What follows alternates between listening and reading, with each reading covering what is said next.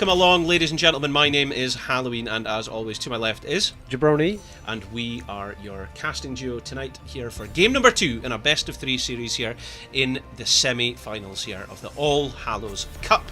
So, what we have here is, on the left, in blue, 42 Esports, who, to be fair, put up the closest game we've ever seen. What are you pointing out here? we can't see the draft, right? Oh, you've just pointed it out. Yes. Hold on 1 second here. I can talk to you. Look, what's happening is the draft is also coming back from the Dead/Fairy Realm. We are seeing a Medivh picked up, and a Medivh ban, and a Garrosh also banned as well. So that's two of the problem heroes, and I think people in the Twitch chat were saying that Medivh can be a bit of an issue because there was a player in 42 Esports that plays Medivh really well, so get rid of him if you don't want him. May have banned after that. We're waiting for the fourth Bananas. Fourth Bananas? Yeah, this is...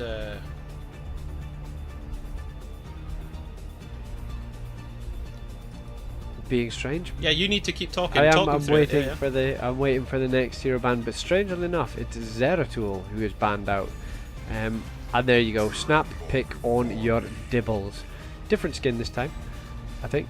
Yeah, and you get yourself your Diablo, who you played last game, and you actually won. You won, remember?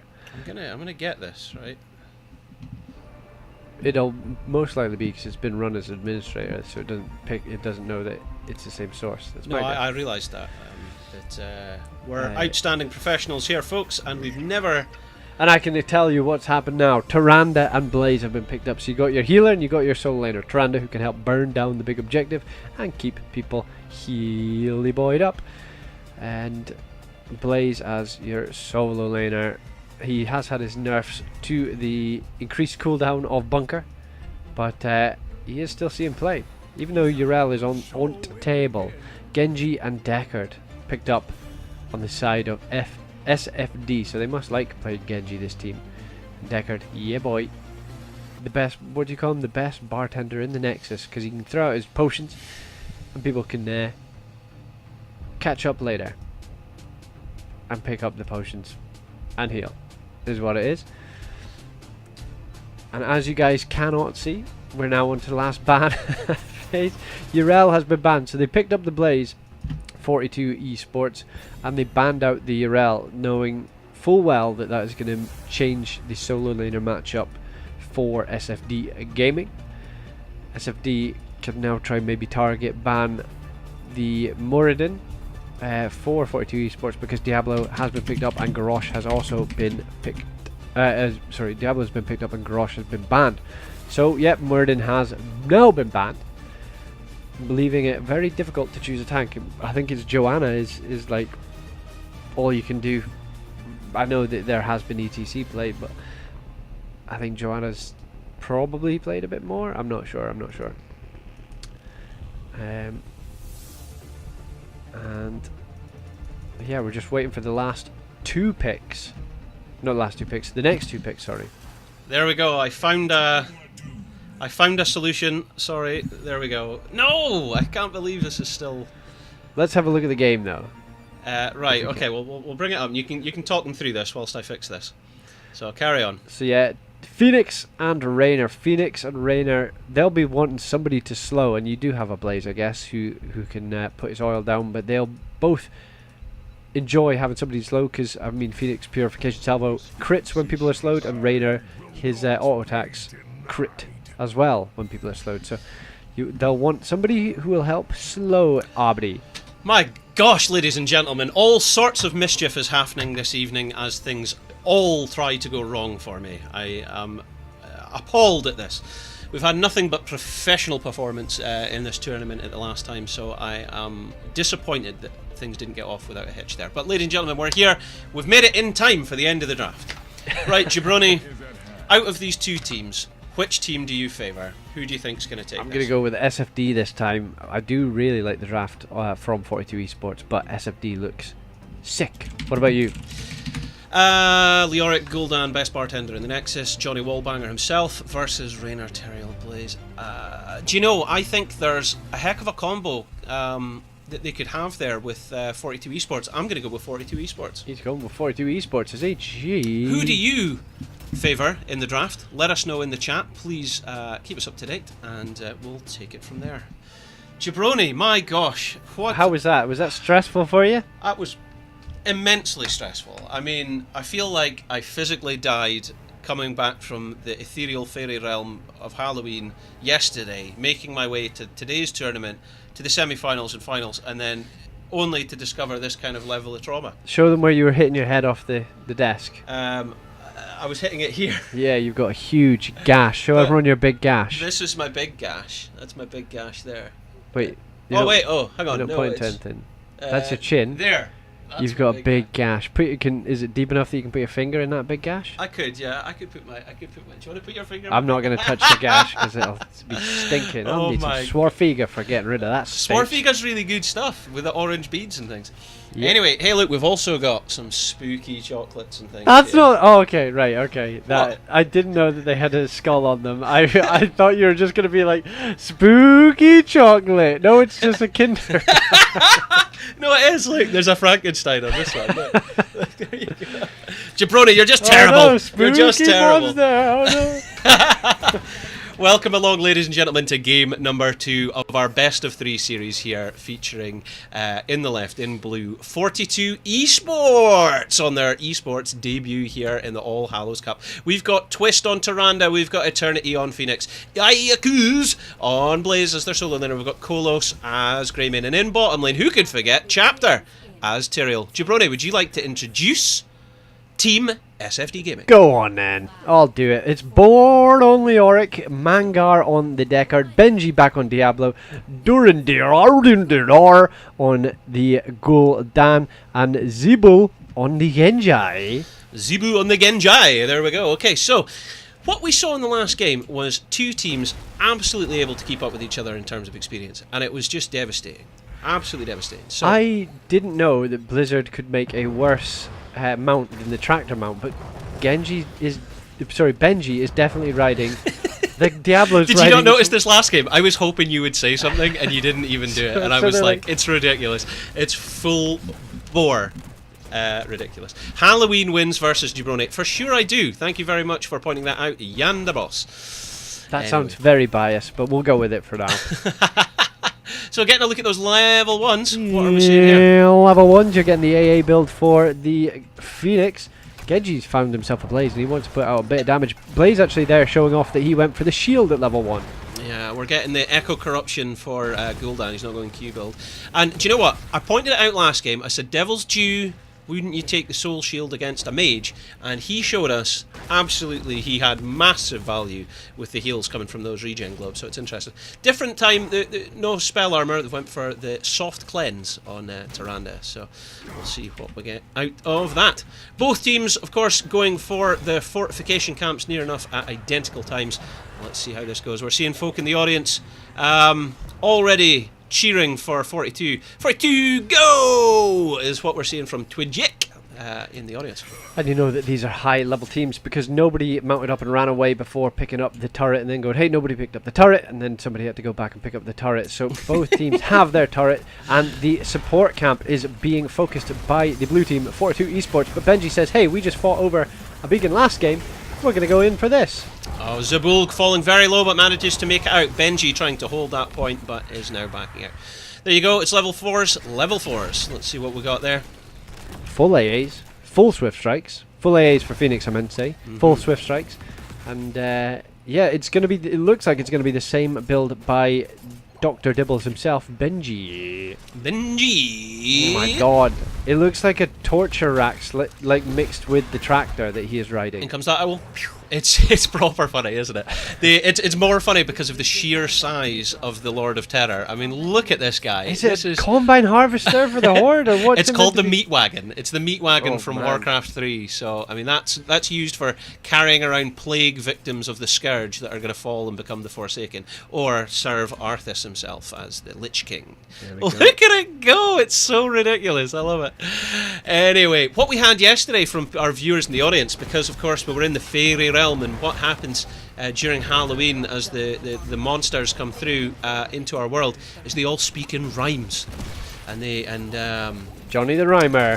Thomas the Rhymer. The only Johnny here is Johnny Wallbanger, and that's the Diablo. Okay. Benji did manage to push off all of the blue team, but our viewers were all speaking in rhymes, so I wonder if we're going to see that again tonight. Maybe not. So yeah, the blue team, 42 Esports have pushed everybody back. A lot of heals going out onto Benji, which is good, and he says, I fancy this, I'm going back in. The support beacon has been dropped by 42 Esports, keeping everyone healthy. Neither team wanting to drop their turret and fortification camp, but Genji falls. The SFD have been trying their best to focus Raynor, but they're just not managing to get the kill. Leoric dies as he tries to run, and I think that's going to be it for SFD.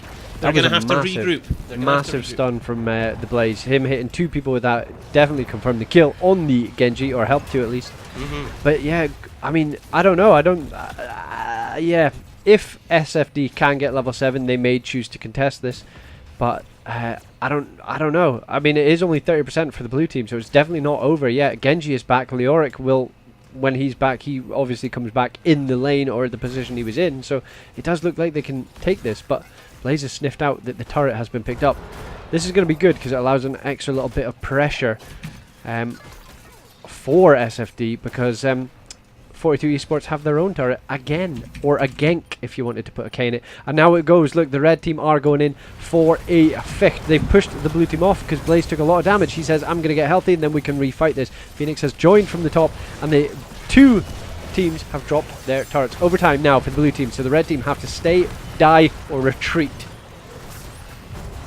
But Blaze is just putting out so much damage. No, sorry, Blaze. Gul'dan put out so much damage, and Blaze is falling low. He goes back in with a stun, and it is Genji again. He is finding the Genji with his stun, and is confirming the kill 2 times in a row.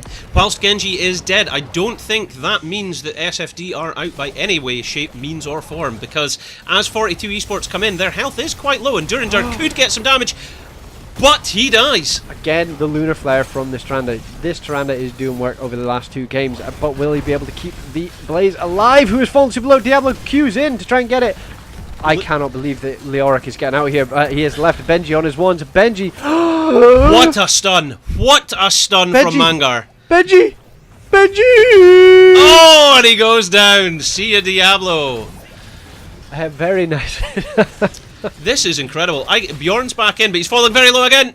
The AAs from both of these people, the Phoenix and the Raynor. And guess what? The Q from Phoenix is working out really well for the AA buff that Raynor gets as well. So this is just chunking them down. It's chunking down the tanky boys. So the traditional technique once you win this objective is you take the center wall, then you move your way top, because the next objective is going to be up there, and if you can remove that healing fountain before that second objective comes up, it gives your team a significant advantage. Level 10's coming in. Jabroni, would you like to introduce their heroic abilities? You definitely have to have Sanctification, Bunker Drop, Purification Salvo. Raynor is holding off on what he wants to pick, and so is Tyrande, so they don't know whether they want the Starfall for the fight. Well, we saw yesterday Skog support were sitting with Hyperion rather than Raynor's Radar. Oh, really now? And here we go. We're seeing Hyperion again. Ika's going in with a supercharge there, managing to stun Benji and Mangar. Mangar's first of all, Benji goes second, and it looks like the 42 Esports lads are going to be free to push that top lane. That was a massive Purification Salvo, opening up Abadi to die there, and yeah, you get yourself a free fort out of the first objective. So that is going to be huge, because as you can see, B on the minimap is showing the next objective will be top lane, and you're going to be significantly weaker if you are SFD gaming. Indeed it is. Indeed it is.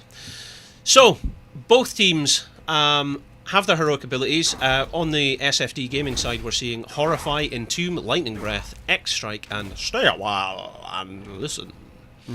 But let's see what they can do as a wombo combo off the back of that. Both teams now going for fortification camps. Back to you in the studio.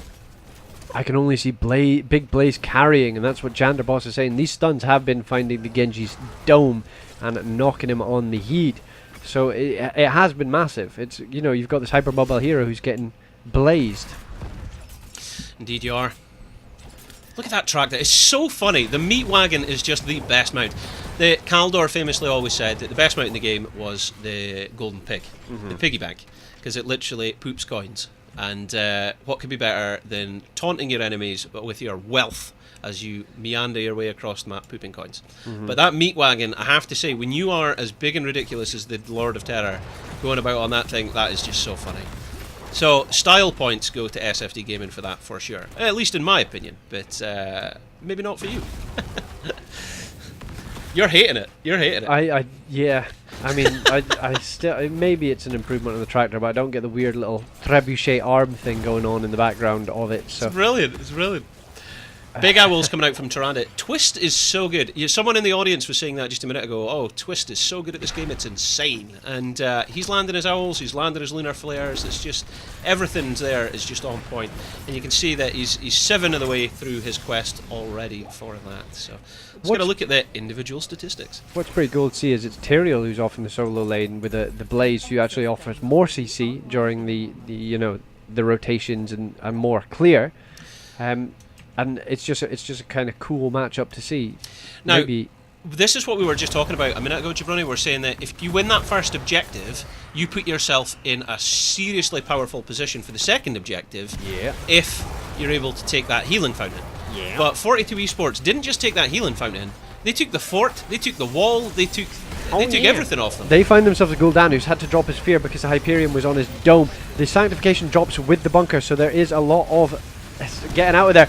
Bjorn is falling super low. He does manage to get his Entomb off, but nobody is falling low on the side of the blue team, and they're chasing the Genji, who does manage to get a swift strike. Away we go. So this is going to be the start of the second objective phase here, and EIQS is going to be the first one in there, and let's see how this goes. Do you know what's going to happen here, though? I mean, it looks pretty much in the favour of 42 Esports at this stage, because there's no base to retreat back to. Yeah, it would be good here if FSD can sniff out the support camp being picked up. Maybe that was a bait. Twist got it low and threw out the owl to maybe bait them into thinking the support camp was being taken. SFD now go and check it. It's not being taken, but SFD might try and pull it because they know it's going to be a 4v4 with Blaze on the beacon. But Blaze says, I'm going to come out for a massive flank and maybe find Genji's face again. Oh, but Mangar is caught out by that Blaze. Zebul manages to get the swift strike in. The first to go is Diablo. Diablo dies. The point is still being contested, but one of the healing beacons has been dropped by the blue team, and that is Tyrael falling slightly low, but he's got a shield and he keeps everyone alive. Huge purification salvo coming out, managing to get an extra 2 kills. Mangar's the only one alive. See ya, and he is out. Enemy team dominated. SFT Gaming are off the face of the map, and now it is a free board for 42 Esports to just do what they like. This is a devastating position for SFD to be in, and 42 know it, and they're doing the Dignitas win harder routine. It's good to see them pick up. They're going to get near enough 16 from this as well, and they get to push down whatever lane they want to push down with it. And there you go, Twist again, another lunar flare. It's just, how many, I don't know, we can't check how many stacks he's on, can we? Who? Twist. There we go. Oh, he's on 11 now. 11. But yeah, doing amazing with these lunar flares. I can see Tyrande maybe getting banned out if this does go to a third game, because it would just be good to get rid of this person who's wrecking house with the healer. That's level 16 to 13, so with that talent advantage, they're in a convincing position here to push in on SFD Gaming's top keep here. This is where it gets absolutely ranked. So Leoric is out soaking mid lane, trying to get them some XP back, but the Hyperion is being dropped with the Protector. This is definitely going to be a keep.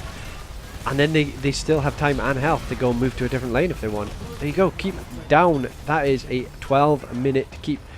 And with the objective going on next, at the bot lane, that is Mingen, because you will need somebody to soak those catapults. Do you know what's interesting is this traditionally used to be a map that would go on a very long time, and it would be very difficult to push for core. And nowadays we're seeing like as we've seen here, with high-level quality gameplay from competitive teams in the esport, you see them managing to close out keeps, like you say, in 12 minutes or less. It's a total redesign when Blizzard tweaked this, you know. What a difference. 10 seconds left on the Protector, 30% health. It looks like they're just buttering the bottom lane. Will they be able to get the healing beacon? They do, and now it's just maybe a call for a retreat. It looks like the red team are going to want to chase on the side of SFD, but they don't have the talent advantage, so they decide against that. Indeed they do. Indeed they do. So there's going to be an invade here. Is it going to be enough? That's what they're saying. Diablo is getting stuck. Oh no, that was huge. Yeah, massive. Yeah, massive from Mangar throwing out the root on Decker Kane, stopping the advance. Bunker had to be dropped to stop Diablo, to stop anybody from being rooted. And there you go. You have got yourself a turret, but you've lost yourself Bunker for the next 60 seconds. Now here's the thing. We were saying in the previous game that 42 Esports had an advantage. They were, with Tyrande, trying to take that altar like, what, 3, 4, 5 times in a row? But SFD Gaming refused to give up. They refused to roll over, and they managed to push, with Junkrat, a Tyrande off their altar, and then went on, ultimately, to win the game. That is very true. Although this looks like a bad position for SFD, I don't want to rule them out. No. I don't want to rule them out at all, because one massive convincing fight and things could turn. But the problem is, I just don't know how they get that fight. What is their combo, Jabroni? I don't know. Oh, there you go. We got some Wonder Billy dance in there in the mid lane. But the equal talents are up. It's 2 level disadvantage. Look, if you can look at the support camp, are they shocking around? Maybe they're going to do this on the side of FSD to try and force a fight. Because, 42 Esports are getting closer and closer to level 20, and you don't want to fight against level 20. This is where it's gross. Halloween's entertaining, but so is Jabroni, so don't make it sound as one of them is phony. Oh, wow. We're getting rhymes. His lyrics are bottomless. He's a hip-hop and bottomless. Oh, very nice. SFD get in the support camp, and it's just such a level disadvantage. That's the only issue, and the way that this game goes, that as soon as 42 Esports are in touching distance of level 20, the beacon is going to pop. You bet. This is going to be the finale. When level 20 is just round that corner and they're forced into an objective team fight, we are going to see if what do you call it, like a death roll?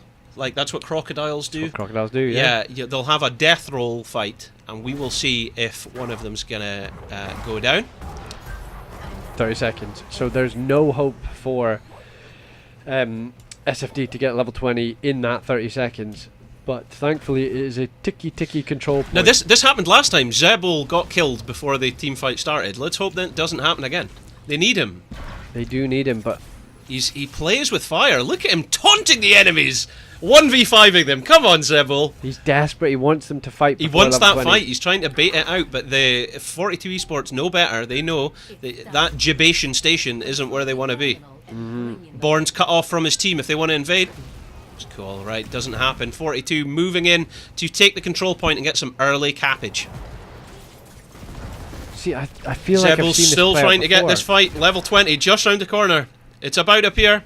It's about up here, and Tyrael's already on the point, so the beacon is ticking. Level 20 has been picked, and Tyrael goes right in the back line. He is right in with 3 people. The beacon the turret has been dropped, and the healing beacon as well. Hyperion going out all over everybody, but Phoenix is not able to join the party because of the Entomb. Sanctification being dropped, protecting all of that lightning breath. Benji trying to get away from the danger. No one has actually fallen yet. Mangar trying to keep his team alive as best as he can, whilst 42 Esports driving them into despair. In comes the Purification Salvo, still doesn't get a kill. Oh, Twist wow. confirms it, and with first a to go. Flare. Come on, that was insane. Bjorn is, Twist's lunar flares have been on point tonight. I feel like I've seen this map play out all the time when the team on the left, they win the first objective, and yeah, you just get to butter each lane with each protector because you're getting this massive level advantage, and then you just march your protector onto bot lane. But it's 40% of the objective and 2 level disadvantage for SFD. So this is going to be difficult for them to try and make a comeback. They're going to have to take a fight level 20 to level 18. Unfortunately, you're right, Jabroni. There is no choice for SFD Gaming in this stage. They're going to have to take this fight at that talent disadvantage. This level and talent disadvantage. Born is back. Bunker is the only ultimate. There's only available 15% for left. They 42. need to zone in. This is it. It's now or never, ladies and gentlemen. This is going to be the final fight. Genji Swift Strike in. And now, sorry, Blaze is wanting to fight this. Overtime has been hit for the red team. The Entomb goes out and it stops Raiden from getting on the conveyor belt. Sleep hitting 2 people. The Auric Wraith walking through as many people as he can, but he dies. And now the Lightning Breath comes out and Diablo falls after it expires. That is 2 tanks dead, and I don't know what they can do. Genji is trying to protect the backline. He gets a massive protect off to deflect damage, and they can manage to get 1 kill. The Sanctification has been popped. Epic Mangar, sorry. And, Leoric's just about round the corner. He could still be in this fight. but Let's the see what Purification happens. Purification Salvo kills off the 2 heroes. It kills off Gul'dan, it kills off Deckard, and that is now Diablo returning and soon to be Leoric, but I don't know if they can do anything against a 18-minute protector. This is going to be horrendous. Is Eternity going to fall? Oh, he manages to sidestep the Entomb, and that saves his life. He absolutely would have died had that Entomb connected. He did have his Joanna Styly Indestructible, but that now will not be available for a long time. Look at this, by the way. Sidestepping the towers, sidestepping the gates, sidestepping the keep, moving straight onto core, and showing them where 42 Esports is coming from.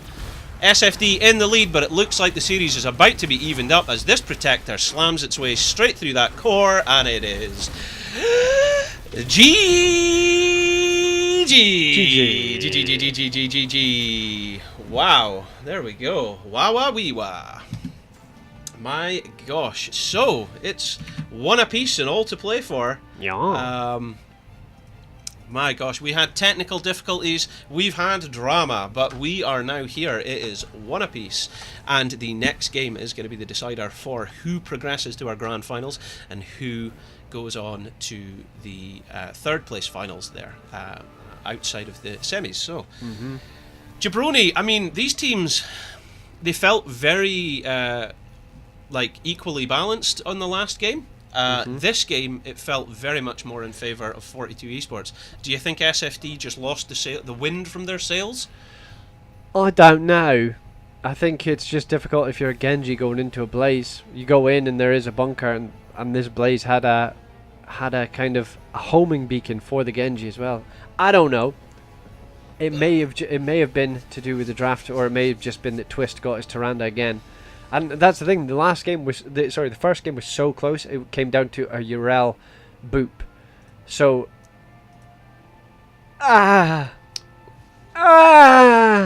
Well, a Yrel boop is what it came down to. So what we're waiting now is to see what our teams go for. So, of course, because SFD lost that game, they now gain the advantage. That advantage, of course, is the choice of first pick in draft, which allows your team to potentially get the team composition that you're looking for, or that you can take the map selection of your own choice. So, let's see what happens. check it out. That's my Halloween costume. I'm a monster. Do you get it? Did you get it? Yesterday we were in black and white because we were broadcasting from the ethereal fairy realm. The veil between our 2 worlds is so paper thin at that time. And now that we are at the precipice of the witching hour itself at Halloween, we've managed to journey back, but not without difficulty, for your esports audiovisual entertainment here in the All Hallows Cup. Live One of the on demons Halloween shaved Heroes. his eyebrows off. Listen. What? I had to go through many tortures to keep you alive, okay? You can't just say this horrible What was sort the of stuff. mount from the last one? The meat rack. The meat wagon. The meat wagon. The There meat you go. wagon. And someone called out that it is a siege weapon itself. That's why it's got its For trebuchet flinging the thing. dead. There you go. That's it. Now you got it. Ah, There you go. Bring out your dead. it. No, bring out your dead. Bring it. No, bring out your dead. Not dancing. It's a dance song. We could remix this up. It'll be fine. Don't worry about it. Forget about it. But welcome along if you're just joining us. What we will do is we will show you that this is in fact the schedule that we are showing you tonight. And with this, we can now update the scores to show that it is actually 1 apiece in this series here between 42 Esports and SFD Gaming. We're just waiting for an update from channel number 2 as to what the score is on the other channel. But the winner, of course, will be going through as we show you the brackets here to the finals, and the losers of both semi-finals will then go on to the third place finals. Those third place finals will be broadcast at twitch.tv/HotsCaris, and that's good stuff. And the winner will be displayed here as well. So, cash prizes available for first, second, and third place. So, at this stage, we are almost at an all-winning team scenario, which is good. Remember, any donations that come in on the stream will go directly into the prize pool, which is an incentive for our teams to play in this tournament, and of course will then contribute to supporting high-level gameplay here in Europe for Heroes of the Storm. This Jabroni and I are lucky enough to cast on Heroes Hype for the HGC Open Division. Yeah.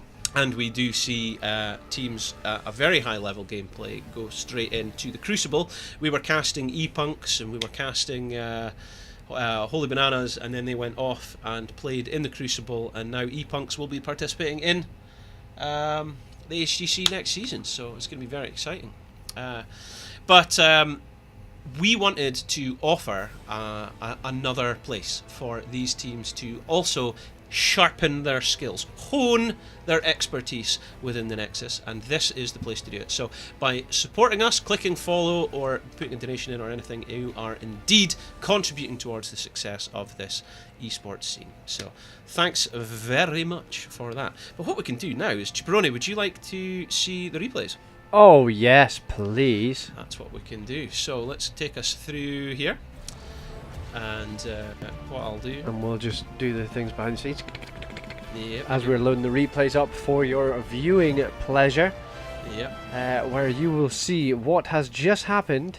Yep. But again, the highlights of it. So if you say, even if you're just tuning in, you don't even need to go back and watch it all. Took a lot of so if I mute that, but we can talk over this. So what's going on here? So this was game number 2. Yeah. And what we're seeing is, look at Born. I'm pretty sure he just gets out of this by the skin of his teeth. Both teams have dropped their fortification camps here, but both of them destroyed pretty quick. 42 falls pretty low, so you would expect SFD Gaming to be winning this, but then it just turns like that. Yes. It's just turned so quickly. It's quite a dramatic turn of events. Yes. It's like a drift, Tokyo drift kind of a turn. It's just right in your face, and the Look lunar at flare. I don't even think the lunar flare hit the death of Gul'dan. It would have killed him anyway, but it just goes to show it's tantamount to the success of Twist on Tyrande. I would go as far as saying he's ban worthy. Like his skill shots with landing those lunar flares are so crucial in the team fights that if I was playing against 42 Esports, I'd even consider banning Twist's Tyrande. That last clip was why people hate playing against Blaze, because you get him so low that it's like, we can kill him, but he doesn't die, and then he just heals back up and comes and kills you. Born getting chunked down again as trait value though. That's what they would say if we were in Quick Match or Team League. You'd be saying, "Hey, Leoric, getting your trait value." It just must have been so difficult for him because he's got no way of getting out if he wraiths in or whatever, and he's got 2 AA attackers who are just going, let's just chunk him down. My gosh, there was a huge amount of damage completely negated there by a Sanctification on Tyrael. Benji was doing his darndest to help his team with that lightning breath, but just totally negated. Look at this purification salvo as well, just eliminating any threat from SFD Gaming. 42 Esports looking real strong, really strong. Real strong. So yeah, 42. I wonder what the name is about 42 Esports. If anybody could. Well, we'll find out. I think we'll find out. But looks like we're just getting ready for the next series. But you can tell our audience, where are we going to be going, Jabroni? We are going to BO3 to finish out this BOE to finish out BO3. God damn it! You messed that one up, Jabroni, didn't you? We are going to BOE, best Battlefield of Eternity, in the best of 3. It comes down to the wire. The wire has been come down to. On both channels, I'm being informed that on both channels. So the Hybrid Esports versus Skogsuppor, the Forest Monkeys themselves, the Swedes, are 1-1. So it's going to be the third match for both semis here. So good times, good times. Look at this, by the way. It's just watching these replays here again. It's just outrageous. So I'll mute us for a minute whilst we sort something out. likely would have died had that entombment. Okay, well, Wow. that's that finished. So there And that's we the go. fairy realm, you can see. That's where Johnny the Rhymer, or whatever his name Tommy! is. Tommy the It's Rhymer. Thomas the Rhymer. How do you get this so wrong all the time? That's You know, where just- he lives nowadays. No, he doesn't live there. He came back Oh. from the fairy realm. The Queen Mab of Elfame, the Queen of Fairies, she took the aristocrat Johnny the Rhymer. Thomas, and then from Aberdeen, and took him to the fairy realm. Uh-huh. And then when he came back, he was offered a couple of gifts, and the Yes. gift he took was the gift of prophecy. And but the twist was that he could only speak in rhymes now, and so he went across Scotland far and wide, and Rhymed his way. as he travelled around, he would often tell people these prophecies, but then as this happened, he'd have to do it in rhyme and everything, which was probably very frustrating for people. But my oh my, looks like we're ready as we move into Battlefield of Eternity. Here we go. Right. Exciting stuff. Oh my days. Read this out without reading it first. Read it out. I guess we can say playing versus his Tyrande comes with a twist. There you go. Oh, very good. Andraxis B. Anyway, so here we go. Welcome along. My name's Halloween, and to my left, as always, is... Jabroni the Rhymer. And we are here, your Halloween duo for the day number 2 of the All Hallows Cup. This is the semi-finals, and on the left in blue is 42 Esports, and on the right in red is... SFD Gaming. That is right.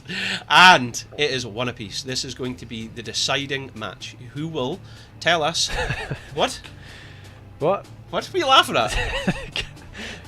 The points. Sorry, the username of the guy who just asked for points is Sugar Daddy 69X. Like, everybody has been there once in their life. They're like, Sugar Daddy's taken. It needs to add a number. Listen, Jabroni, we're trying to broadcast a serious esport here. They're playing for cash I prizes. didn't need it, bro. I just Why caught are me you off guard. interrupting us with this horrible chat? Somebody Eve has been banned out again. That is 100% participation in the ban Oh. phase for SFD Gaming, and Mayev again banned out. Again, 100% participation in the ban phase for There's this the Genji. series. So Zebul's not going to get to play Genji today. He got a lot of value in game number 1, so it's understandable that they would ban him out. So, let's see. Are we going to see a Tyrande ban here?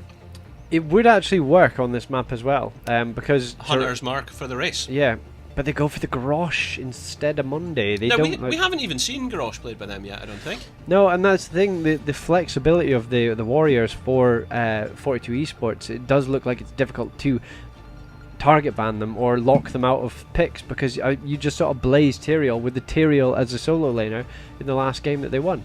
So I don't know. I think the Tyrande has been causing issues, but maybe Tyrande, if she's not been picked up in the first rotation, it lets you steal her. Instead, the Hanzu, who we know burns like a mother on the Immortal, has been picked, and again in the first rotation, Diablo, but he is joined by his mate Jimmy from the original cinematic of Heroes of the Storm. You know them together. Now, Johnny Wallbanger himself, the Lord of Terror, doesn't have as many walls to wall bang into in this centre battlefield. Very true. Very true. Sorry, I think I just cut you off there with the mic. But, Ming again, Mrs. Poke. oh, that's brilliant. That's brilliant. Don't draw attention to it. Just move on. I know they're talking about Sugar Daddy again. Right, Tyrande made it through the draft. And as you say, you think it'll work, so...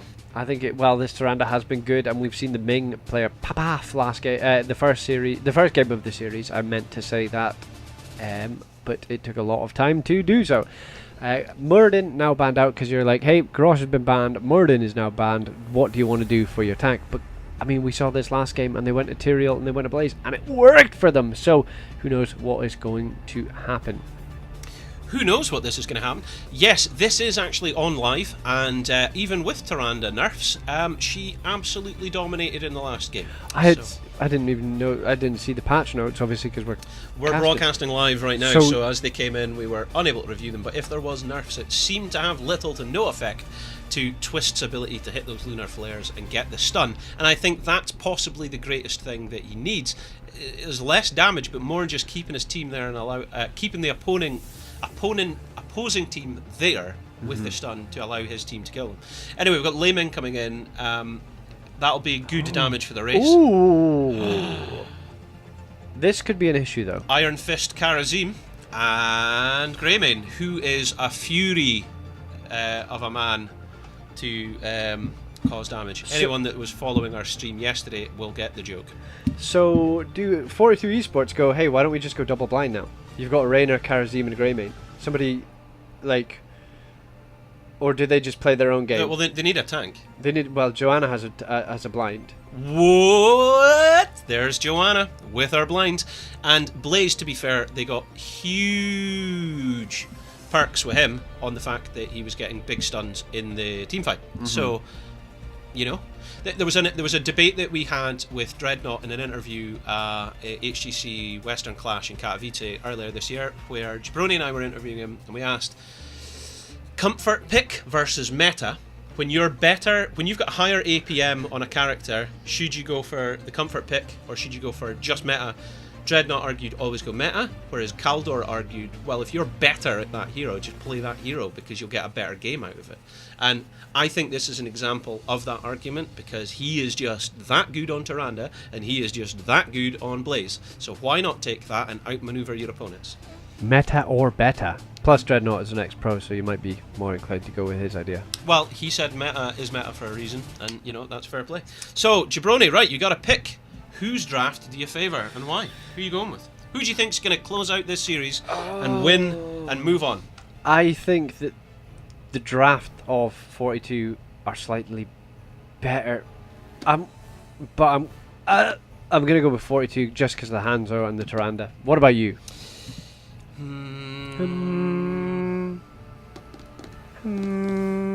you know, really, I think we'll know in the first 5 minutes, and I think it'll... No, I don't know. You've got to say. I've got to say? You've got to say. You pin me down, you're going to make me choose? Okay. If you want me to pin you down, what? What? No. Right, I think I will go with... It's just so difficult. I think I'm going to go with SFD Gaming. I think if they manage to get that route with Arthas and Diablo does his Johnny Wallbanging, they'll dominate a team fight. If they can manage to pull Hanzo, Tyrande, or Lei Ming out of the front line, then they're dead. It's as simple as that. Yeah. And I do wonder if a Joanna blind is going to be enough to stop the AAs everybody. Do you know what I mean? So Joanna having that one blind is going to be good, but is it going to be enough? Is it going to be enough? Basically. So yeah, I'm excited to see these two teams go hard in this final semi.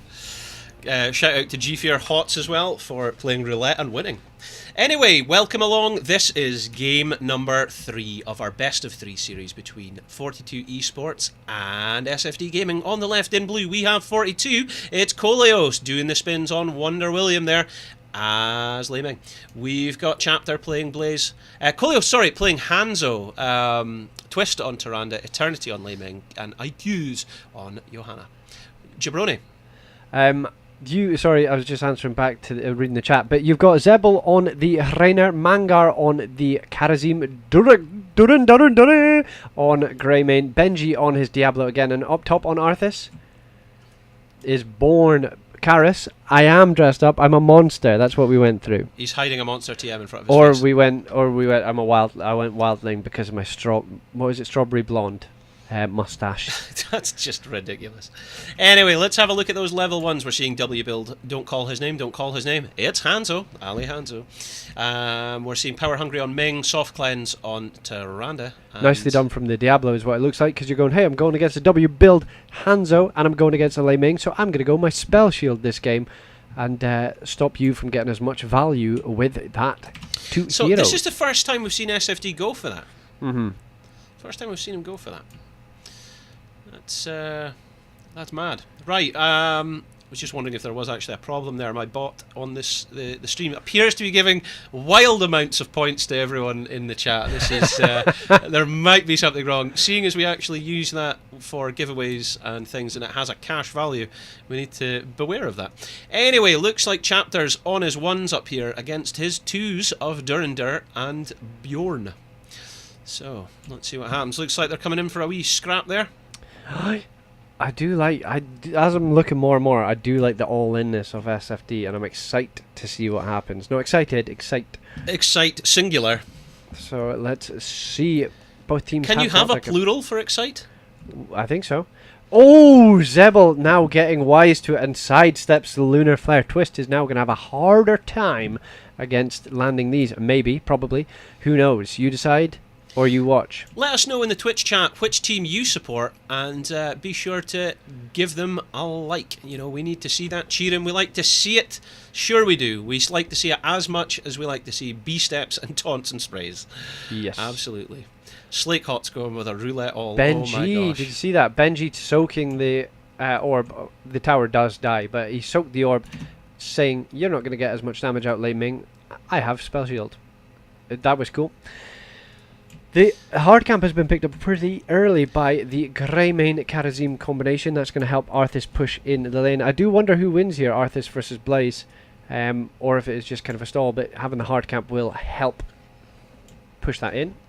And that's the first objective phase now coming up. But as you notice, for the first time I think in all of this series, SFD have got an experience advantage. That's the first time we've seen that. But it's been Diablo all series. Benji is just a solid Diablo player. He doesn't seem to. Well, I would have liked to have seen him on another tank. But what kind of damage has been done top lane to force a response of 4 people? I think they just wanted to clear that immediately, because with that fallen shaman camp, it would have caused problems during the objective. And now Raynor has to go clear the shaman camp in bottom lane. You see, now that means it's a 5-on-4. That is a 5-on-4. Yeah. The teams are now... Oh my gosh, people were just pointing out there was no game sounds there, but that is it now turned back on for you. Thank you, ladies and gentlemen, for keeping us right.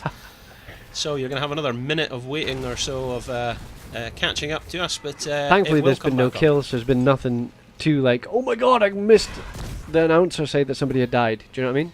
Yeah, you didn't miss much, because we are here contributing to all the action.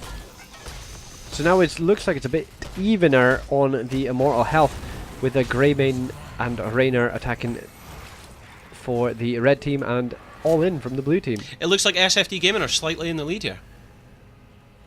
They could take this race against a Hanzo. If Joanna goes in and pops off a massive blind, this will help. Yeah, look, so that could stop the Greymane. Oh, it's going to be neck and neck. Who's going to win? Who's going to win? It's going to be the blue.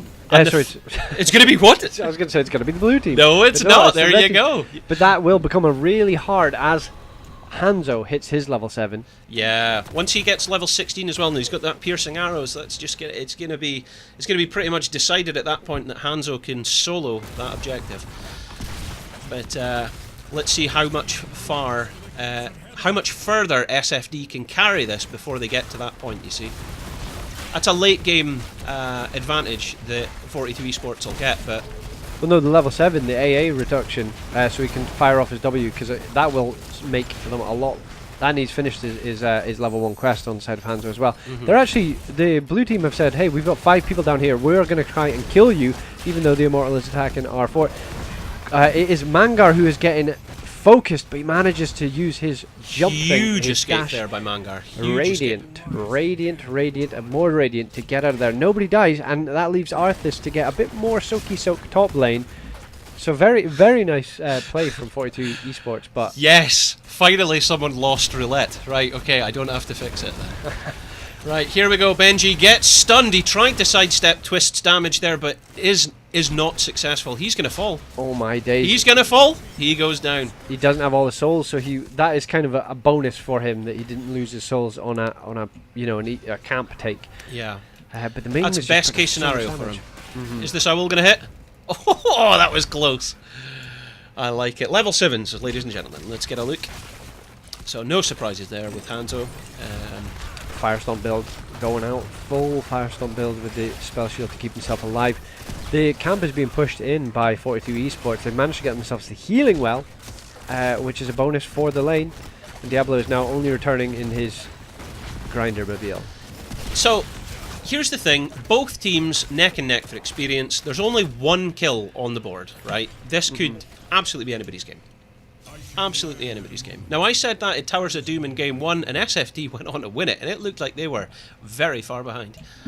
But they managed to just stick in, dig their heels in. If there's any like characteristic I can say about SFD, it's their sheer will and defiance. They do not want to lose. They don't want to roll over. They just want to keep fighting until they manage to win, irrespective of their chances for survival. And that's incredible. You don't often see that be a righteous trait in HOTS, because where you see it is in quick match. You see teams go, oh, someone's on our camp, we better commit absolutely everything we've got, all of our resources, because if we lose that Khazra camp, we're going to lose the game. And it's just not true at all. Give them the camp, then clear it. You know, you can always clear a camp, but you can't bring 5 team members back to life. But what we're seeing here is SFD Gaming, rather interestingly, proving the opposite. That if they commit everything they've got against 42 Esports, that they can pull a victory out of the hat. So, but on paper, I'm sure our viewers agree, 42 Esports are looking very strong, and it's looking difficult for SFD Gaming at this point. But let's just see what happens. Stay tuned here, live on Halloween Heroes. This is where the pokey-pokeness of 42, what is it, 42 Esports, they get the kind of the advantage here, but it actually looks like SFD has said, hey, we're going to take the fight to you, and they've dived in on the Immortal. They're doing damage to it, and that was a 5v5 team fight. 2 double stuns from the Immortal, followed by the Blaze, and that is Mangar falling low as well as Benji, but it's Lei Ming who is actually dying first to the constant aggression of the Reynar, and Born does fall because he doesn't have his Army of the Dead, and you're fighting into level 10s. And you've lost your Arthas now, and everyone on the red team is so low that it's kind of just run away and hope you don't die.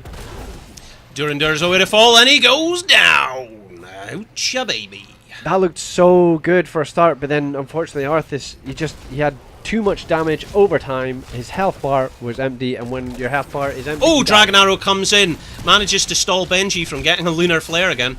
Wow, the W there just absolutely chunked Mangar on the Karazim. That was crazy, but he was token as much damage as he could for Benji, because Benji had Lunar, what's it, Hunter's Mark applied to his...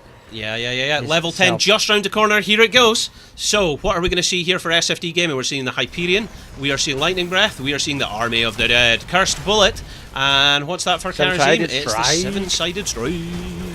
In comes Benji. He manages to get the flip on Chapter. Down comes the bunker. In comes Benji's Lightning Breath, completely denied by the fact that the bunker dropped. Wow. That's twice that's happened to Benji now.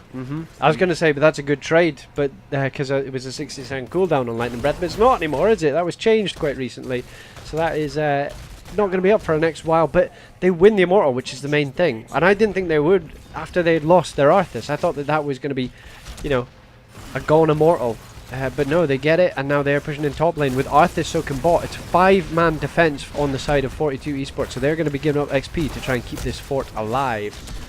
Well, this is... Oh, in comes the arrow. It manages to stun Durander, but the Blaze just doesn't connect. He was very close, though. Ming did, but he managed to sidestep some of the damage, I think, or the Wave of Force didn't actually ping him into the orb as hoped. Do you know, I am very, very surprised at this, because this honestly looked like 42 Esports were not only winning the team fight, but going to take the objective. They lost the objective and now lost top fort. What is happening? Is this a turn-up for the books? Turn up for what?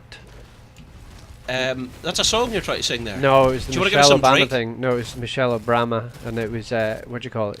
So yesterday your political quotes was George Bush, and now today it's going to be Michelle Obama. Yeah, she tried, it was like a Vine, she tried to be very like trendy with the kids, and she was like, turn up for what? And she had a turnip in her hand. A turnip? Yeah. Turnips are actually very seasonal, because here in Scotland, before pumpkins came over from America, we used to carve turnips. In comes the Hyperion, and it's now trying to take out that bottom fort. Yeah, did you like that? So that is a bottom 4 going, and Diablo says I fancy this, and he jumps right in with Lightning Breath. Twist is getting Lightning Breath to the face, and the 7-sided strike with every other bit of damage is killing off the Johanna, and the overpower stops Blaze from escaping. He has to drop the bunker in response, but he's going to come out with no health, and no health means no hero, and you're dead if you're Blaze. They're now going for the invade. That was a dramatic team fight for SFD Gaming. I think 42 Esports are now respecting their opponents as they realise they could be within the spitting distance of the jaws of defeat now, because this is now starting to turn in favour of SFD, which is something I didn't think I'd be saying, because SFD, considering the performance in the last game, they looked inferior at that stage. They looked inferior in terms of the team fight, but this game, it's a different game. It's a different team we're looking at here. This is very impressive. He's going to get hard against Hanzo, but you've got level 13 advantage. It means you're just going to go all in. Hanzo's going to try and do some damage to the enemy Immortal as well. Diablo finds himself a unstoppable but not unkillable That's the Johanna. route. That was what I was talking about. You get the Diablo, then you get the route from Born. That was the team fight that I was talking about. You got a Raynor just drilling into the guy at the side there. That's just going to dominate and devastate an enemy opponent. She had unstoppable, but she couldn't get out of the 7-sided strike, and all 7% damages hits. I mean, she's dead, and now you don't have a tank for the defend. You only have a Blaze who's he's not really a tank, he's a warrior. Okay, well, this is it. This could be the next objective going in favour of SFD Gaming. This is crazy. Considering it's a Hanzo comp, I guess because we don't normally see this. We don't normally see a Raynor, Jimmy, and a Karazim all picked up to burn down this Immortal as well, and the race is winning. It's a serious race, but I don't think it's just that though, Jabroni. I think there's got to be something said to the fact that if Born can land that Howling Blast, like he just did, if he can land that, it just gives such an opportunity for Benji to dive in there with a Shadow Charge. Yeah. And I don't know if 42 Esports have any answer to that. They've got all these blinds from Johanna, like you were talking about, but that's for Raynor. That doesn't stop the Benji Arthas combo that we were just seeing demonstrated. Hyperion has now been dropped, and you have a full health, no shield, Immortal marching on to your keep. Curse Bullet goes out into Blaze, and he is having to retreat a bit. Ming has thrown out all her Orby boys, but there goes the Lightning Breath on 3 people, chucking them down. That is Bunker dropped again. 3 people jumping it now. They've jumped out of Bunker, but they're all grouped up and ready for an Arthas to just be wailing on you. But it's Karazim who dies first. Karazim goes down. Born trying to run away with his life and fails to do so. The Immortal's now taking some damage on the core, but 42 will easily deal with that. That is massive. That is a massive turnaround, because if that was 2 people dead on the side of 42 Esports, that would have been game. But they do manage to get themselves to the kill. 7-sided strike was not used during that. Has a little tidbit of information. Titty bit of information. There you go. If you're just tuning in, ladies and gentlemen, this is game number 3 of a best of 3 series here on Halloween Heroes for the All Hallows Cup. This is the semi-finals. The winner of this will become our first opponent to get through to the grand finals. I believe the other semi-final series is now concluded, and we'll be getting more information about that at the end of this series. But 42 Esports are hearthing. It looks like they believe Durandar being in top lane has given them the indication that they're about to run down top. But they weren't. It was a debate. Look at them hiding here. Dirty. Dirty Getty. There we go. Yeah, I was trying to see. What were you trying to see there, Giovanni? The score, but I can't remember because I couldn't remember. Because Karis said it when he came into the chat, but I cannot remember now. That's alright, we'll get it from our admin behind the scenes after this. Don't you worry about that, you just focus on the epic action that is before our eyes here. We've got a pause! We've got a pause. Sorry lags. Sup? Okay, no problem. There we go. Okay, well, jeez. I guess we can take this moment to come back here and just check out what's going on. Can you fill us in with the information there? Yes, I can fill you in with the information there. Okay. Do you want to know? It was a 2-1 to Skog Support. So Skog Support are your first finalists. So that would then take us to here. This is the scores from that. So Hybrid Esports are going to be in the lower bracket, is what we would be saying from that, where they can go on to battle for 3rd place. So if you just bear with me a second. So yeah, and the teams look like they're ready to go. So let's get back into this whole thing, because I mean, everybody wants to see this conclusion, XXX conclusion. Okay, so that's us back here. And there we go. Immortal spawning in 20 seconds. Talent advantage for SFD Gaming, but it's not too far away for 42 Esports. I mean, really, you know, they've got that level 16, so they've got the talent advantage, but... It's difficult here because, yeah, you want to steal the camp. You maybe won't even force a fight, but if you're playing against a Hanzo and a Lei Ming who's just going to poke you down with orbs and the W's of Hanzo, I mean, it could be a throwing point for the game, but no, they just opt to do damage to the Immortal. I think they just want to get as much damage down before 42 Esports hit level 16 and they can fully mount a defense. Indeed, indeed. Jabroni, you're right. Here we go. Yeah, the Blaze is just being minging. Look, he's putting a slow out every time it is up. He's just putting a slow out, and the guys have to spend time walking out of that because they're getting slowed and more slowed. These howling blasts coming out from Born are just on point. In game number 1, when he was playing Leoric, we didn't see this level of skill. In comes Diablo! Massive stun from the Blaze, but the cleansing touch from Karazim keeping him alive. But there goes the 7-sided strike onto Blaze, and he is deed and outta there. Deed as the dodo. As he falls, he is the first to go, and with that, they are now going to commit to race for this objective. Perfect timing for them. They fight, they get the kill, and then the Immortal has finished his halftime dance. There you go, a Rainer getting stunned, because it wouldn't be a BOE if you didn't get stunned at least once. Doesn't matter what level of gameplay you're playing at, you always see someone get hit by that Immortal stun. But Mangar manages to pull the camp just before it disappears. They're going in. They want the win here. They're getting their hard camp for it. They're going to push this down top lane. This is a team, the Immortal. This is a team, ladies and gentlemen, that want that cash prize. They're going all in. This is it. I think, well, level 16's been picked up now, so we're seeing Mirror Ball. Born there was just checking the bushes, making sure that they're not going for a round the round the corner gank. But guess what? He's going to have to check the top one. Benji. What a search by Benji there. It comes to massive fight. wave of force stopping the overpower on the Diablo, but that is a chunk on the Rainer. He gets back into full health using his E, and now it's Blaze who is getting low. He doesn't have bunker up for another 1 second, but Benji's falling low. He's going to have to use his Firestorm. There goes the bunker. Now the bunker's not going to be up for Diablo's Lightning Breath, but he's not going to be up for Lightning Breath as he falls. He does fall. The Immortal's still healthy. Hanzo next though, and Rainer after him. This is an absolute massacre here. Bjorn's trying to get out, but Chapter's not letting him. He's booped back again by the wave of force, and he falls. Mangar and Durinder now realising their fate are considering backing out, but no one told them, so they're staying in, apparently. The Immortal's still healthy. The Immortal is still healthy. Fortunately for 42 Gaming, they have the camp pushing bottom lane, which is stopping the catapults from being in the bottom lane and having that buttered as well. This is it. They're backing out now. Benji's joining them just to make sure that they get away with their lives. So that was a very, very strong defense by 42 Esports. Congratulations to them. They're still in the game.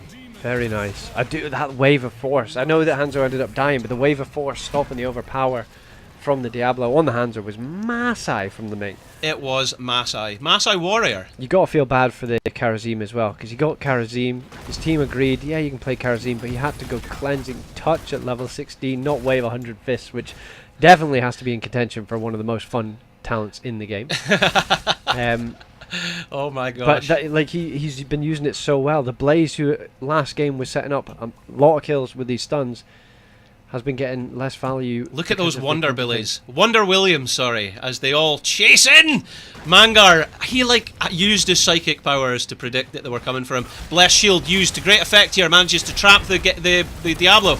But there it goes, the Cleansing Flames, not Cleansing Flames, sorry, the Cleansing Dash straight onto him and got him straight out of there. Hyperion's gone though now. That's it. It's not going to be available for the next big team fight. Hyperion gone, and Blessed Shield should be back up. Here comes an owl. Is it going to connect? Missed.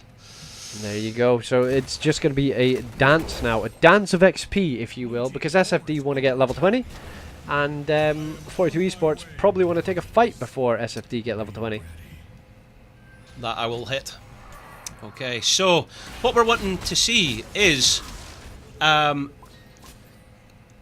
it's gonna come down to this objective. I don't think either team's gonna have a team fight outside of the objective. It's gonna happen right here, right now, at the objective, and I think it's gonna be decisive enough to confirm the victor. But it could be anybody's game at this stage. Yeah. If SFD lose to a 20-minute Immortal, it doesn't matter how much structurally you're in the lead, you're losing the game. So really, 42 Esports are still in this, and in they come. They're in a bottleneck, and they manage to devastate Mangar, but he manages to use seven-sided to escape danger. As well as the Benji on the Diablo using the Q to get back into his team. There is no bunker left, and Blaze is half health, so it's going to be a retreat for him. There goes the Blessed Shield, stunning the Diablo, and everyone's just fighting in this corner. The Greymane is falling below half health, so he's going to have to back out. Mangar doesn't have the health to keep fighting, but neither does Blaze. Blaze has no health and no mana and no bunker, so he's going to have to get Uta there.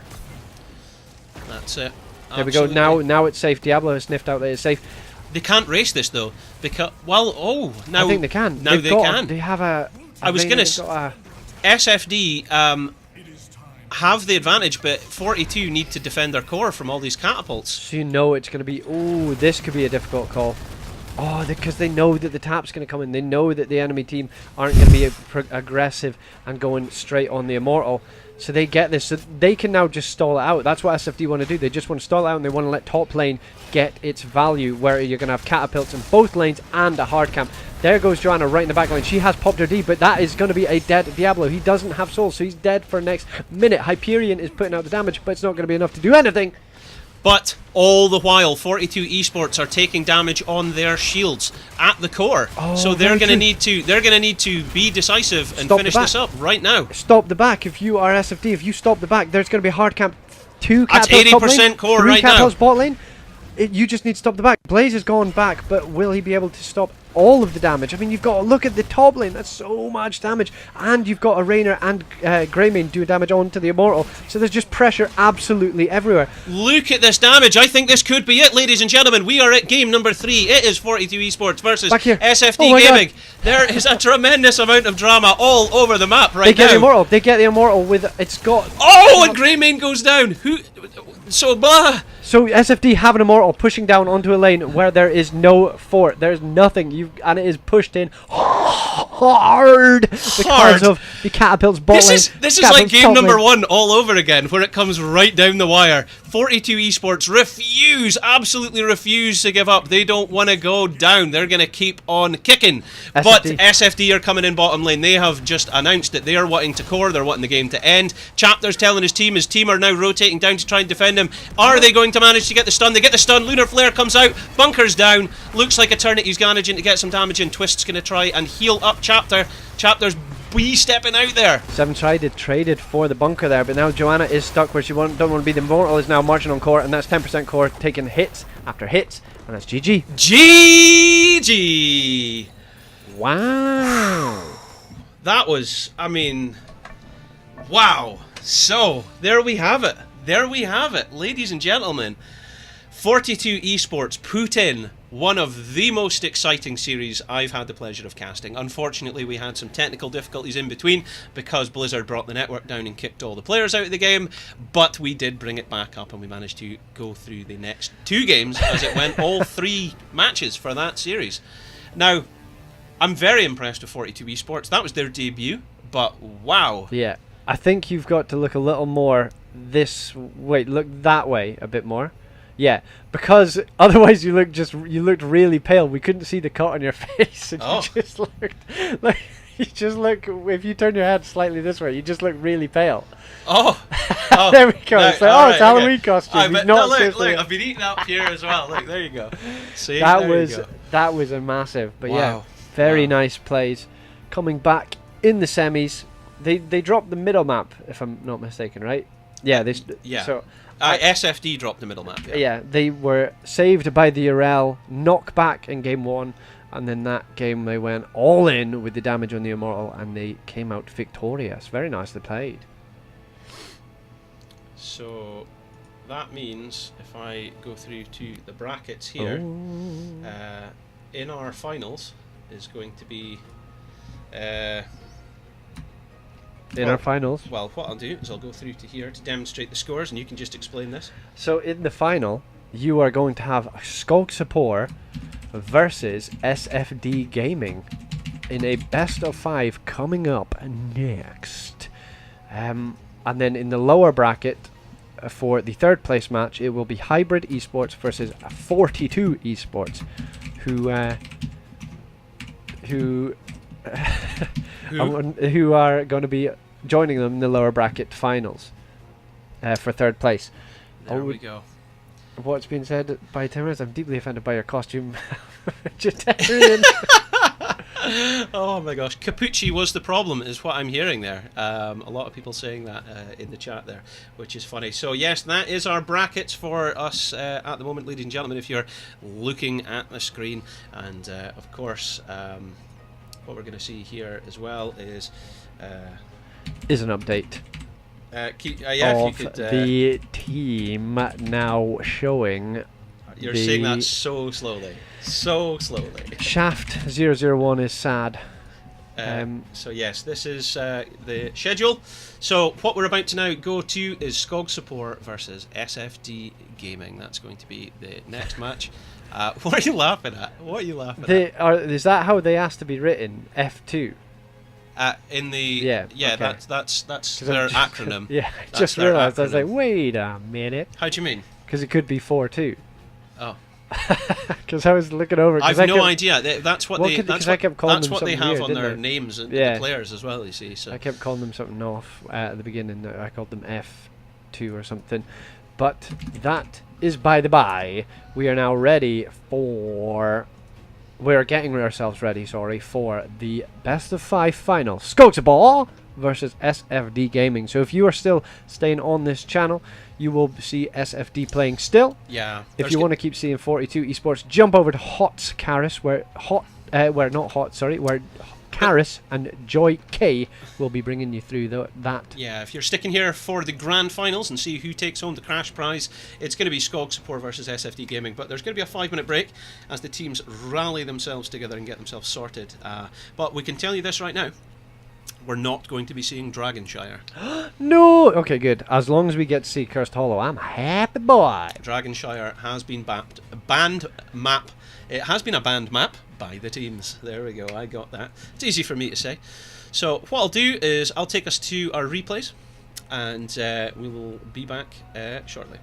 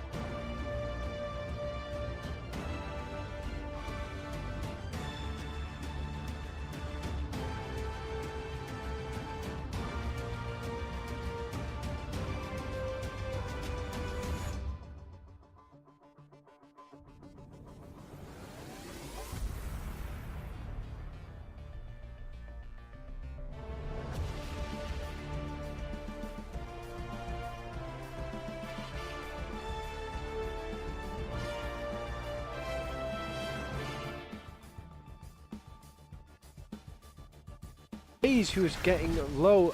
He doesn't have bunker up for another 1 second, but Benji's falling low. He's going to have to use his Firestorm. There goes the bunker. Now the bunker's not going to be up for Diablo's Lightning Breath, but he's not going to be up for Lightning Breath as he falls. He does fall. The Immortal's still healthy. Hanzo next though, and Raynor after him.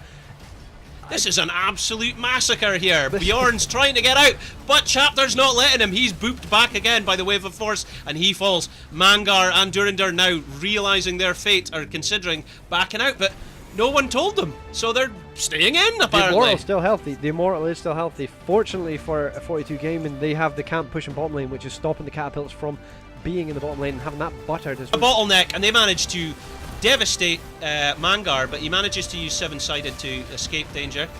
As well as the Benji on the Diablo using the Q to get back into his team. There is no bunker left, and Blaze is half health, so it's going to be a retreat for him. There goes the Blessed Shield, stunning the Diablo. And everyone's just fighting in this corner. The Greymane is falling below half health, so he's going to have to back out. Mangar doesn't have the health to keep fighting, but neither does Blaze. Diablo, he doesn't have souls, so he's dead for the next minute. Hyperion is putting out the damage, but it's not going to be enough to do anything. But all the while, 42 Esports are taking damage on their shields at the core. So they're going to need to be decisive and finish this up right now. Stop the back. If you are SFD, if you stop the back, there's going to be a hard camp. We are at game number 3. It is 42 Esports versus SFD Gaming. God. There is a tremendous amount of drama all over the map right now. They get the Immortal. They get the Immortal with it's got. Oh, and Greymane goes down. So blah. So SFD have an Immortal pushing down onto a lane.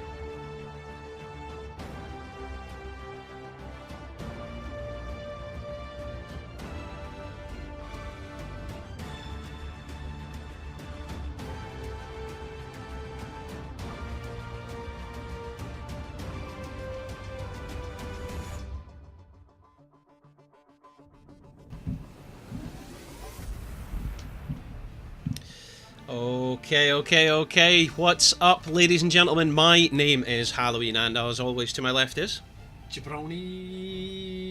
Do you want to say that again? Because your microphone was. I went backwards, so I went Jabroni. Oh, I see. Okay. So it's like it went backwards. That's clever. Okay, so welcome along. We have made it through a schedule of games.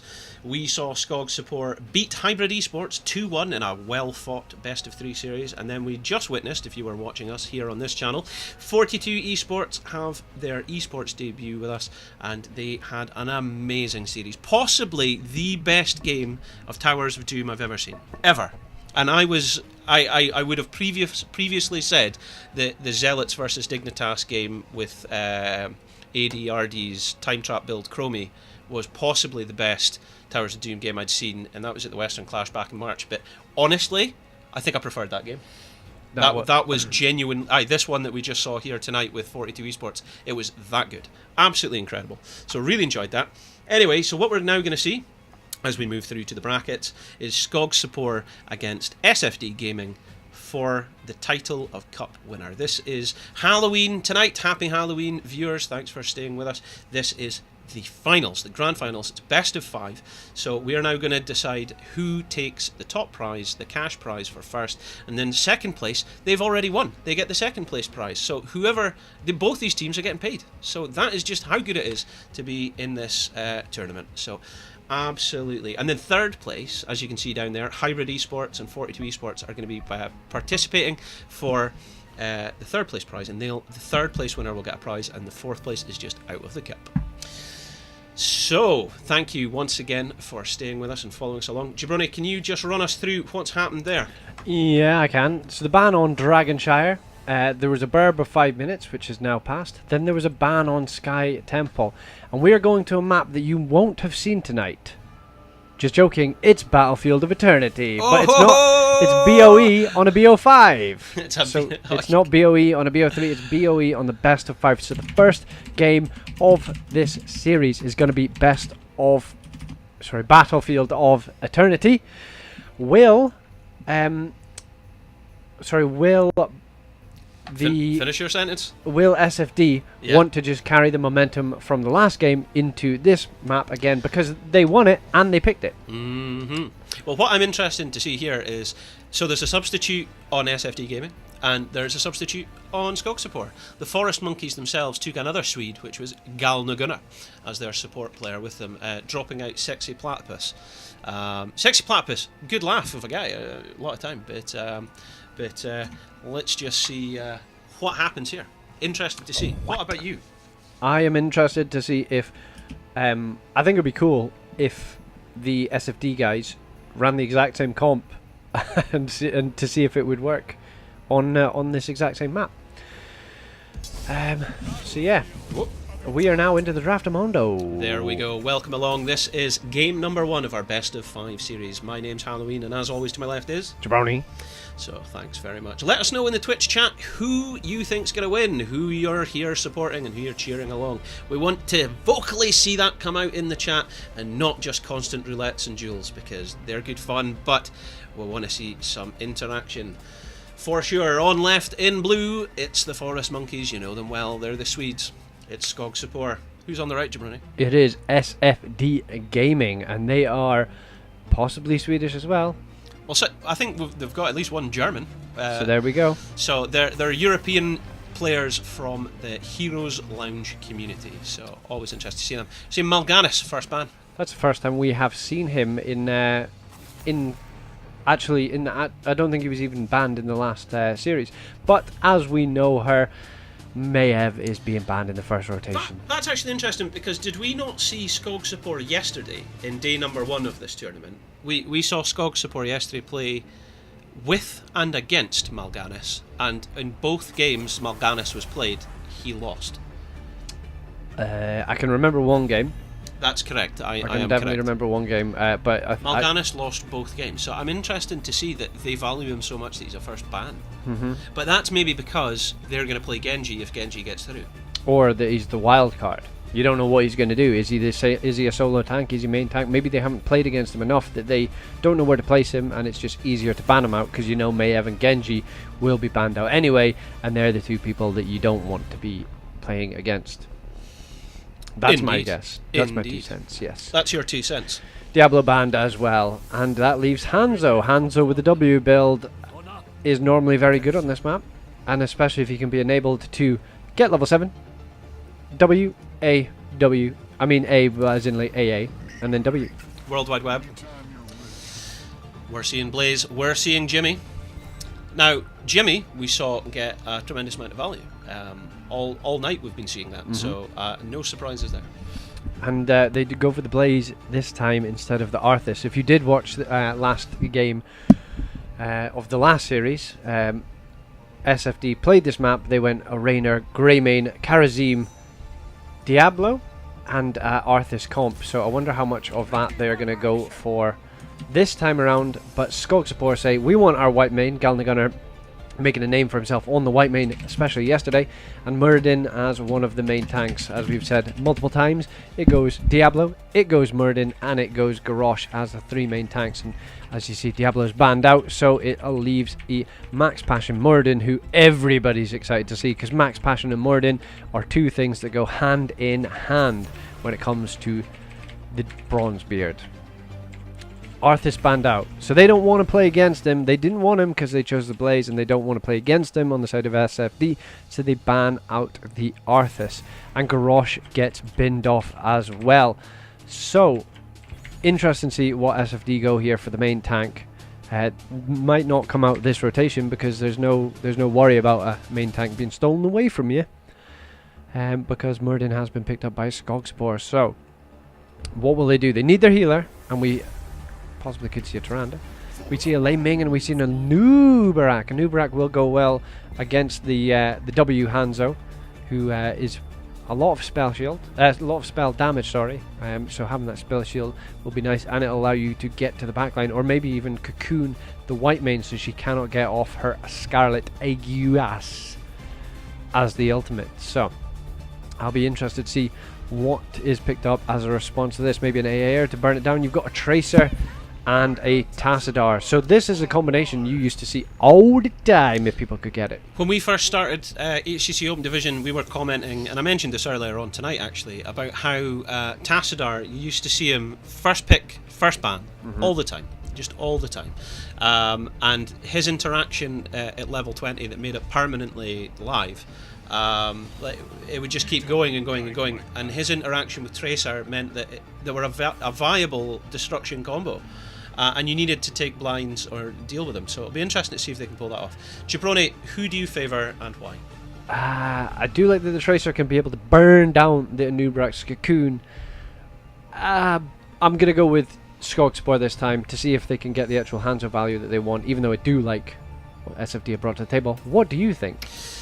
I just saw SFD get a lot of work done with Karazim, and I saw them get a lot of work done with Raynor.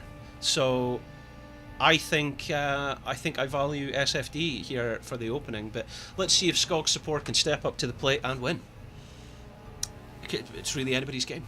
But let us know what you think in the chat. Please give us your indication.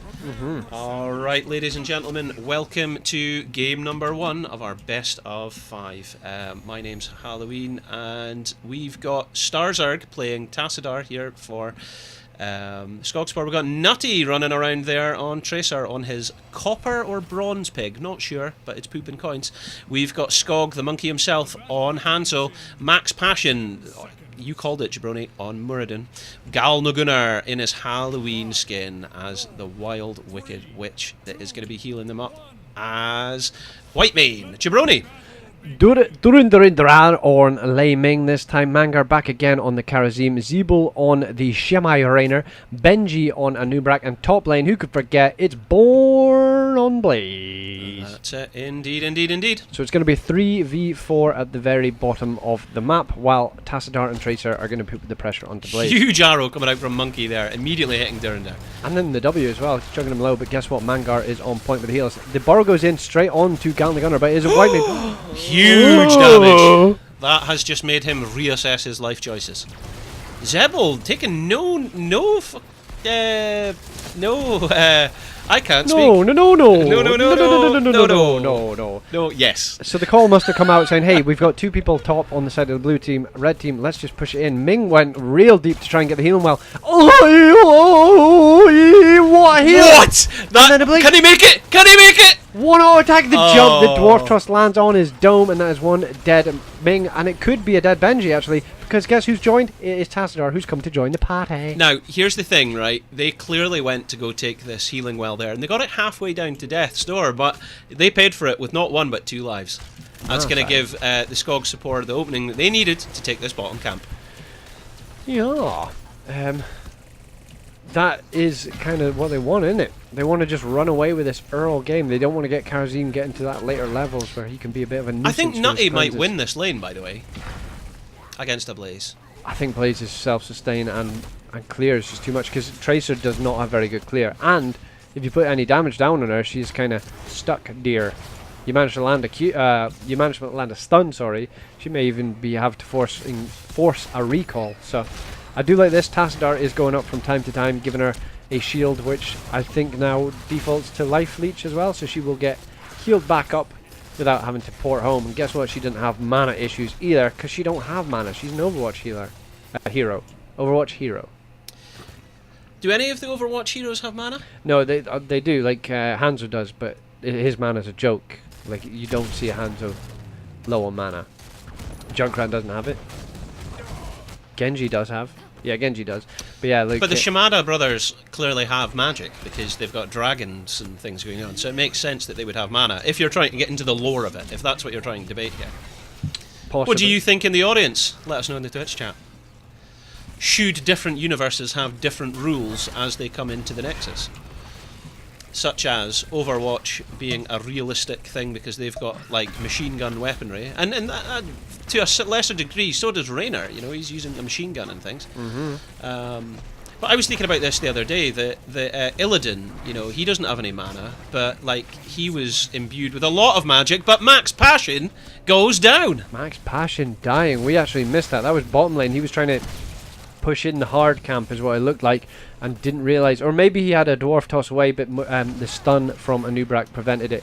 They did get the kill, but they did lose health on the Immortal. Half health, halftime show for Skog support. Brukov EU says that he's supporting the witch with a little kitty cat.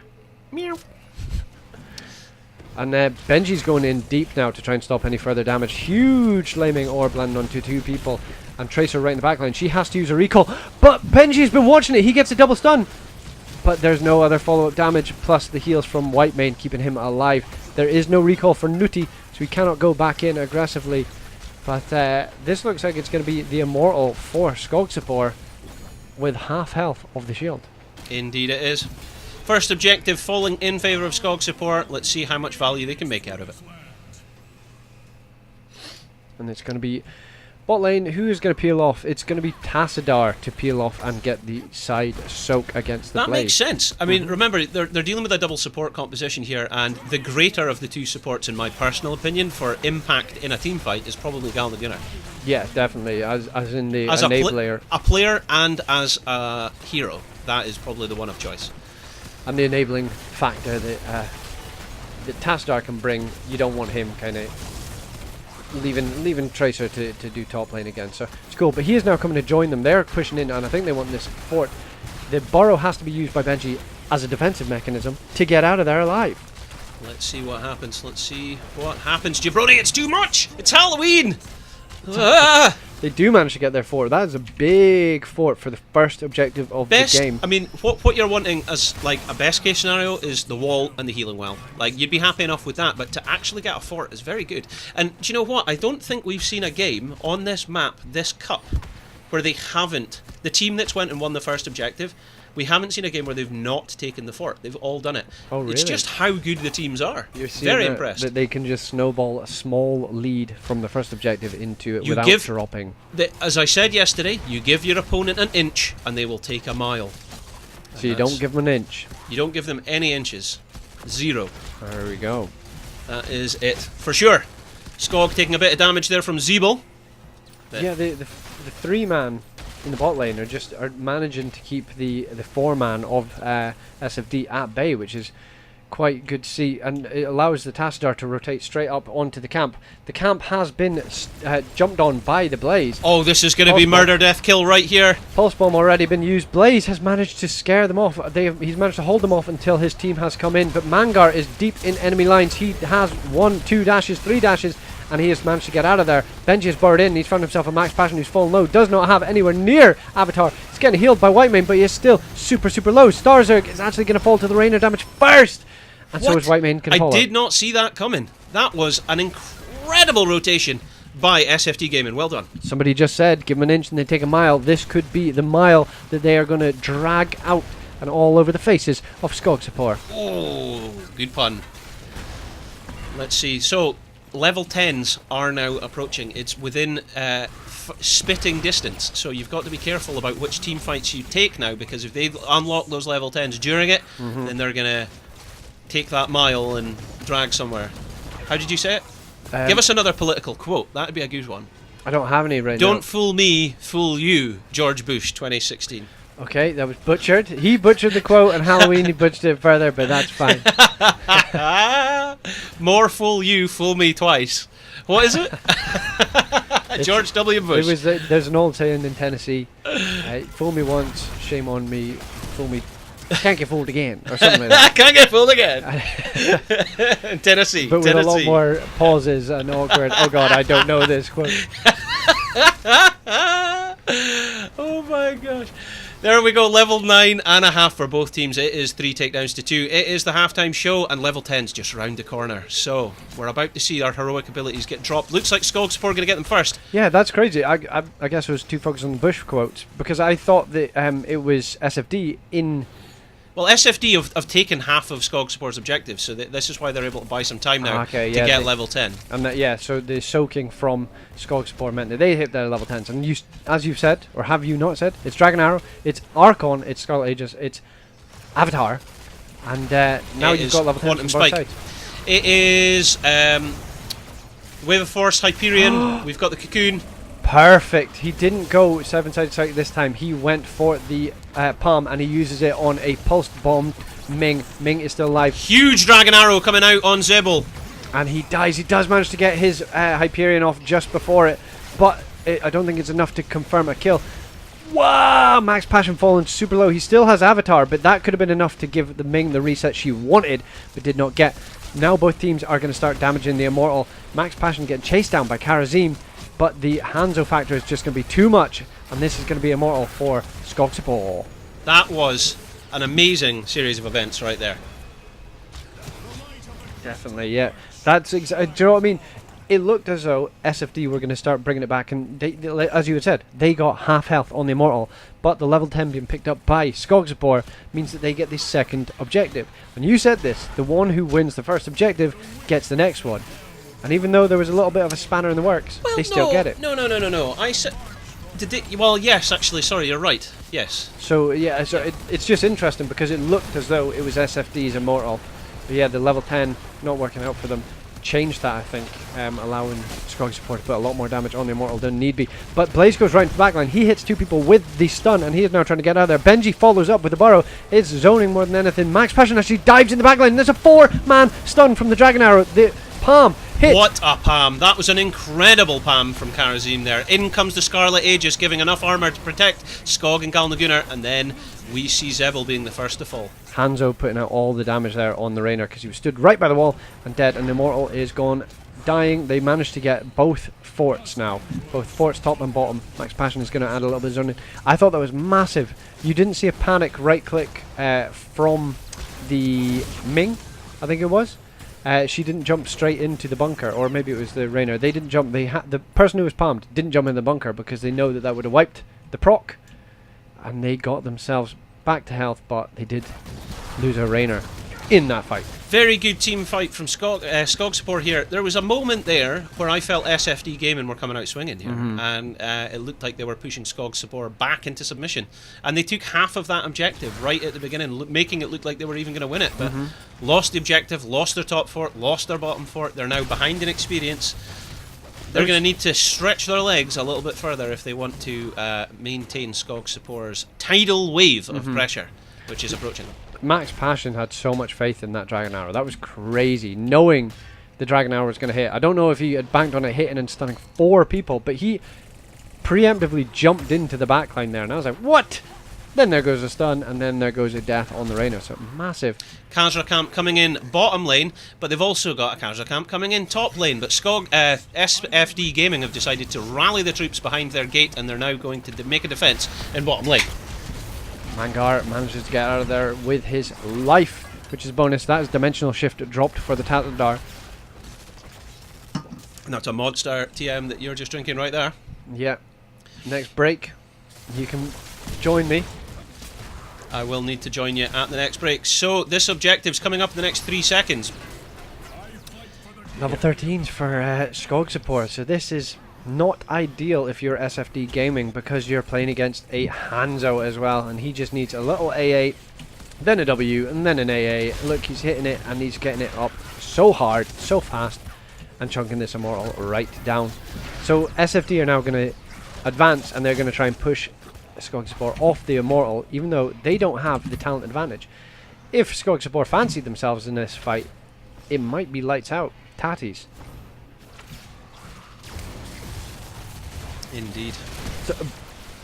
So yeah, Skog support have just said we don't want to fight, even though we have the talent advantage. We're going to get ourselves the hard camp, and that is going to put bottom lane pressure on you guys in SFD. As soon as we see somebody going to clear that bottom camp, we can then take the objective, because it's going to be a 4v5. And if you don't go and clear that on SFD side, you're going to keep wall and then keep damage, depending on how long it goes for. And there we go. Halftime show picked up. Not ideal if you're an SFD fan, because it's 100% Immortal. That's all the level 13s coming in now. 100% health, sorry, they would have to burn down. There goes a Cocoon on the Murden, actually going straight in. Nutty falls to half health and is running for the life. But Murden is now going to pop back out. They managed to stop his Dwarf Toss. They managed to stun him out of it. He does pop his Avatar.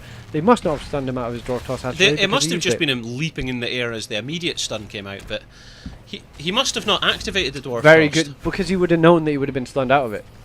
So I think that's exactly what he said. He was stunned from the Anubrak. I missed that. And the Tracer goes down. This is the lifeline that SFD needed to get this objective. But the health is too low. But they've also got this push in bottom lane. It's causing a real problem. Looks like Born is going to go back to try and get it, so it'll be a 4-on-4. That's it. Around the objective. But look at Skog. He's able to just get this range dips in. That's the issue. It's 4-on-4 is the best case scenario you've got for the next 8 seconds. No, but if Skog does a natural agility over the wall and does 1W, he'll take that objective. Yeah, that's Simple what as that. I think the objective is lost. Good on the Blaze going and saying, hey, we've lost the objective, let's not lose any more. Benji has had to pop Cocoon and Bird out of there, but there's a Dragon Hour to follow him and a W. Thankfully, he is a Nubarak. They stole the regen globes as best they could, but they lost a life. That is dead. And 100% health. Oh no, not sorry, 100% health. Near 100% health on the Immortal, and that is going to be marching down a lane with no fort, Do you know, but some walls. We're approaching 15 minutes here. This is going to be a powerful Immortal. They could conceivably finish the game here. I don't take it out with the realms of possibility that this could be game. Hyperion dropped to try and defend, to try and knock the Immortal away and to do some damage. Mangar going real deep in the lines, but he knows his limits and he dashes straight back to safety. Max Passion has to leap out to avoid taking further damage, but now it's going to be marching on to the keep. As we see Skog support approaching in top lane, trying to take this keep as aggressively as they can. Nutty is teleporting in to drop his Quantum Spike on Zebel. Whilst this is all happening, Makill234 lost all his points in the Twitch chat once again. Oh, brutal. And there we go, first keep of the game. So that is going to be an issue for SFD, because you now have a timer on every objective. You can't sit and play the long game and try and poke it down, because you're going to have catapults on your core doing things to it that it doesn't want done. You bet, Jabroni, you are absolutely correct. So what do you think here?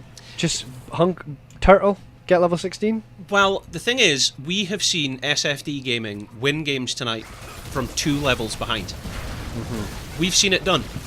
So, they're 2 levels behind. It's a prophecy. Let's see what happens. It's a prophecy!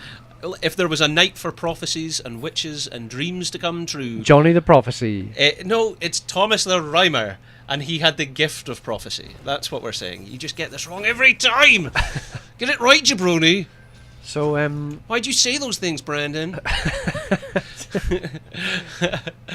Look at Max Passion doing excellent spins on his motorcycle there. Or hoverbike, I suppose. Yes, good modern player, bad mount picker, in my opinion.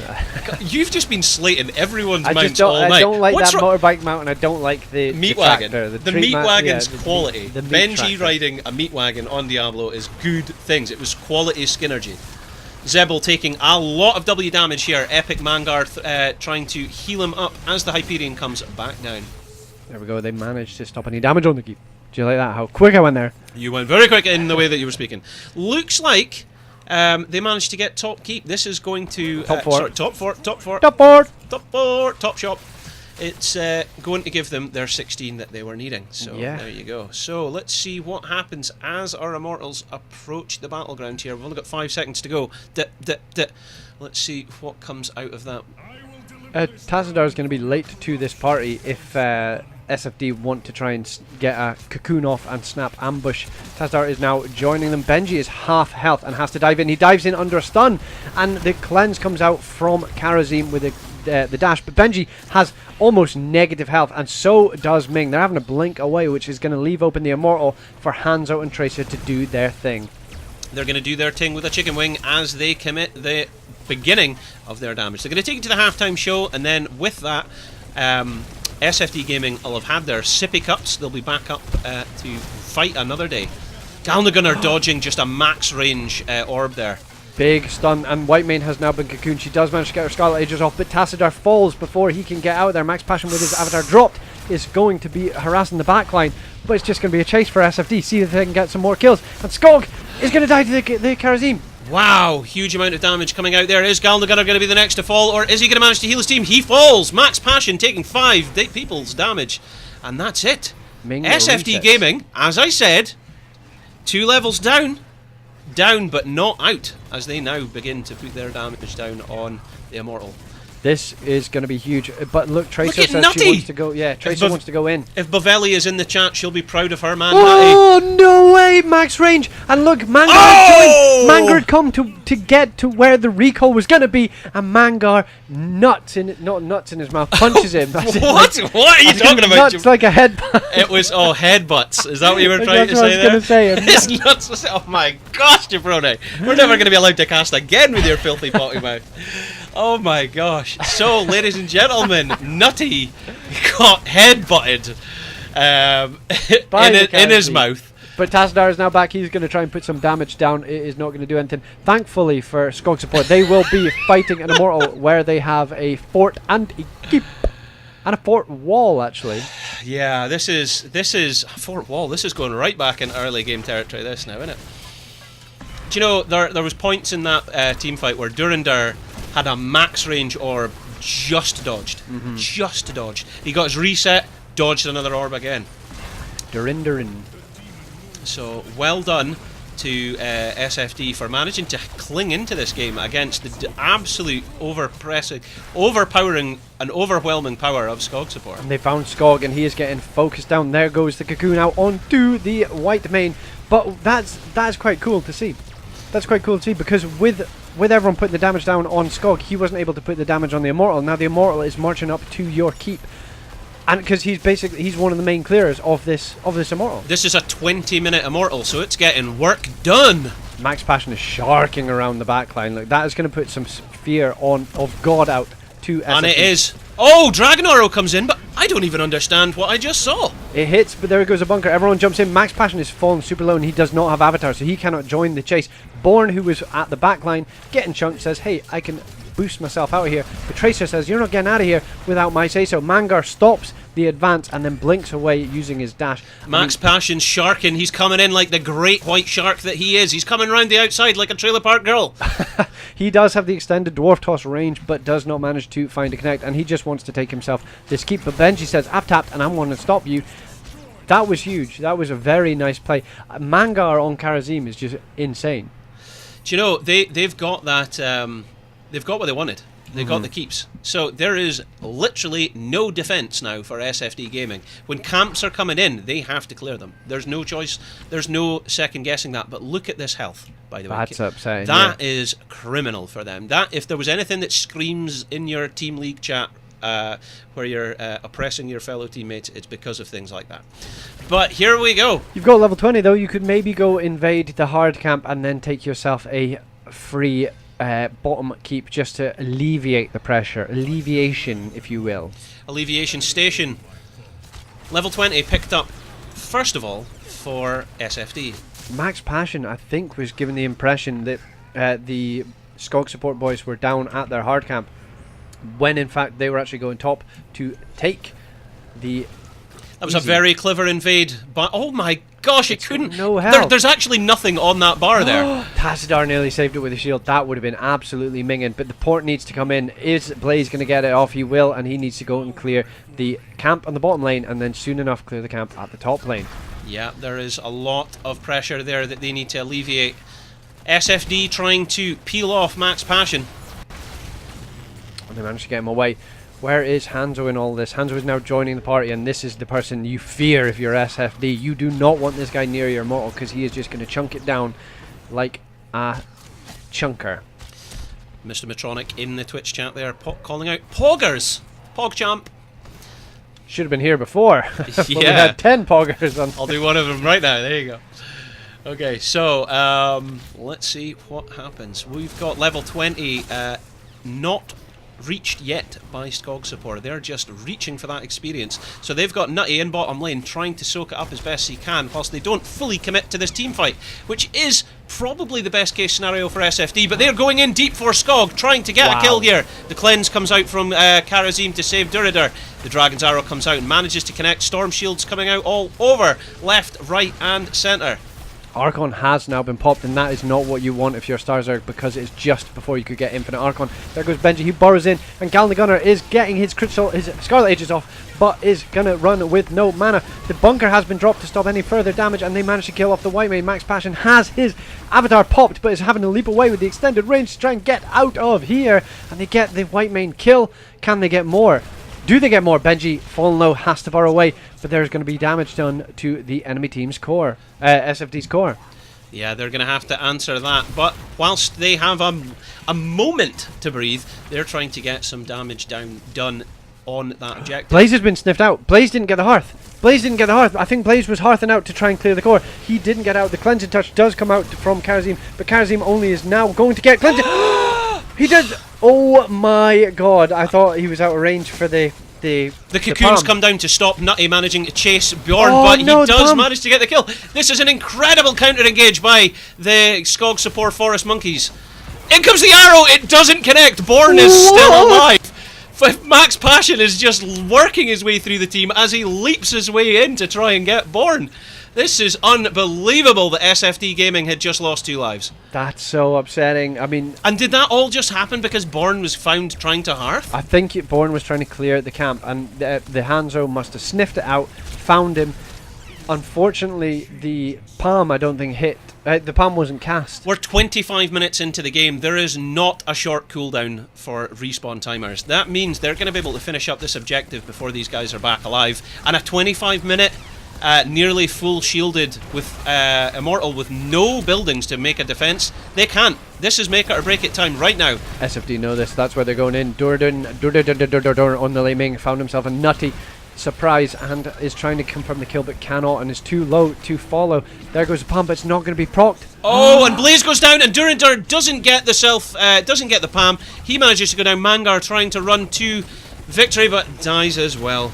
They do manage to kill the Tracer, but Hanzo is chipping away at the Immortal, and with everybody else up, I think that this is going to be a game.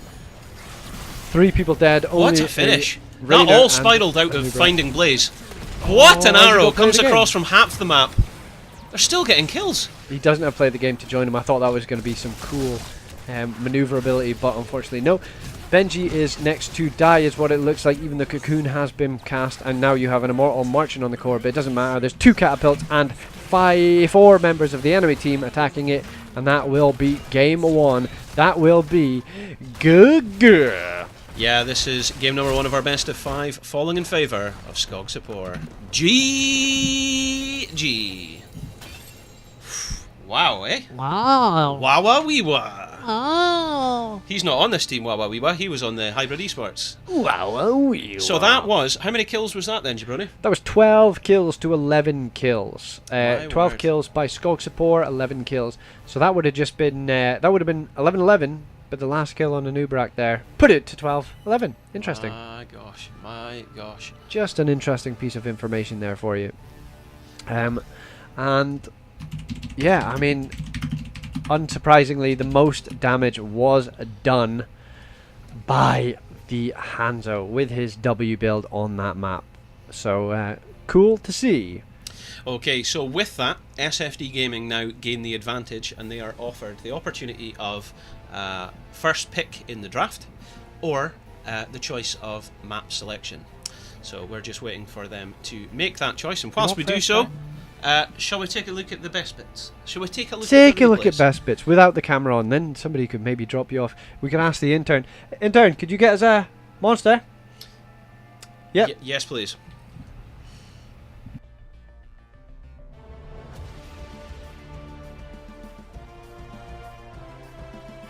He gets the double stun, but there's no other follow-up damage, plus the heals from Whitemane keeping him alive. There is no recall for Nutty, so he cannot go back in aggressively. But this looks like it's going to be the Immortal for Skog Support with half health of the shield.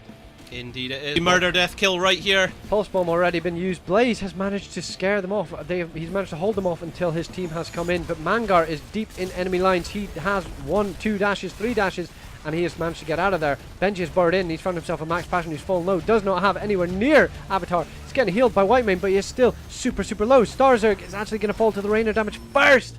And so is Whitemane can follow. I did not see that coming. That was an incredible rotation by SFD Gaming. Well done. And he dies. He does manage to get his Hyperion off just before it, but I don't think it's enough to confirm a kill.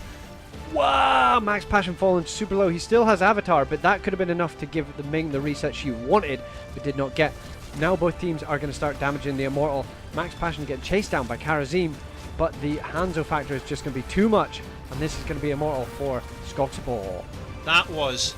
From the Dragon Arrow, the palm hit. What a palm. That was an incredible palm from Karazim there. In comes the Scarlet Aegis, giving enough armour to protect Skog and Galnagunar, and then we see Zebel being the first to fall. Hanzo putting out all the damage there on the Rainer because he was stood right by the wall and dead, and the Immortal is gone, dying. They managed to get both forts now in the line, but he knows his limits and he dashes straight back to safety. Max Passion has to leap out to avoid taking further damage, but now it's going to be marching on to the keep.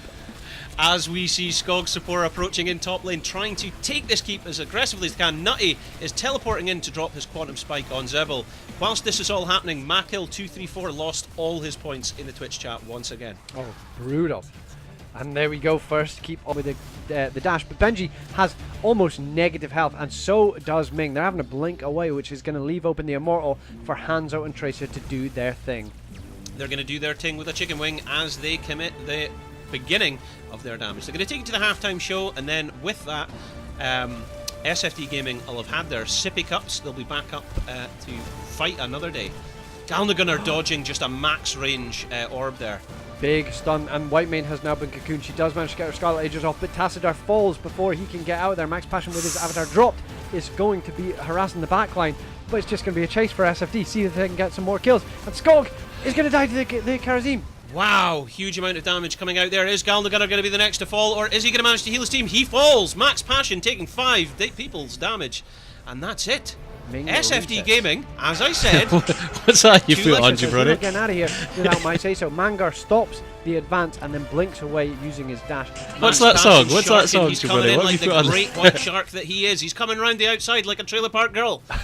He does have the extended Dwarf Toss range, but does... From Karazim to save Duridur. The Dragon's Arrow comes out and manages to connect. Storm Shields coming out all over. Left, right and centre.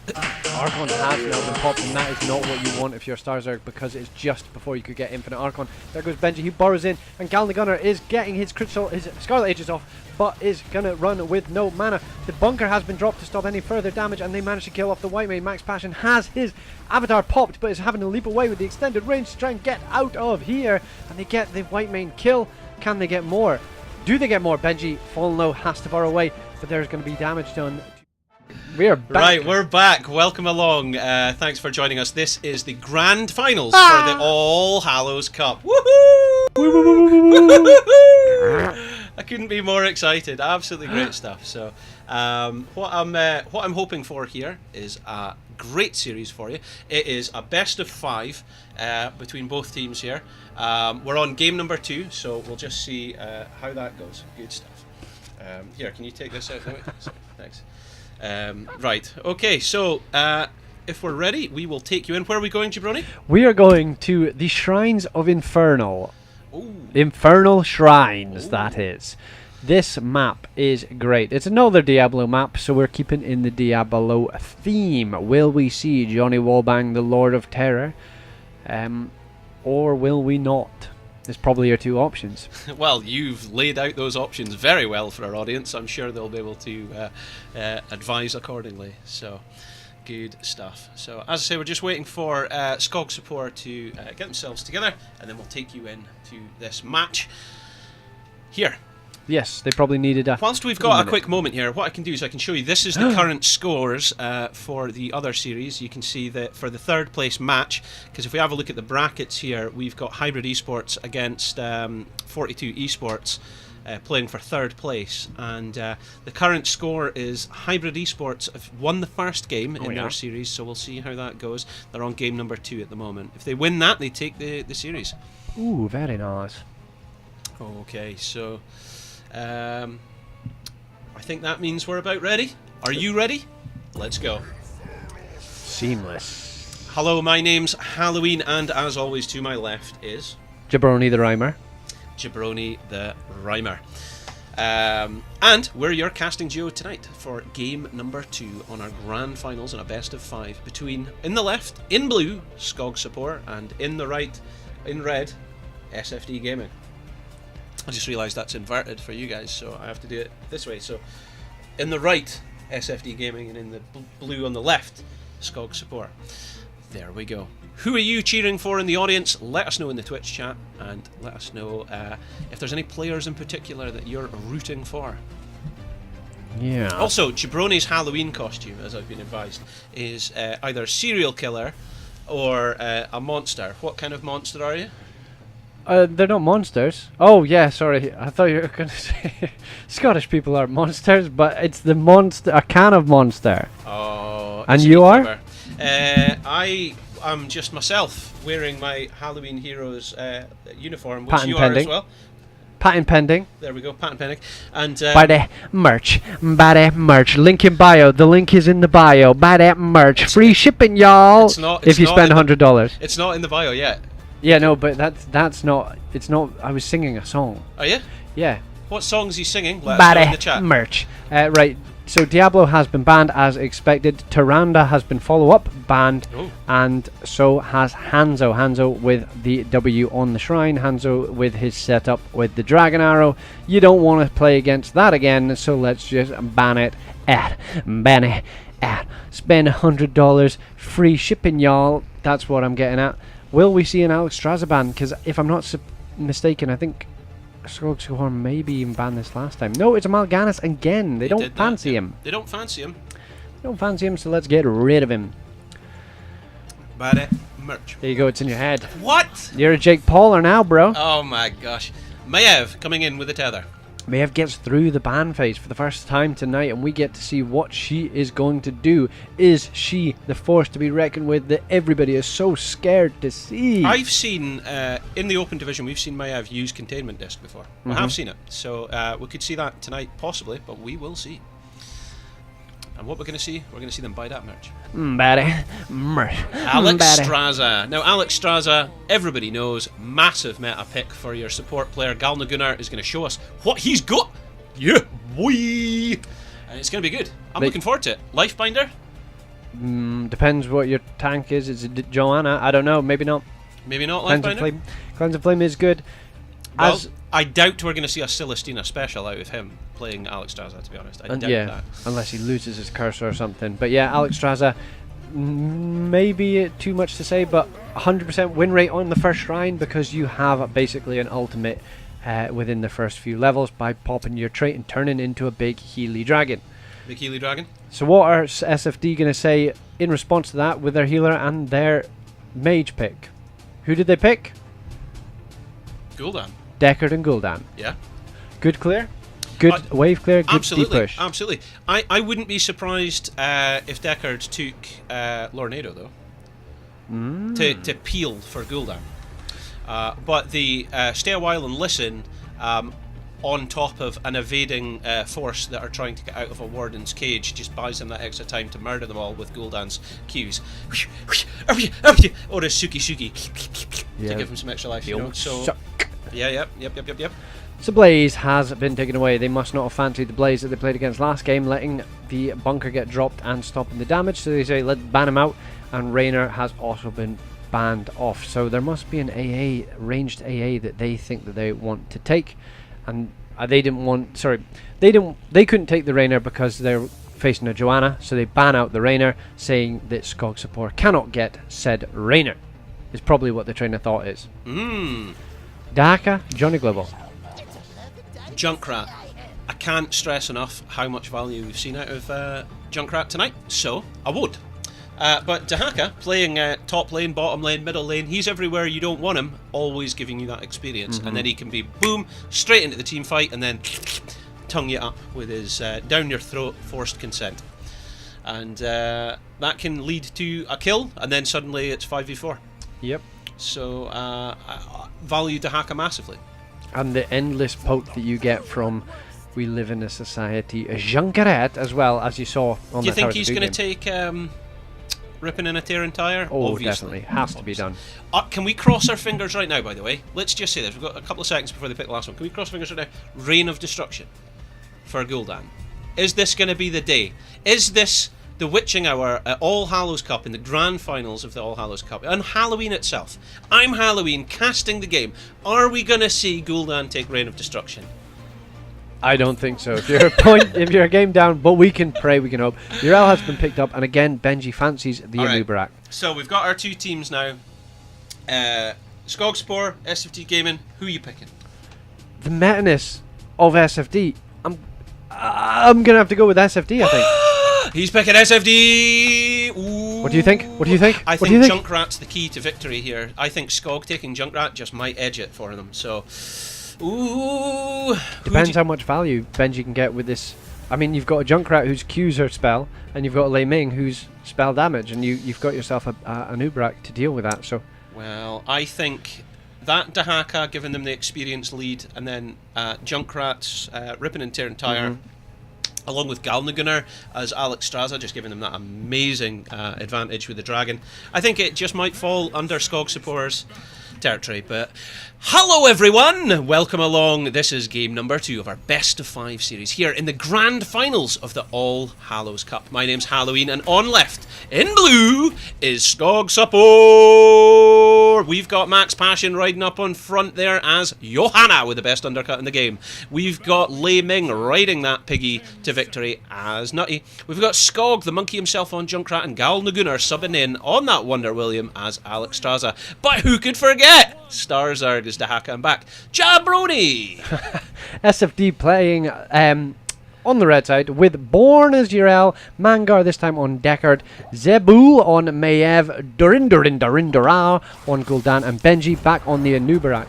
Yeah, no, it's interesting he's playing Anubarak again, because he was getting some work done tonight on Diablo. Let's get a look at level 1s. Yeah, level 1's coming out from across the board, basically. Everyone's picking a level 1, and Galnagunner has been found. He has been tethered in. He gets one heal down, but guess what? Anubarak goes in and deals with it. This is going to be difficult, I think, for Skogspor, because there's so much CC from the main tank of SFD, and there's so little CC from the main tank of Skogspor. you favoured SFD, didn't you? I did. That's who you favoured. And this isn't a comment on anybody in the blue team, but it's just when your main tank is having to play a Joanna, and you see the amount of work he gets done as a Muradin, it just he maybe feels like his hands are tied, because look, he's having to run away, he's popping his unstoppable, but he's still getting CC'd out his nut. And this could be another death. No, thankfully he gets out. But you know what I'm saying? That like Joanna. No, I'm saying. You know what I'm saying? Joanna, you only have the 1 CC on a 60-second cooldown, basically, the 1 stun. And Max Passion, who is such a game changer of a player, it must feel difficult, but they know what they're doing. These guys know what they're doing. They're playing the Joanna because it will tie in very well with one of the heroes or the team comp. We've got Death Knights and Pocahontas and lots of people in the chat going, "Go Avada Kedavra!" SFD! Hey! A lot of people cheering on for lots of different people here in the game. That's what we like to see. Interaction with the audience. Yeah, boy!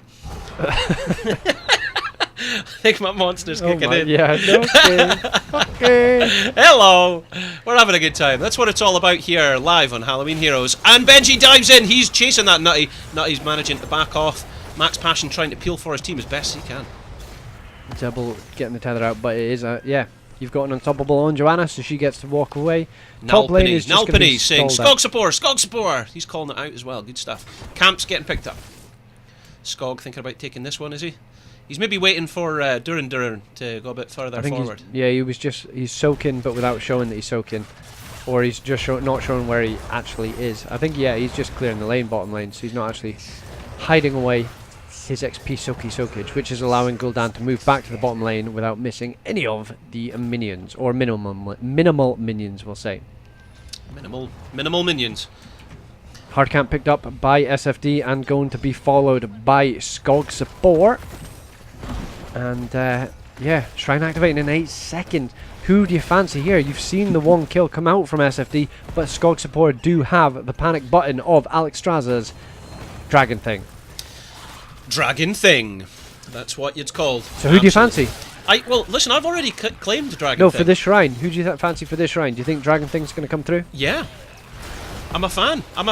And here we go. Zebel already taking quite a bit of damage there. But as you call him, the best bartender of the Nexus is there to give you a little tippy-tappy off. The Hat Cat has borrowed in bottom lane aggressively, but the mine actually puts Zebel into where he doesn't want to be. Star Zerg finds himself in the same bush as the Mayav, but it's just, I don't know. Anubrak's fallen super low. I don't know if he even has a borrow. He's used his shield and he is trying to get out. No, he doesn't. He doesn't want to, but there we go. The dragon has been popped. Nobody's fallen too low on the blue side, but there is dragon heals coming out. Here we go, and I called it. Like I say, I had faith in Galna Gunner's support there. That dragon is just that much more powerful. The Haka's Suki and Tung pulling Gul'dan into the fray where he was killed by Skog support. No surprise. First team to win. The Frozen Punisher Mortar Punisher, being picked up by Skog support, and they're now pushing it down bottom lane. Now, as we've said many times before, all you're really needing here is the healing fountain. But it's still got full health. Yep. They managed to push that wave in just enough to for it to take all the damage from the towers, so that they could eliminate the towers as fast as possible, so it didn't take any damage. It's still 70%. They could conceivably keep towers here. They are backing off. Maybe it's just because there's no real retreat. If the red team say, hey, let's just dive past the Mortar Punisher and attack, there's no way of getting out. And Max Passion doesn't have the CC to help his squishy heroes get out of there. Well, it looks like an camp invade from Skog support. Forest Monkeys taking off the Khazra camp here in mid, and then they're going to retreat. Galna Gunner taking 2 stacks for the Echo Corruption there. Seeing where Echo Corruption's at 19. Yep. For Gul'dan. That will be a massive help when he gets that finished and he sees Alexstrasza's heal go on the ground. He'll be able to throw that out and it will be... This is something, we discussed this in the Open Division last time as well, that the Khazra camp was supposedly fixed, so it didn't just immediately turn and then start shooting the healing fountain. But we just saw them getting attacked there by Durandar. So I don't know if the developers still need to work to fix that, because it's totally broken that happens. No, I think it wasn't. It was me. It was my comment saying that I thought, because I'd read a patch note and I misinterpreted to think that that's what they had patched out. Yeah. But no, I don't think there was a plan to patch that out, and I think it's a really weird.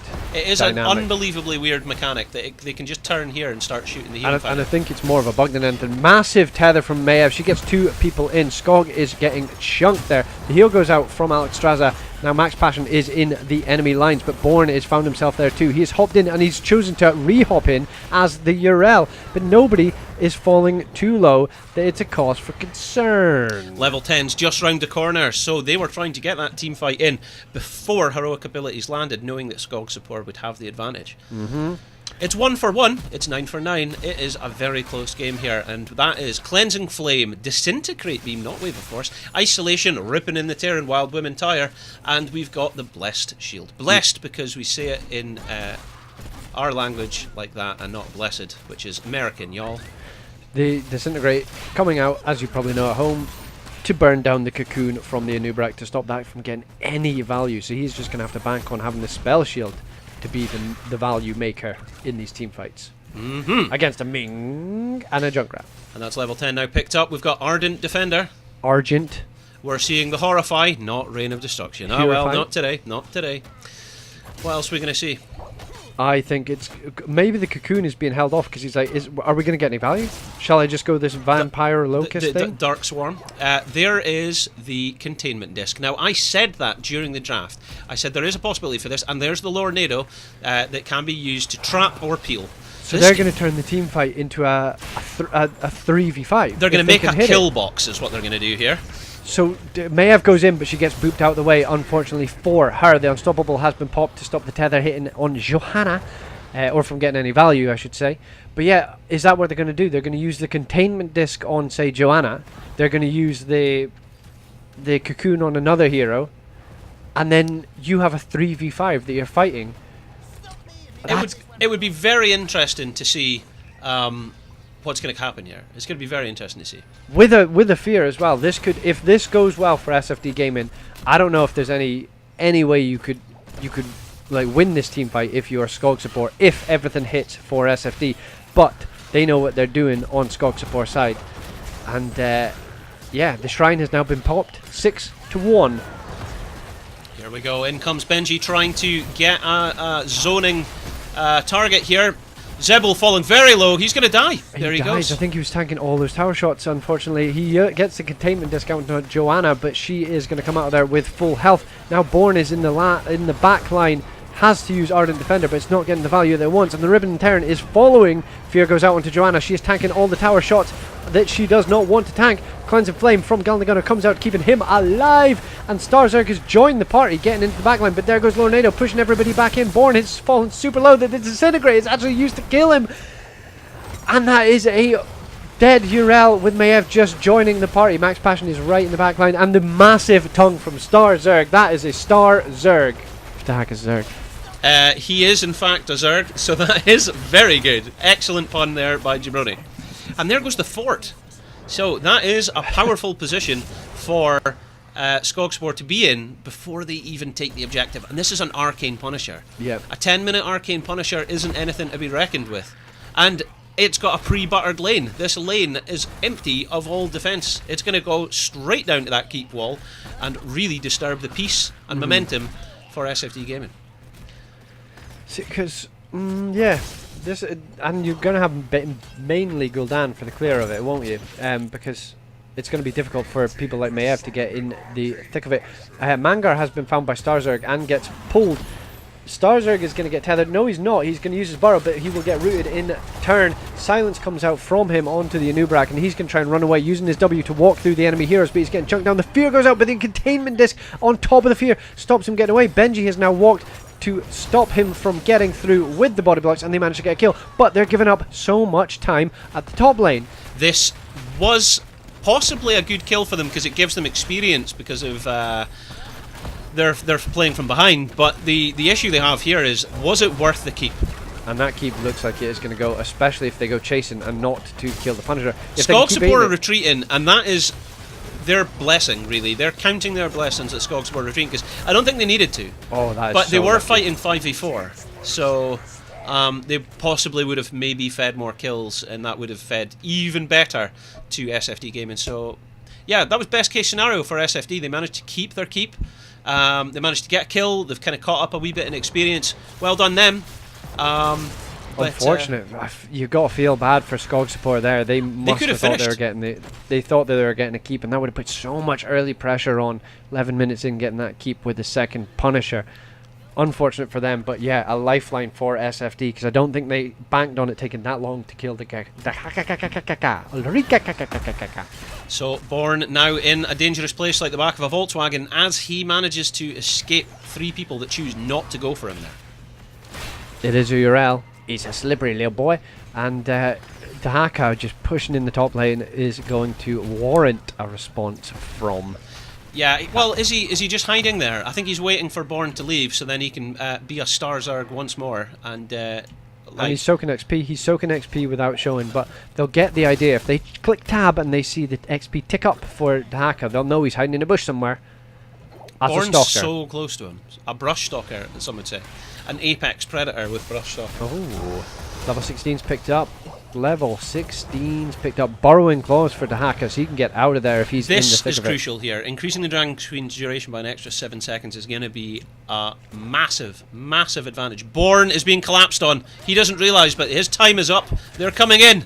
It is. Oh, the tongue goes out first, and will the isolation land before Ardent Defender? He manages to dodge the isolation, so Born is getting chunked, but he uses Ardent Defender. They're not damaging him enough to give him the health, but there goes the Lornado, it manages to peel for him. Max Passion trying to get the kill. Born deciding that he's just going to leg it. He's running! I'm going to leg it! I'm going to leg it. That's what I was speaking about, though. I know that the team fights are going their way of Skog support, but if Max was on his prized Murden, would that have been a kill on Urel? Because of how deep he got as Joanna, would he have got deeper, harder, faster as the Murden and managed to get the win? Kill, not the win, sorry. The kill. They could have got the kill, which would have helped towards the win. Yes. So, Skog support feeling very aggressive now. They're managing to invade, steal camps. Looking pretty meaty at this point. They're obviously wanting this keep out of the way. Mirror Ball coming in with convincing damage. Managed to get the damage out onto it, and they do have a hard camp pushing in. They don't. The SFD don't have 16 to properly defend against this, so they do have to give up the keep. They can't go chasing, and it's just Turtle get 16. I'm laughing at what our audience is doing in the chat. It's just ridiculous. Anyway, so 7 seconds. Next objective's coming up. Is it going to be another Arcane Punisher? I don't know. I don't know the colours. I think you do. Yes, and that is a Frozen Punisher. Frozen Punisher. Very nicely done. Max Passion is going to be stopping anybody from getting any closer to the objective, which is good. It's good that for SFD that Skog support haven't insta-capped this, because it is now level 16 to level 16. Problem being that there is a Dahaka pushing in top lane and a dragon to contend with when they do try and take it back, and that's 10 to 1 on the Skull Guy Guardian things. Here we go. So this looks like it's going to be the fight that SFD need. Dahaka's not there, but they don't realise this yet. It's going to be 5v4 if they manage to push in now. This is gross for what Dahaka's doing. He's pushing in a catapult with a hard camp, which will warrant a definite response, and then he can just burrow straight in. Fear goes out, but it does not hit Skog. Skog manages to burst himself away. Max Passion is stuck in the backline, uses Unstoppable, that is getting body blocked. There goes the Riven and Tear and Tire, and it is going to hit 3 people. It does. Lots of damage. Zebul now trying to assess his lifestyle choices. Misses the containment disc. His partner goes down. He now goes down.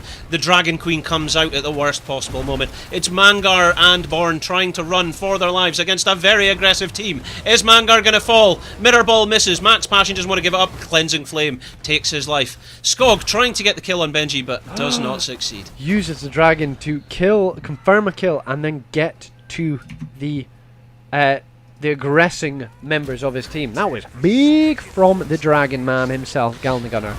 Very, very impressive team fight there from Skog support.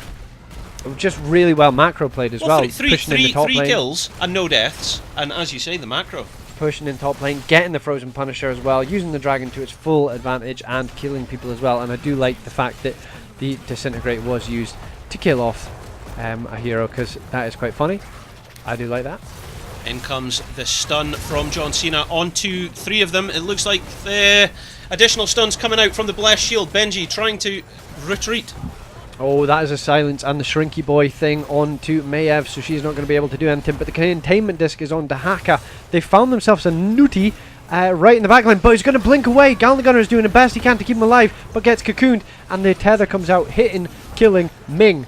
They could conceivably do this. I don't know, but it looks like they could conceivably make this defense happen. This is crazy. Ribbon Terran goes out from max range. Now Junkrat is going to want to join the party. 30%, 28%. It's falling. 26, 22. The Immortals down. 15%. It's Skog. Galna Gunner falls. It's 3%. Oh my word! Am I right in saying that it was actually Junkrat's death trait that destroyed the core? Oh, there was catapults as well, but we'll go with that. Oh my gosh. Junkrat's, we'll do that again. Junkrat's death trait destroyed the core. Oh yeah! We'll not show you that end of the replay there. Oh my gosh. Wow. So that's Skog support, although they all died, taking a 2-0 lead in this best of 5 here in the grand finals. Skog support were in the finals last time but didn't quite make the victory. Could this be their time? Could this be their time? Could this be their time? Give us the hand, give them a wave. It's in the bin. No, it's not. We don't just throw flesh into the bin like that. Give them a wave. No, the wrong side. Oh, sorry. There we go, right, you can put it down now. There we go. That was the wave for Skog support as the Forest Monkeys themselves. Let's go get a look at their best bits. And then Shows your best bits. Then we'll see. SI is what it looks like. Even the cocoon has been cast, and now you have an immortal marching on the core. But it doesn't matter. There's 2 catapults and 4 members of the enemy team attacking it, and that will be game 1. That will be good. Yeah, this is game number 1 of our best of 5, falling in favour of Skog support. G.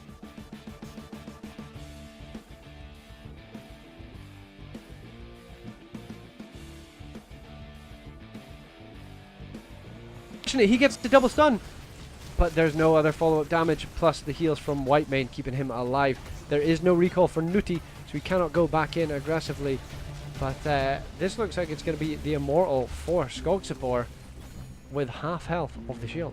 Indeed it is. Murder, death, kill right here. Pulse bomb already been used. Blaze has managed to scare them off. He's managed to hold them off until his team has come in, but Mangar is deep in enemy lines. He has 1, 2 dashes, 3 dashes, and he has managed to get out of there. Benji has burrowed in. He's found himself a Max Passion who's full low. Does not have anywhere near Avatar. He's getting healed by Whitemane, but he is still super, super low. Starzerg is actually going to fall to the Rainer damage first.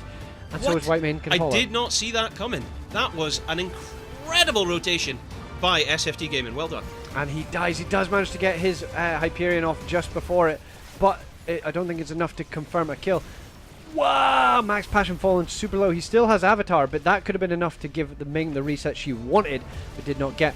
Now both teams are going to start damaging the Immortal. Max Passion getting chased down by Karazim, but the Hanzo factor is just going to be too much, and this is going to be Immortal for Skog support. That was... From the Dragon Arrow, the palm hit. What a palm. That was an incredible palm from Karazim there. In comes the Scarlet Aegis, giving enough armour to protect Skog and Galnagunar, and then we see Zebel being the first to fall. Hanzo putting out all the damage there on the Rainer because he was stood right by the wall and dead, and the Immortal is gone, dying. They managed to get both forts now in the lines, but he knows his limits and he dashes straight back to safety. Max Passion has to leap out to avoid taking further damage, but now it's going to be marching on to the keep. As we see Skog support approaching in top lane, trying to take this keep as aggressively as they can. Nutty is teleporting in to drop his Quantum Spike on Zebel. Whilst this is all happening, Mackhill234 lost all his points in the Twitch chat once again. Oh, brutal. And there we go, first keep on with the dash, but Benji has almost negative health, and so does Ming. They're having to blink away, which is going to leave open the Immortal for Hanzo and Tracer to do their thing. They're going to do their thing with a chicken wing as they commit the beginning of their damage. They're going to take it to the halftime show, and then with that, SFD Gaming will have had their sippy cups. They'll be back up to fight another day. Galnagunar dodging just a max range orb there. Big stun, and Whitemane has now been cocooned. She does manage to get her Scarlet Aegis off, but Tassadar falls before he can get out of there. Max Passion with his Avatar dropped is going to be harassing the backline, but it's just going to be a chase for SFD. See if they can get some more kills, and Skog is going to die to the Karazim. Wow, huge amount of damage coming out there. Is Galnagunar going to be the next to fall, or is he going to manage to heal his team? He falls! Max Passion taking 5 people's damage, and that's it. SFD Gaming, as I said, 2 left. Says, you're not getting out of here without my say-so. Mangar stops the advance and then blinks away using his dash. Max Passion sharking. He's coming in like the great white shark that he is. He's coming round the outside like a trailer park girl. He does have the extended Dwarf Toss range, but does... From Karazim to save Duridur. The Dragon's Arrow comes out and manages to connect. Storm Shields coming out all over. Left, right and centre. Archon has now been popped, and that is not what you want if you're Star Zerg, because it's just before you could get Infinite Archon. There goes Benji, he borrows in, and Gal the Gunner is getting his critical, his Scarlet Ages off, but is gonna run with no mana. The bunker has been dropped to stop any further damage, and they manage to kill off the White Mage. Max Passion has his avatar popped, but is having to leap away with the extended range to try and get out of here, and they get the White Mage kill. Can they get more? Do they get more? Benji, fallen low, has to borrow away, but there's going to be damage done to the enemy team's core. SI is what it looks like. Even the cocoon has been cast, and now you have an Immortal marching on the core, but it doesn't matter. There's 2 catapults and 4 members of the enemy team attacking it, and that will be game 1. That will be good. Yeah, this is game number 1 of our best of 5, falling in favour of Skog Support. G. Found he has been tethered in. He gets 1 heal down, but guess what? Anubrak goes in and deals with it. Zebel into where he doesn't want to be. Star Zerg finds himself in the same bush as the Mayav, but it's just, I don't know. Anubrak's fallen super low. I don't know if he even has a borrow. He's used his shield, and he is trying to get out. No, he doesn't. He doesn't want to, but there we go. The dragon has been popped. Nobody's fallen too low on the blue side, but there is dragon heals coming out. Here we go, and I called it! People in. Skog is getting chunked there. The heal goes out from Alexstrasza. Now Max Passion is in the enemy lines, but Born has found himself there too. He has hopped in, and he's chosen to re-hop in as the Urel, but nobody is falling too low that it's a cause for concern. Level 10's... The tower shot that she does not want to tank. Cleansing Flame from Gal the Gunner comes out, keeping him alive, and Star Zerg has joined the party, getting into the backline, but there goes Lornado, pushing everybody back in. Born has fallen super low that the Disintegrate is actually used to kill him, and that is a dead Urel with Maiev just joining the party. Max Passion is right in the backline, and the massive tongue from Star Zerg. That is a Star Zerg. The heck is Zerg? He is in fact a Zerg, so that is very good. Excellent pun there by Jabroni. On the Skull Guy Guardian things. Here we go. So this looks like it's going to be the fight that SFD need. Dahaka's not there, but they don't realise this yet. It's going to be 5v4 if they manage to push in now. This is gross for what Hacker's doing. He's pushing in a catapult with a hard camp, which will warrant a definite response, and then he can just burrow straight in. Fear goes out, but it does not hit Skog. Skog manages to burst himself away. Max Passion is stuck in the backline, using Unstoppable, that is getting body blocked. There goes the Riven and Tear and Tire, and it is going to hit 3 people. It does. Lots of damage. Zebel now trying to assess his lifestyle choices. Misses the containment disc. His partner goes down. He now goes down. The Dragon Queen comes out at the worst possible moment. It's Mangar and Born trying to run for their lives against a very aggressive team. Is Mangar going to fall? Mirror Ball misses. Max Passion doesn't want to give it up. Cleansing Flame takes his life. Skog trying to get the kill on Benji, but does not succeed. Uses the dragon to kill. Oh, that is a silence, and the Shrinky Boy thing onto Maiev, so she's not going to be able to do anything. But the containment disc is on Dahaka.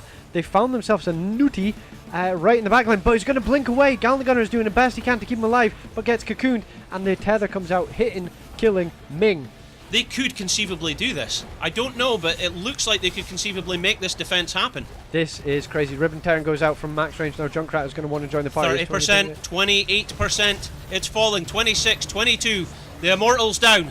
15%. It's Skog. Gal the Gunner falls. It's 3%. Oh my word! Am I right in saying that it was actually Junkrat's death trait that's destroyed the... Oh, Jabroni, that's us back. That's us back. We're back. Welcome, ladies and gentlemen, to the All Hallows Cup. This is the grand finals. This is game number 3 between our top 2 teams, Skogspor Yes. and SFD Gaming from Heroes Lounge. Now, this is it. If Skog Support on the left, which is that way, I think. Hang on, let me just sort this out because I can't see it. That way, yes. If Skog Support take this game, they win! They come first place and they take our cash prize. If SFD Gaming, however, take this game, then we will move into game number 4. And if they win that, then we'll move into game number 5. So let's see what happens. Garrosh first ban. Back to you, Jabroni, in the studio. Garrosh has been first banned. Thank you for introducing that first ban to me. Knowing that Garrosh has been banned is going to make Skog Support maybe a little worried, but that does still leave Mr. Max Passion's Muradin open. But we have seen he plays more than just a Muradin. He'll play himself a Joanna and get the W with a Joanna. That was me just filling the space until the next ban.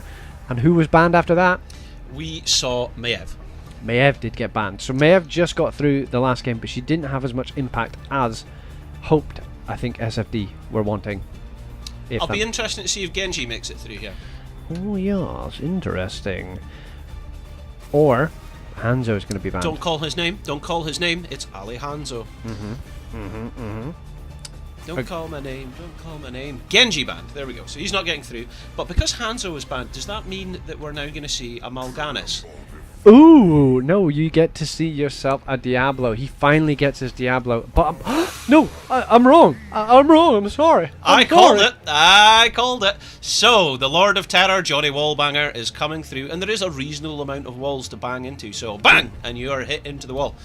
But who is somebody that can apply a suitable amount of CC and stuns to counter such activity? Mal'Ganis, of course. And a Medivh. This is when you want to pull out these heroes that you wanted to test. Like, as in, I'm not saying that they don't know how to play him, but I'm saying that they maybe don't know where he is in the meta. And now you're 2-0 up. You get the freedom to do this. You get to pick your Mal'Ganis, who you have banned the last 2 games. And to throw it into the mix, hey, let's have a Medivh. Junkrat with poke for days, and the solo laner of all solo laners, Blaze himself. Fire it up! Hey, listen, I'm having a mild seizure because I've been, devastated from escaping the fairy ethereal realm that we were in yesterday. Because it is All Hallows Eve, and we are approaching the witching hour. Things are getting tense. Things are heating up as we approach our final game here. So, when I said seizure as the suggestion, I thought it was because you've been necking monsters like they are milk.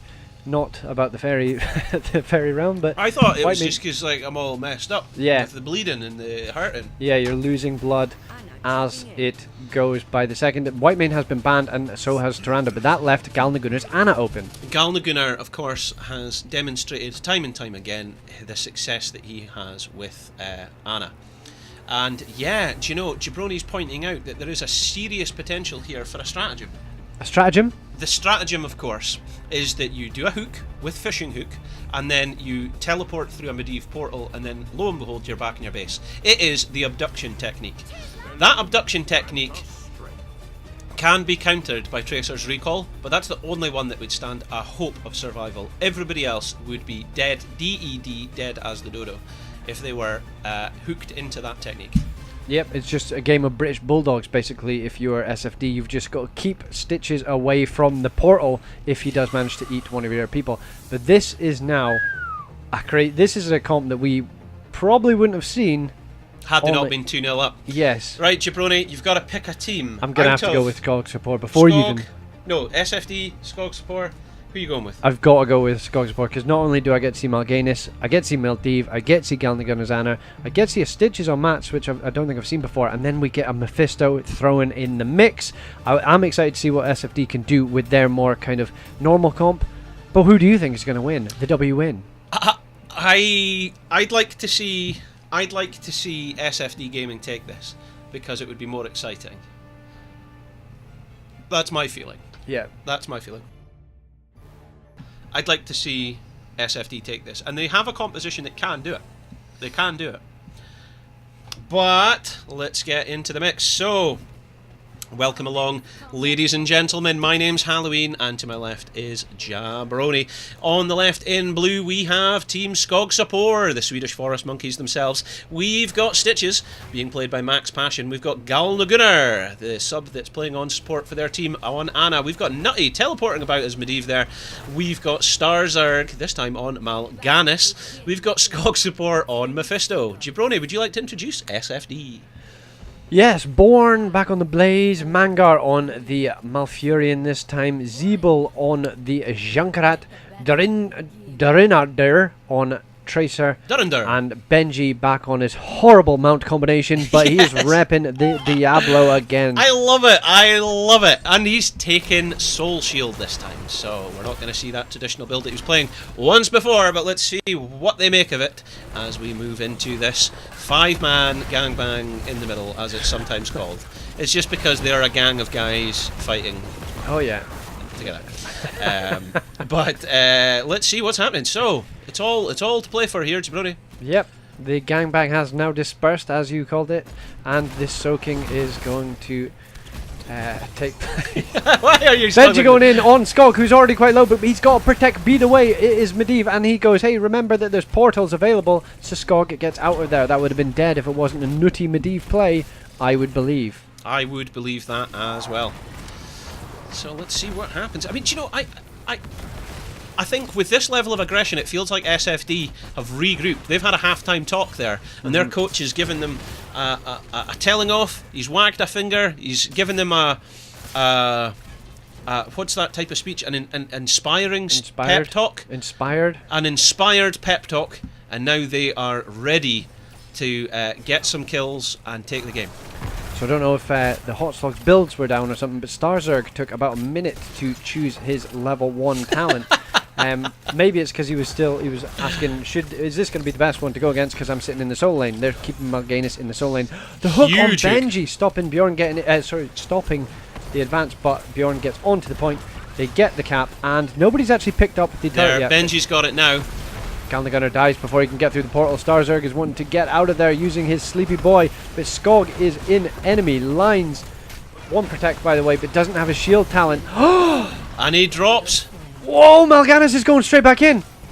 It's Nutty actually who follows up, but he's going to have to use his protect, by the way, to get out of there. But Tracer's going to want to trace him down. Tracer Chaser manages to waste the fortification camp, but the hook comes in from Max Passion. Nutty cannot follow. He cannot lose these stacks that he has built up. But that is crazy. So that's a 2-4-3 trade so far in the kill department. The department of kills. Across this series so far, in fact, across this evening, we haven't seen this much action in terms of kills happen in a 2-minute period. That is quite intense. It was like a camping trip. Level 4 is getting picked up. Let's get a look. Anything unusual here, Jabroni? The only thing not unusual is Hot Karis hosting the stream.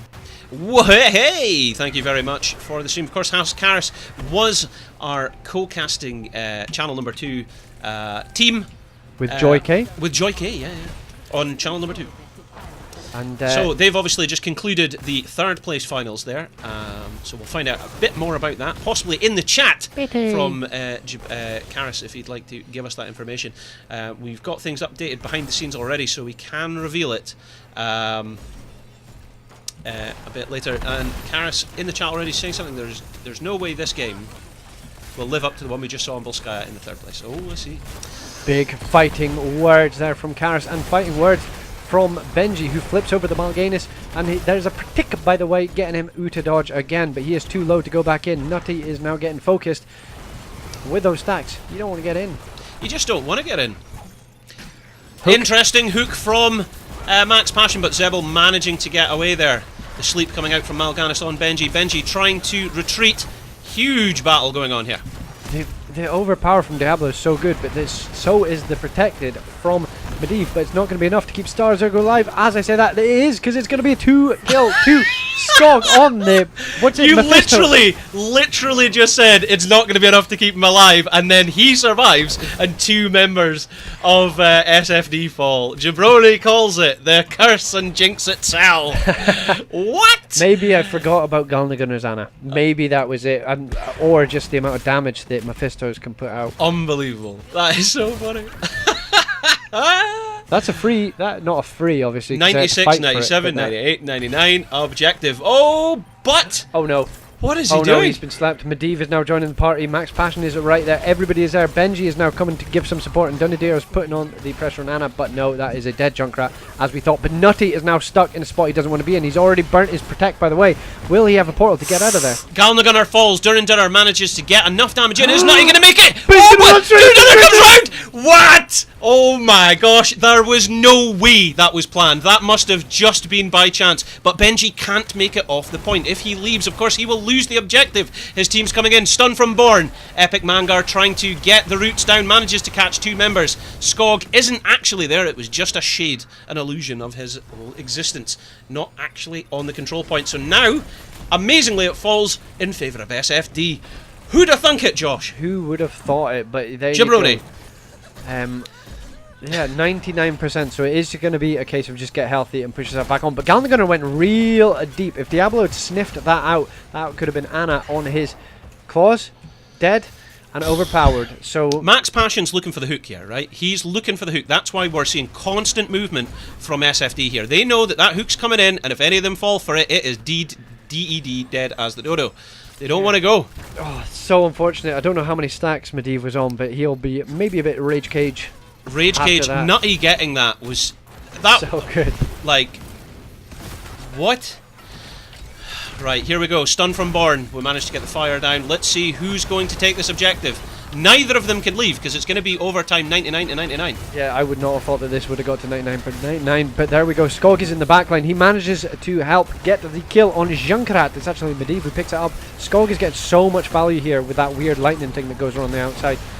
That is indeed a lot of damage. Mangar trying to keep his troops alive. The sleep comes down on Born. I think Born's going to be the next to fall. Durindur is going to be the next, is he? Tracer recalls and is going to try and get away. I don't know if the hook will hit, but Benji is being stuck, getting body blocked, and will fall as well. That's 4 people dead. They do manage to confirm the kill on Tracer. Junkrat, the only one alive right now, and that's going to be a 99% on to 100%, and you get yourself a free protector for all your troubles. And with heroic abilities now falling in favour of Skog support, this is going to be a time to push, and push hard. Oh, there we go. The fist went a bit skew with. A bit skew with. It is Leyline Seal, it is Durance of Hate, it is Putrid Bile, and we're waiting for Mal'Ganis to select his. Is it going to be Carrion Swarm? We've already know it's Nova Boost from Galnagunnar's Anna. And yeah, so you're not getting the... Durance of Hate holding Benji in place, and he is killed! Wow. Durandur's going to need to get out of there. Yep. The traditional way to win, the traditional way to push with the objective is to get the wall, maybe the well, and then change lanes. But they're not even doing that. They're literally just going for the entire fort and then pushing straight behind the next gate and going for that fort. They have 20 seconds left, so now down to 16. They're going to have to clear this bottom wall, sorry, to get out of there safely. 10 seconds left. It's They don't have Stitches the and Sicky cup, Mal'Ganis though, so I mean it's tanky people that can kind of afford to do this, but they take the tower. The well's still up. That is the lifeline for SFD gaming at this stage, I would say. Yeah. That is a bonus that Skog support managed to get that much damage down on the fort, but yeah, there is still one sippy cup. Would you like to introduce the heroic abilities for... I don't think we're going to have time as we move into another team fight here. Leyline Seal coming out and managing to capture 3 people, and there goes the hook onto Mangar. He is absolutely where you don't want to be as Malfurion. And the lightning breath from Diablo goes out, and the ribbon Terran is sued to join. It hits 3 people. Bunkers down, and Benji has jumped back in it, but Born is going to fall. Mangar is going to fall as well. That's 3 people dead. The hook comes in on Durindur, but he manages to recall. He doesn't have any blinks, and he falls down, but manages to drop his pulse bomb, but it was protected by the way. Medivh styling on these pulse bombs. No damage done from it, and Starzerg not taking any damage from it. Very nice play. That's 4-man wipe. This comp is nuts. How nuts is it, Jabroni? It's nutty. What? So yeah, now it gives them free reign maybe to even push in this this objective. That's level 13 to 10. They've got that talent tier advantage. This is looking like a dominant position for Skog support. More so than we've seen out of any series this evening, I would say. But very dominant position indeed. Let's see if SFD can rally behind the troops and see what they can do out of this. So here we go. We've got Benji taking his fortification camp. Oh, they've gone in for the Blaze, but his Blaze, he is very hard to kill. He's popped his Unstoppable that he had just finished at his level 1. I'm pretty sure that is. But Benji is now the main focus. He has been slept and cannot really get out of there. Leyline Seal actually keeping him in place, maybe just to let some cooldowns go off. It's level 13 talents versus level 11, so it's just going to be a retreat if they can. But that Durance of Hate thing that you called has found himself a Benji. In comes the Ripping and Tearing Tire. Good value as it hits at least 3 members of the opposing team. Born trying to get out of the ring. This is insane, the chase that Skog support Teams aren't normally this aggressive. They managed to bait out the lightning breath though. They did, and look at that meat wagon go. So there's only Twilight Dream up on the side of FSD right now, while you get the Mal'Ganis' ulti and Putrid Battle. I don't know the name of Mal'Ganis' ulti. Yeah, this one, of course, is Dark Conversion. This is like a reverse Lifebinder from Alex Straza. Tasty stream, you're asking for the bracket, but this is... we can show you the bracket at the end of it, or you can find it on Battlefy, but this is the best of 5 final between the two teams. Yeah, this is the grand finals themselves. This is possibly the final game as well, depending on how Skog support perform here. They're looking very strong, but the control point is now going to be popped, and there is a Sippy Cup, which is a lifeline for SFD at the top lane. Yeah, they still do have that. They're desperately needing that level 13. That's interesting. I was going to wonder about that. If Diablo manages to get an overpower during the exact second that he teleports back to his body, does he stay with Diablo or does he go back? But he does go back. Yeah, I don't think there's very much that will stop him. Skog support are actually putting the damage down on the bottom lane. While Stitch is gone, Leyline Seal goes out and hits Diablo. That's possibly huge for SFD. If that ley line's not going to be there now... He's using this chance to advance, and the Pulse Bomb goes out onto Skog playing the the Mephisto, and he gets booped back, but there's a portal. You've got Medivh, but there's a root under the portal. The Ribbon Terran goes out, and the red team are just so low that they can't follow suit. Oh no! Down goes Mephisto. Skog manages to be the first to fall from Skog support. Starzerg managing to tank a huge amount of damage. Out comes the Lightning Breath. The Protect as well, keeping people alive. That was a huge Twilight Dream from Mangar, by the way. That confirmed the kill on Mephisto. But Benji looks like he's going to fall. He has not dropped his turret. So that is going to get picked up. But Blaze will fall to the Mal'Ganis during that fight. All the while, in top lane, we can see here that Max Passion was soaking up that objective. Pinged as well. He was getting pinged as you said that. That was crazy. Yeah, crazy he knew thing. he just was trying to show off to our viewers at home how good a job he's doing. He could be doing his taxes. He could have a cat on his desk. Who knows? He could have just been chilling out, doing nothing in that top lane, and he gets himself a protector that he's going to jump into, while Skog support are just putting it in the bot lane, pressuring the bot lane, and doing absolute things to this map. There we go. Starzerg's away to take that bottom four, and it goes. But are we going to see all the action down here, or is the protector going to push into top lane and get keep? In comes the ley line, managed to be dodged by 2 of them. Benji going in, but he's forgetting that his team isn't there to help him. Nutty has been nano boosted, so he's just throwing out this his Qs, his Arcane Rift or whatever it's called, and they are wanting this fight 4v5, and they're actually winning it. The low health pool of Benji, Dunadir and Mangar is showing that. Starzerg is going absolutely nuts with his weird ulti. Skog managed to get the kill. That is massive for Skog support here. Wait, that wasn't even his ulti, Starzerg. He's just going nuts with his Qs. He's just going nuts. Look at the health pools. Leyline Seal, 1 Arcane Rift hits 2 people. Double kill. Headshot. MLG plays from the... Oh no! Skog goes down. He is just trying to troll his opponent here. That was incredible. Max Passion trying to take top keep here. Is it going to be enough? That was very big. Starzerg is unhealthy here, but I'm assuming he's going to try and use his vampire thing to get out. But the shield comes out to keep him alive, actually. I don't know what that talent is that just gave him a massive burst of health as well. Skog calling Nutty out on the chat in front of the audience. Where's my protected? To be fair, Medivh can't be to blame for you tower diving your way in towards a keep with 5% health. That is aggressive plays even by your standard, Forest Monkeys. The Swedes are out in force tonight, but now it's 5v4.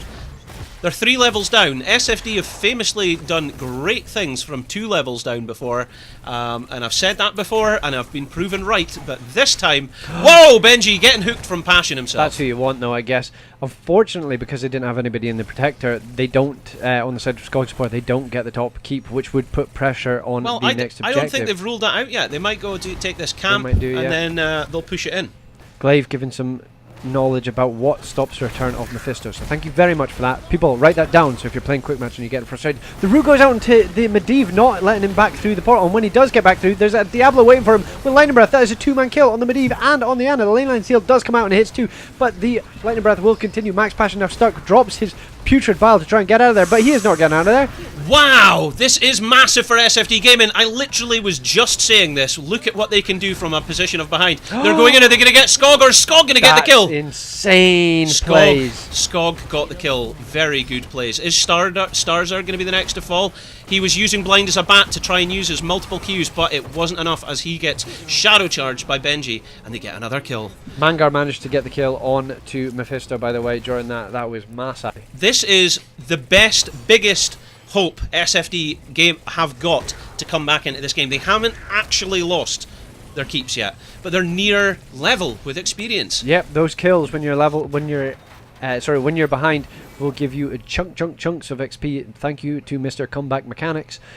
But yeah, this could be quite difficult for Skog support, because now the level discrepancy is a lot less, and you still don't have that keep top lane. So interesting with a K, not a G. Interesting, you see? Putting an extra emphasis on it. Is that like when you say, ask me a question? Asking me a question, yes. Yeah. That's very British. London Giza, mate. The rough baby, somebody pointed out that the Medivh stacks had been completed before he died, but how you doing, brudder? Nice to see you, the rough baby. Welcome to the Twitch chat. We are in game number 3 of our best of 5 grand finals here in the All Hallows Cup. Winner takes all. This is it. If Skog Support manage to complete this game, they may win the cup and take home our first place cash prize. Of course, for making it this far, whoever loses this series will still take second place cash prize as well. So that's very good. Are we seeing a comeback? Someone's asking in the Twitch chat. I just don't know. It could well be happening. Born's not risking anything as he bolts out of there. But Durinder could be under threat from Max Passion here. Oh, and we've got a pause. Benji. The drama thickens. To be fair, at this point, we've got to see, everything being taken. We've got to see everything that you need being done. This is tense stuff, ladies and gentlemen. Tense stuff. As you can see, it has been so exciting that it has brought Halloween back from the dead. It has. I mean, yesterday, if you were watching day 1 of the All Hallows Cup on this channel, you would have seen that we were in black and white as we were transmitting from the ethereal fairy realm. But now that the veil is at its thinnest as we approach the witching hour, we've managed to transfer back through to this realm where we've been broadcasting the All Hallows Cup. And you guys have been with us, and it's been great to have you here, and we're now at the final. But as we say, teams are just calling for a little break here. Because of the lag, not because they're like, hey, I need to sit down. But no, yeah, this could be the comeback, as Glaive has called before. It could be the comeback of the comebacks. Well, I'd like to see it. That's why I backed this team. This is the horse that I backed for this round. Oh, yes. Who are you cheering for in the chat? Let us know. Who do you support? Is there any players that you're particularly fond of? And what did you dress up for at Halloween? Oh, very true. Yeah, let us know.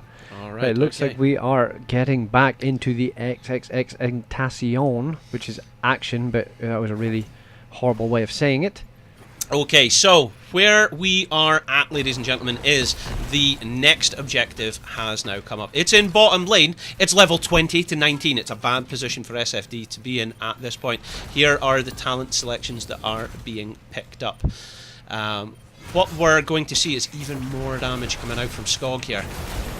And yeah, there we the go. fight is gone. Born has gone deep in. The turrets have been dropped. He has popped his unstoppable, but now he's had to leave with half health. Star Zerg is right in the back line, whapping and whapping and whapping with his Q. The lightning breath goes out, and Bunker has already been dropped and been burned. Nutty has 0 health, gets 1 heal back, thankfully. Skog is right in enemy lines. He's getting focused by 4 people, but he uses himself. He gets to protect, and he's got the shield. Nutty comes in and confirms the kill on Junkrat. Mangar's fallen low to max passion. Benji is fallen super low. Tracer dies. Benji tries to get out of there with 1 shadow charge, but he gets slapped. The leyline seal comes out. It misses, but to great effect, we're managing to get a huge stun from Born. That fortification turret is doing a lot of damage, but it's now all up to Benji to run from the Skog support as the forest monkeys chase him literally halfway down the map to try and confirm this kill. What's that thing? What was that? I don't know what that... Starzard managed to stun him. Here we go. Is he going to make it out? Benji, amazingly still alive. They're not putting everything in on him, I don't think, but you could see the lightning wave or whatever it was trying to do. Galna Gunner doing a little pirouette down here to let everybody know that he is taking the objective. And there you go, top lane is now going to be taking the keep. So that, I'm assuming, is so that they can go bottom lane, walk past the wall, and kill the core with this level 21 19-minute objective. Okay, well, this is it. They still don't have 20, so... But we have just seen... SFD Gaming manage to win a team fight just a moment ago from, what was that, 3 levels down? So let's see what they can do here. This is the most difficult position to fight from. Let's see what they can do. So will they go for the keep, or are they going to go just straight past it and go straight for core, as we saw earlier tonight? It looks like they're going for keep. Maybe they want the XP to get closer to a loot chest. I'm not too sure. Or they don't think that the game's over right In now. comes the Durance of Hate on Benji. Benji taking a fair bit of damage, but his Lightning Breath does come out.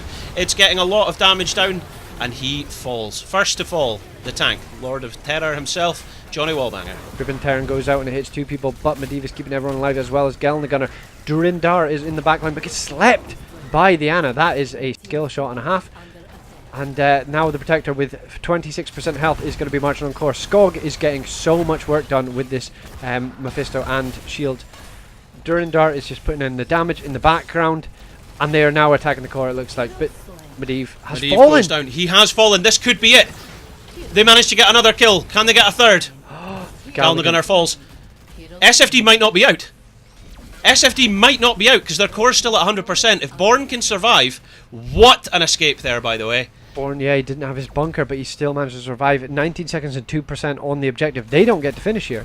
And hopefully, this isn't the throw for Skog support, because everyone knows that level 20 is just who wins the next team fight, and that can completely turn the game. Although they have every fort and every keep back up, it will be difficult to do nothing for 40 seconds until that was that felt at the beginning of that team fight a bit trolly from Skog support, but they paid for it. They have now paid for it because SFD aren't out now. And Brewcoffee EU's pointing out that Starzarg actually managed to heal his opponent slightly by using the Dark Conversion because it went the wrong way. Oh, really? Yeah. Oh, really? Because what you're wanting is you to be really low health and then to convert your health to theirs, and then they have no health. And then you're now full health. But it didn't work like that. But it went the other way. Stun comes out from the Born Star on Blaze, and he's got Blind as a Bat activated. Now he can't see where he's going. That's why he's radically missing everybody. But that's now out of the play. But now he's absolutely on his ones. There is a Medivh here to help him out. The Protect comes out as 5 people on the red team on SFD are chasing. It is now going to be a 5v5 as everyone is back and ready for action. It's as close as they're going to get in terms of level difference. But I mean, look at the amount of takedowns. This is an absolute roller coaster of deaths. It is 31 takedowns to 15. By the way, that is the... The seal comes out, but he gets slept after he's being rooted by Durance of Hate. Damage is going down onto the core. Keep... on the bot lane. Benji is fallen super low and dies. He doesn't have souls. He's dead for 60 seconds. Starzarg is getting chunked by the Tracer, and the Ribbon Terran follows. He is dead. There's no Protect, by the way, from Medivh to help him. This is best case scenario, I think, for... Oh, wow, they went the wrong way. He recalls. He's still alive. Durandar. Oh, there you go. See ya. And Skog has tried to put even more damage down onto the Malfurion. So now there is catapults forming in the bottom lane. They're not making the same mistake twice. It looks like Skog support are coming in for the finish. That is a massive mine, actually. Skog is on his once and dies to the Junkrat. They might not be able to finish again. This could be SFD's second chance. How many lives does this cat have? This is incredible. And this is going to be a bonus for SFD when they respawn, because they're going to respawn full health into a Max Passion Medivh and Ana on the wrong side of the battleground and with no health. Galnagunner has now just fallen. Zebul managed to get an extra kill, but I'm following Max Passion here as Nutty's trying to get him out. Nutty's trying to get him out. Oh my gosh. The Protected, by the way, saves him. We get he is within... Oh! Oh, he's at the Zebul dodges it. He gets the kill! SFD, ladies and gentlemen, are not out of the tournament. This is incredible. I can't believe what we're seeing. What? What is happening here? 400 IQ plays is being called in the chat. Team picking where you should go. Give us a game 4. Let's see it, ladies. Let's see it, man. Let's see it, everybody that's watching. What are we seeing here? This is the All Hallows Cup. This is the Grand Finals. This is SFD Gaming versus the Forest Monkeys themselves, Skog support. And we're going into another objective. I didn't think I'd see it, but I did. There you go. Look at Benji going about on that meat wagon. Blaze is going to be late to this party if... oh no, they're not. Sorry, Medivh has not respawned yet after his falling. And Benji's sniffing They're out thinking at the about doing top. something risky because Yeah. I think they need to take a risk to pull it back in their favour, but they are now splitting. Starzerg could punish them heavily for this. Starzerg's in on Mangar, but Benji manages to steal the camp. Huge plays by him. And now that they've got a siege camp pushing top, SFD have got breathing space to actually fight for this objective. The hook comes out, it misses, that's now on cooldown. Durindur poking away at the front line.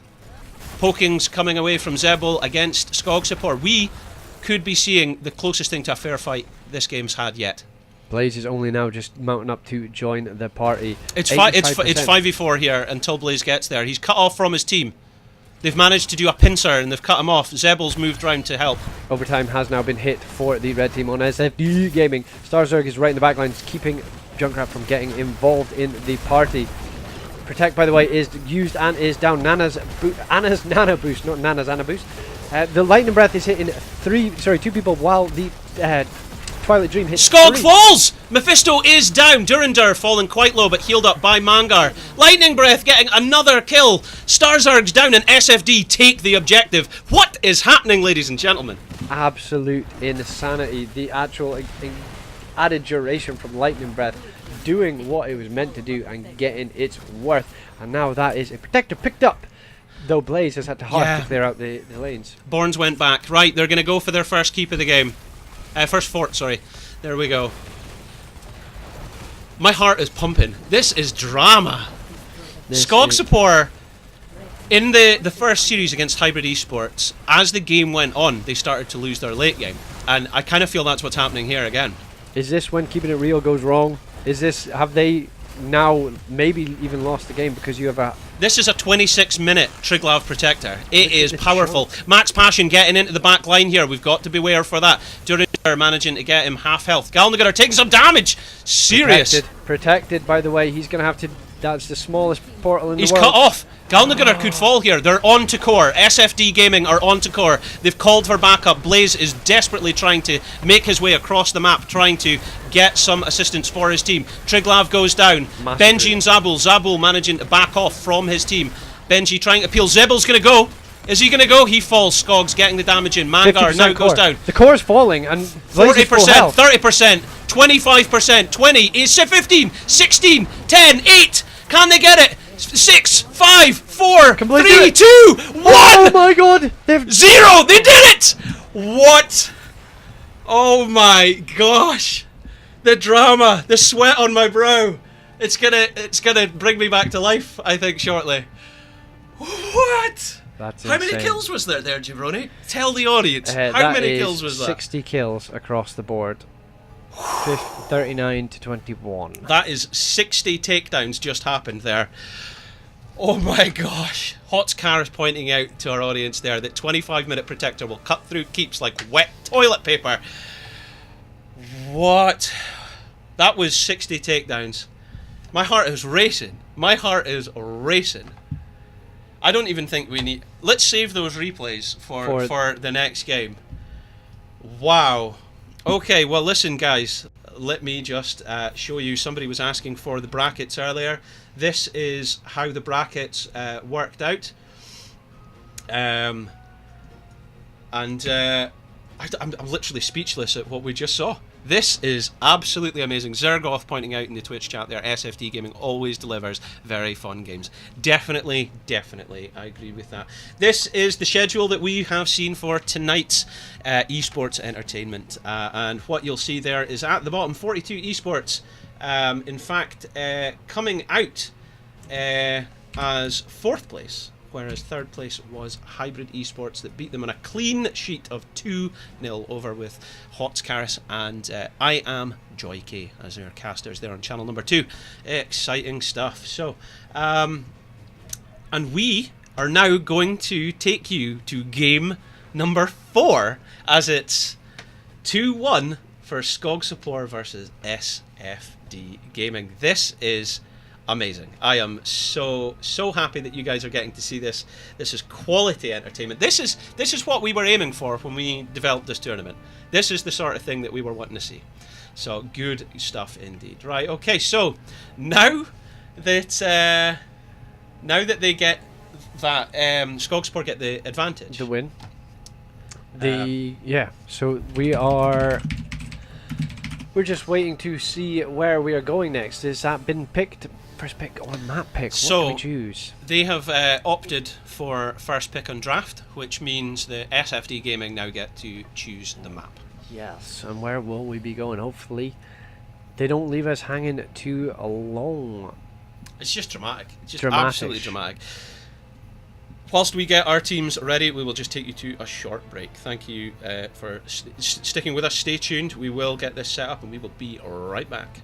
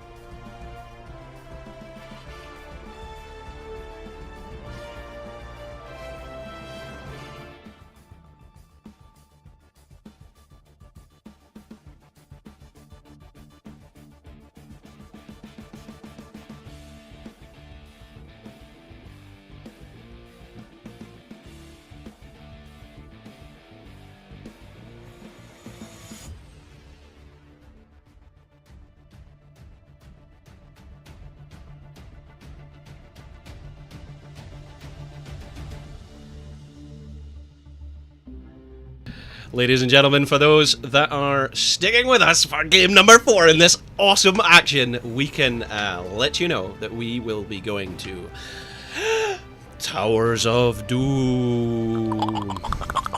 Gravekeeper versus the Raven Lord.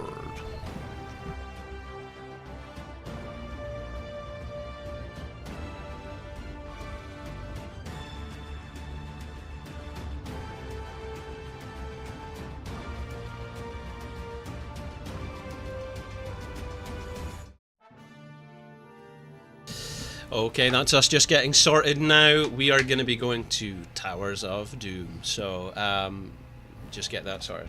I've just realised something as well. Uh-huh. What you should have done is in between every break is you should have been wiping off your costume and become more human as you escape the fairy realm.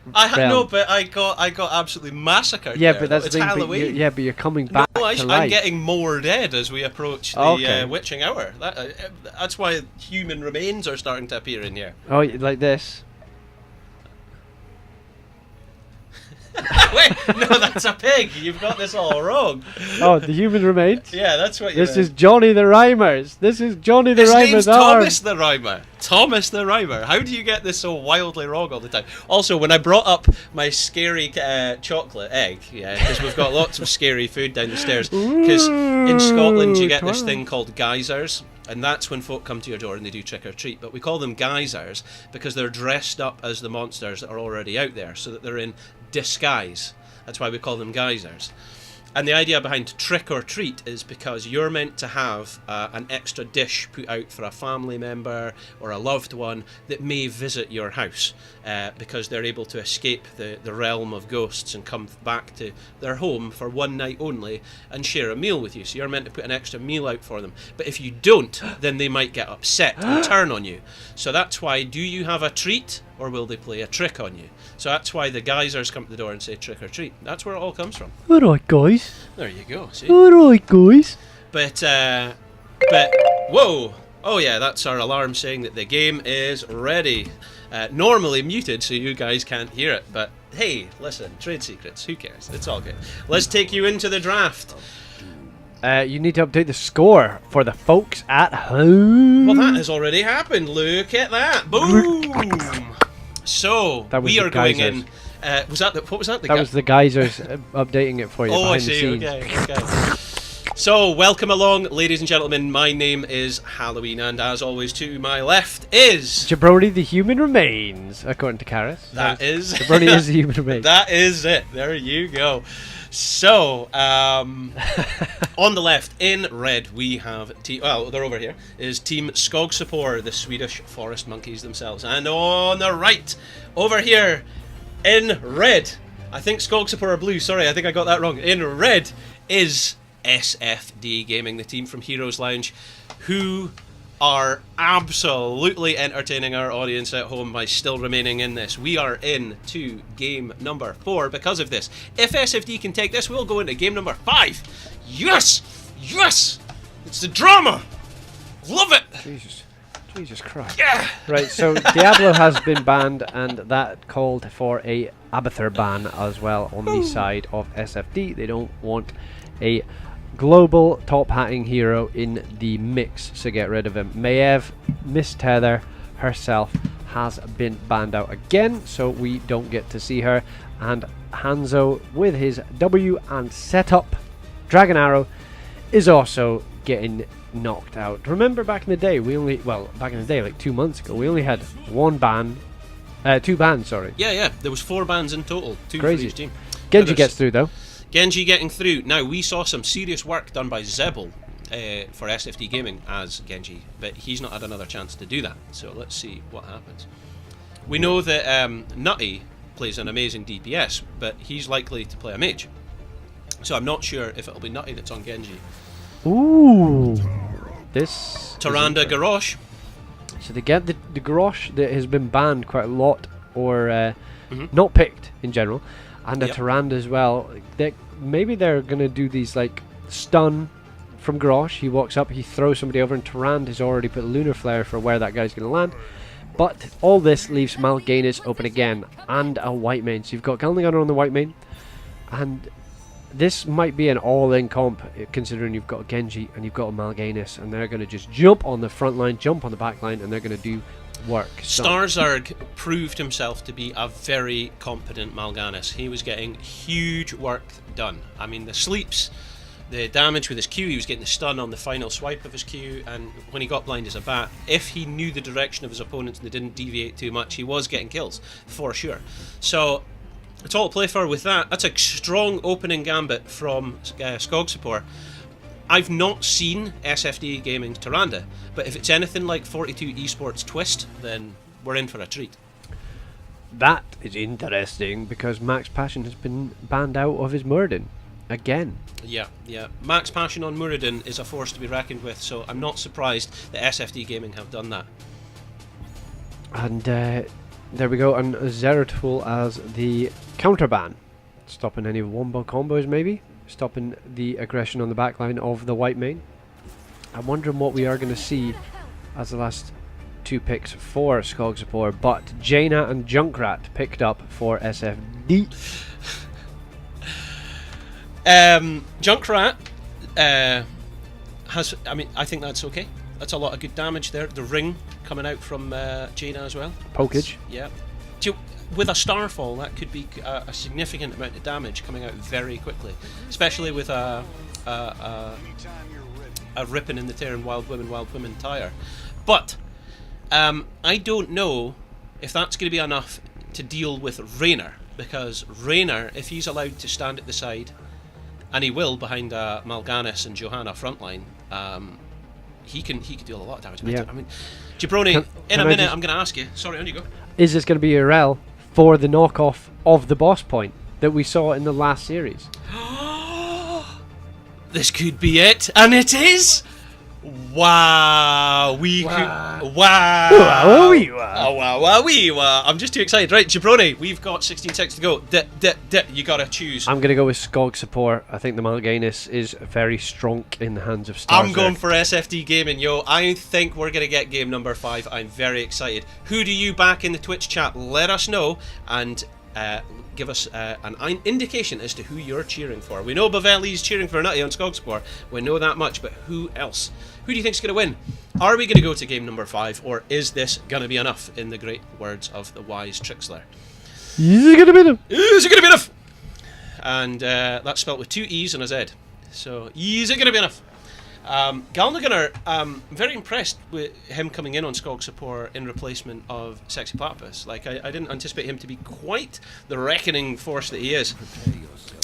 Welcome along, ladies and gentlemen, to game number 4 in a best of 5 series here in the grand finals of the All Hallows Cup. We are rapidly approaching the witching hour, and in the left, in blue, we have Team Skog support. We've got Galnagunner playing White Mane, Max Passion on Johanna, Nutty playing Genji. Sorry, that cut me off because I wasn't too sure. And then we got Skog playing Raynor. Jabroni, would you like to introduce SFD Gaming? Going to be Duradin on Jaina, Zebel on the Junkrat, Benji on Garrosh this time, Mangar on the Tyrande, and Born on Urel. Who could forget about Born? I know, the star of that game. Oh, there goes a massive, what do you call it? Disruption Mine getting Max Passion out of position, but he does have his D to run away with. But now it's Nutty who's the main focus. He still has Bertuk, by the way, and gets Uta there without dying. Let's get a look at those level 1 talents. Anything we see that's unusual there? It's a weird drippy blood looking thing for Mal'Ganis. It's a different from what he went last time. It's normally time to feed, but he's taken Vampiric Aura. There we go. Maybe that's why he was asking before, because that might be the best one against Urel. Well, Hotslog's probably loading a bit faster now. We're seeing a huge combo coming out from Benji, but Epic Mangar has now proven that he can get that combo that we're oh so desperate to see. This Joanna is going to be very good against Mangar's Tyrande, because as you just saw, Tyrande was blinded, cannot auto-attack for the cooldown reduction of her heals. What are you going to do? You're going to have to use spells to get the 1.5 second reduction. I mean, both camps simultaneously being captured by both teams here. Looks like they're both playing real hard. They're try-harding to victory here. Yeah. But there's a cash prize on the line. I mean, why wouldn't you? Cash money. Cash money, buy that merch. Buy that merch. Is that what you were singing? There's more of a break in between his body merch. Free shipping, y'all. It's so bad. Who sings this? Jake Paul. Ladies and gentlemen, let us know in the chat if you've ever heard such madness. If you want to buy that merch, link in the bio. There we go. So it is camp versus camp. Benji versus Max Passion. The throw goes out, but so does the Unstoppable. But Max Passion manages to dodge the lunar flare of Mangar. And Genji says, I'm Nutty and I'm going to join this party. Nutty's getting some work done, yo. He wants to get that Benji. I mean, Benji is the target of choice for Skog support. They managed to get their Sapper's camp in, it looks like. Ooh. Nice one, Jaina, using the Blizzard to kill off the Sapper. So only one got through, I believe, with my eyes. Both teams now reaching level 4. Soft cleanse for Tyrande, by the way. Probably the valuable thing to take against the sleeps and things that's going to be coming out from Mal'Ganis. There's something going on mid. And they found themselves a Urel, but it is a Urel, so she will get away. Genji's going up top, maybe to help clear out the camp, as in take the camp, not clear the camp, so they can add some pressure to the top lane. Let's see what we get here. Next 15 seconds, the triple altar phase will activate, and we're going to see the first real indication of someone taking the lead. Because both teams are neck and neck, and everyone is still alive at this point. 2 at the bottom, and it's going to be 3 in the top for the side of Skog support here. Are they just going to poke this to try and stop them? Uh-oh, Raynor and White Mane are down, thrown to the Wolves. They're going to try and get out of there. It's definitely going to be a cap for Mangar, but I do wonder what has been done top lane. Oh no, it's not, because Genji spent all that time getting to the bottom lane. Mal'Ganis is going to cap the top left, and everyone is going to join, apart from Mal'Ganis and Yrel. It's going to be a 4v4 in the bottom lane, and it's anyone's game for who's going to cap it. Absolutely. This is real drama right here. Real deal. Bengi is getting pushed back. He is getting armor as he loses his health, but it's not very nice if you're playing against spell damage hero like Mangar goes down. Mangar goes down with a swift strike of a Genji. The toss goes out into Starzerg, but it doesn't actually put him over the wall, unfortunately. And it is a picked, capped, everything above for Skogsipor. Benji's still fancying it. Or he just wanted a globe for Jaina. No. He's a bro, that's what you want to do as a tank. As a Jaina, you don't want to walk into that minion wave to get that one globe that you need. So nice one from Benji, recognizing that.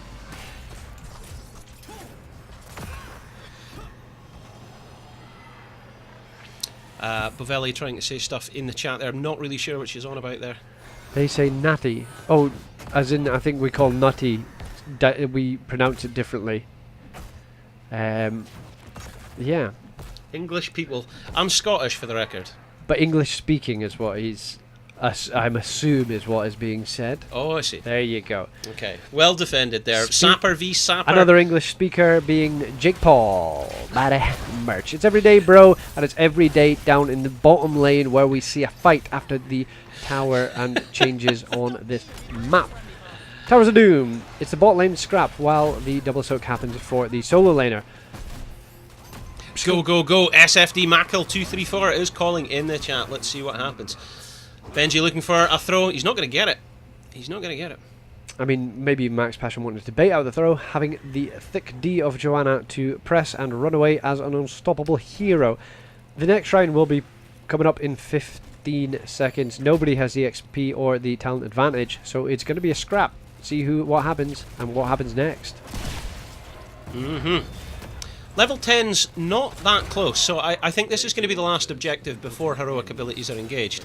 Gallantly Gunner starts to cap. Owl defends. In comes the Junkrat poke from Zebul.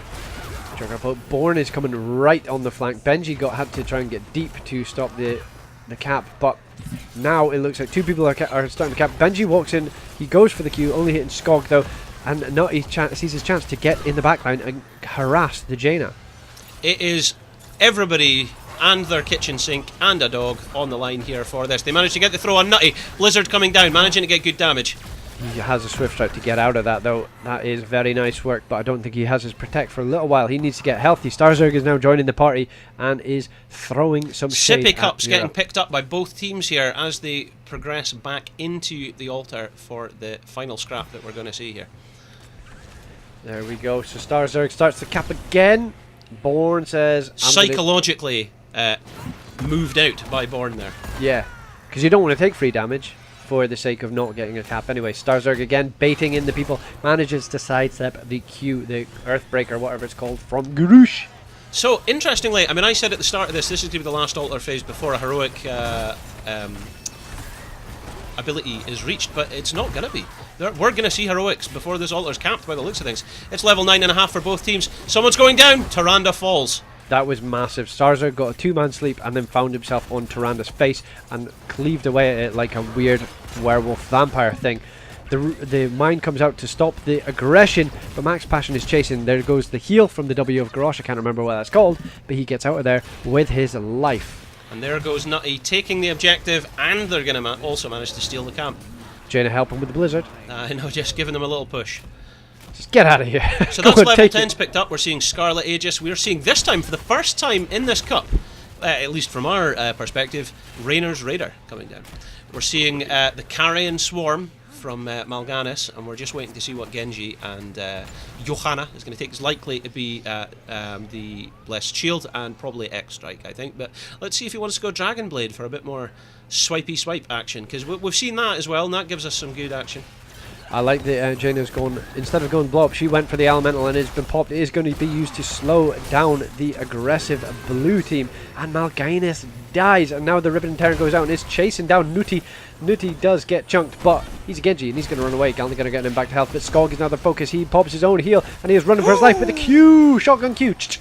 Massive shotgun blast from Durandar there, who manages to confirm the kill against Skog. SFD are still in this. They are in this. This core points don't show the full story because I mean you can get down to one tick of your health on core and still come back to win the game. So it definitely is early days, early doors, early scores. Early doors, early scores. Georgie Doors tells us floors. The scores. Oh 36-28. yeah. I couldn't rhyme this up. Definitely not Johnny the Rhymer. I'm not. from It's the Thomas the Rhymer. Get it right, jabroni. If you're gonna talk about historical non-fiction characters, you've got to get their names right. Very nice. I didn't know that the Galna Gunner's mount had the cat on it.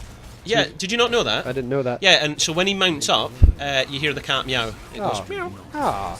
Max Passion is the focus. He's going to get slowed by the War Elemental and is going to take a Lunar Flare to the Dish, Dome, and all of the above. Benji is aggressive, and the mine is able to be placed in a state that it does not allow the Skog support team to progress south the way.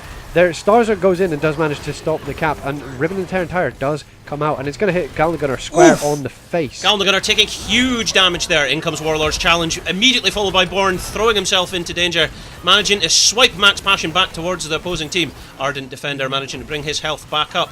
Carrion Swarm throws Starzarg into danger. Is he going to make it out? Is it going to be enough? Jabroni? He manages to get out, unfortunately. For them, he managed to get knocked away from the blizzard, it looks like, but Max Passion is being a sneaky little tank and manages the cap. Oh my word, is this going to be enough? Nutty's surely going to fall there. He's the first to go, but one life for the objective is probably worthwhile. That was nearly a reset on the Genji, so you've got to feel for Nutty, but unfortunately, death awaits for the Genjo. Death awaits. That's what we're seeing here. What a good team, SFT. Wow.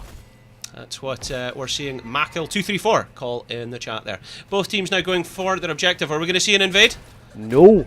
Is it going to be enough? That's your answer right there. There is no invade. Sapper Camp versus Sapper Camp. Fighting it out to the death of the Sapper Camp. And again, the bottom lane aggression from both teams. So Genji is going to go soak mid, while Urel goes for the double soak because she has that weird Mount Horse thing at level 7. Elemental dropped, and it is warranted a D. So that's interesting, yeah. I mean, we haven't discussed the heroic abilities selected by SFD there. We've got Warlord's Challenge, Ribbon and Tear and Tire. We've got this. Oh, what a stun on Passion there. And he's still getting slowed, but he will not have his throw on Galna Gunner. In comes the Ribbon in the Tear and Tire, and it detonates, absolutely wiping any existence of Galna Gunner from the map. That was a beautiful ice block from Dura Dinar, and then there goes into the fray, I'm pretty sure it's called, to get him out of there from Benji. Benji being a bro. Max Passion is still very unhealthy, but yeah, even a Scarlet Aegis wasn't enough to save Whitemane from insta-death. Absolutely.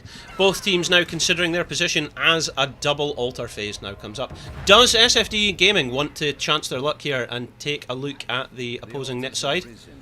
What do you think? Starzerg is just going to want to stop, and he's the man for it with this sleep. Is he going to? Yeah, he passes through. Passes through the sleep. No, he doesn't get the cap off though. Oh! Huge lunar flare coming out from Tyrande. Carrion Swarm being deployed to try and zone out the enemy by Starzerg. Shotguns coming out from Duradur. So Nutty's starting the camp. It's interrupted by Mangar. There's only Warlord Challenge, but it is enough when you flip over the Dreadlord or whatever his name is in Starzerg. But Starzerg's managed to stay alive for so long. The fight between Jaina and Genji is raging on, and it's actually the boss that confirms the kill. Argent Defender has been capped, but Tyrande has fallen as well. That's 2 for nobody. Galna Gunner has done an amazing job with his support there. He managed to basically take his team from Death's Door and pull them right back up into Healy Boy City. Very, very nice.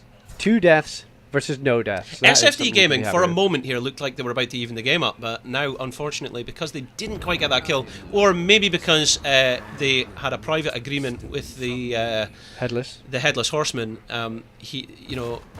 Skog support managed to get that kill on Jaina. Yeah. I wonder what kind of private agreement you've got to do to get that, especially on Halloween of all days. Yeah, you could give him something. The head that he's missing. Yes, you could do that. You almost tricked me into it. That was bad. That was bad. There's a big scrap going down the bottom. I'm missing everything because it's just too much. Max Passion has been found out, and I'm assuming he doesn't have his Unstoppable. There goes the Scarlet Aegis to try and keep him alive, but it is too little too late, and Galnagunner is going to be chased down with the ribbon tear and Bjorn his face, and there's a Q Earthbreaker or Earth Shatter or whatever it's called from Benji, making sure that Galnagunner is Galnagoner. Galnagoner. Oh my word. There we go. So this camp's going to be picked up. I'd like to point out that the top fort looks like it's going to fall imminently against Starzerg and Nuti in the top lane there. I'm going to try different variations of saying his name in case I accidentally get it right in the Swedish vernacular that it must be. In comes a Sapper camp. It's going to try and even up the potential for SFD Gaming to get bottom tower. It's 16 to 16. Let's get a look at those talents. Yep, we are looking at those talents.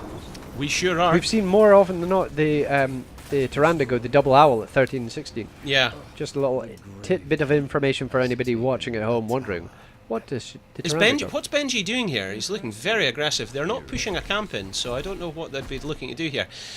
We've got a triple altar phase here, so neither team can afford to miss out on two of them here. So what are we going to see? I mean, this could be for Skog Support to try and close it out with Nutty jumping right in, but Born, not Bjorn, follows, jumping over the wall, gets slapped. What an incredible timing of an owl coming in from Tyrande there. Mangar just couldn't have been any more on point with that owl.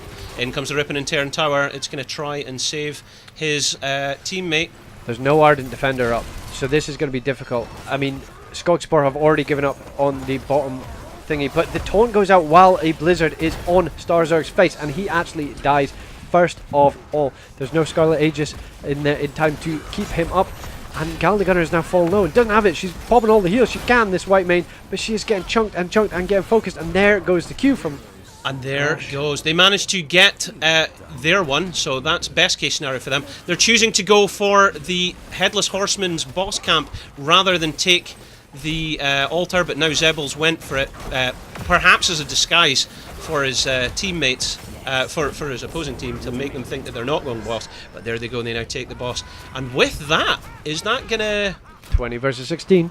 That's pulling it right back into a close game here. Yeah. Wow.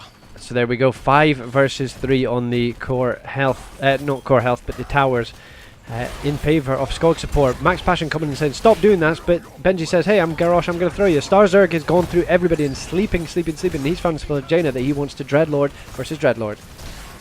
Well, she's not a Dreadlord just now. But she's got the skin, but the taunt goes out on the Genji who was Dragon Blading during all that discussion of Dreadlords and not Dreadlords, and that is one dead Genji, but Jaina does fall in the process. Bjorn gets into the fray, out of the fray. Benji taking a lot of damage, but of course he gains armour as his health goes down, and that is possibly his saving grace. He's going to go. Big root from Galnagunner there. That is Garrosh dead. 2 dead. You've got your main damage dealer in Jaina and your main warrior, all for the trade of a Genji, which will allow bottom lane camps to be stolen. And that camp is now being stolen, as you called it. It's 18 to 19. It is 6 takedowns to 9. It's still quite a close game. It is a close game. Yeah, that is crazy that they are in the lead. It must be Urel doing this double soak with her quick horse thing. Her divine steed. Divine steed, quick horse. Quick horse, divine steed. Shadowfax. Oh, Mangar was trying to stop this upper camp from hitting, got it so low, but then it turned and said, I'm going to go... No, he did. He got one of them. Oh, did he? Yeah. Very nicely done then.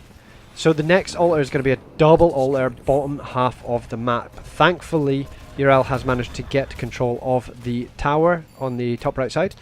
So it's going to be 4v4, but Nutty is in the position to cap... but he's going to be spewing because there was no owl caught by Joanna. And interestingly though, he gets it! He actually gets it. And now his team are in a bit of an unusual position, but they've managed to zone out bottom lane. Is Galnagunner going to fall? Scarlet Aegis coming in to protect him. Oh my that made God. all the difference. Huge Scarlet Aegis there. And that is Jaina. Sorry, Tyrande does manage to get the kill, which not get the kill, get the cap. Yeah. Altar selected. So that is now 16 to 12. It is still anyone's game, but level 20 is already selected on the side of SFD. They're just gonna run it down bot. Looks like they are. Wintermute. Is that Wintermute? Is that what they call it? The upgraded water elemental. Wintermute increases the cast range of water elemental by 50%. And the double throw for Garoosh. My gosh, this is tense stuff. So Skogspor are going to try and defend for as long as they can, but they just hope that nobody from SFD jumps past this fort as soon as it's down and goes in for 19. Looks like it's not going to go. I mean, they had the minions there, but Skogspor decided to clear the minions. Starzerg's going deep. Wow! What a dodge. Used his Q to evade. Very, very nicely done. And Genji is helping them tick closer on the side of Skogspor to level 20. But the Blizzard from Jaina is going to help confirm this bottom fort. Here we go. SFD Gaming for... Starzerg gets rooted and taunted after getting tossed. He is out of there, completely dead. The Riven Terror goes out and is trying to find Galen the Gunner, who gets stunned into death. Now remember, at this stage in the game, 20 minutes in, those death timers are massive. So you do not want to be fallen, especially during a team fight outside of an objective, so close to an objective. So that means 5 are going to be up inside of SFD Gaming, whilst only 3 are going to be alive during this next altar, and 5 towers are in favour of SFD. I think it's going to be 6 because of the focus that SFD have put into the mid lane. They're going to go for the 6. Urel's going to mount up on this weird Divine Steed thing and get right into position. Are they going to get it in time? This is crucial moments here. They get... Is it going to show us 6? It shows us 6, and they get it just in time. So close with the blind. That's so unfortunate for him. Rainer's going to try and clear it out, but now Max Passion is stuck where he doesn't want to be. He pops his unstoppable, but hopefully can get out of there before it expels. He does Unbelievable! But his indestructible is now activated. But you can be indestructible, but you are still body blockable. And that is one dead Joanna for 60 seconds. This is just opening up the map for SFD. They could make a reverse sweep comeback of this series, and it comes right now because you have live on Halloween Heroes. Remember to click follow, like and subscribe in the corner. Whatever corner it may be, you are helping the European community here. This is the top amateur teams here in Europe outside of the HGC, and this is the place to be to test their mettle, and it is exciting stuff to see this drama. I'm going to hit a PogChamp in the chat. There you go. Lifeline for Skogspor is it looks like top right tower is going to fall soon enough, but they do lose sappers in the bottom lane. That is, I don't know how many jumped across, but now there's 3 more sappers away to join the party. Here's the thing, there is 2 altars at the next phase, and Johanna's still not alive, right?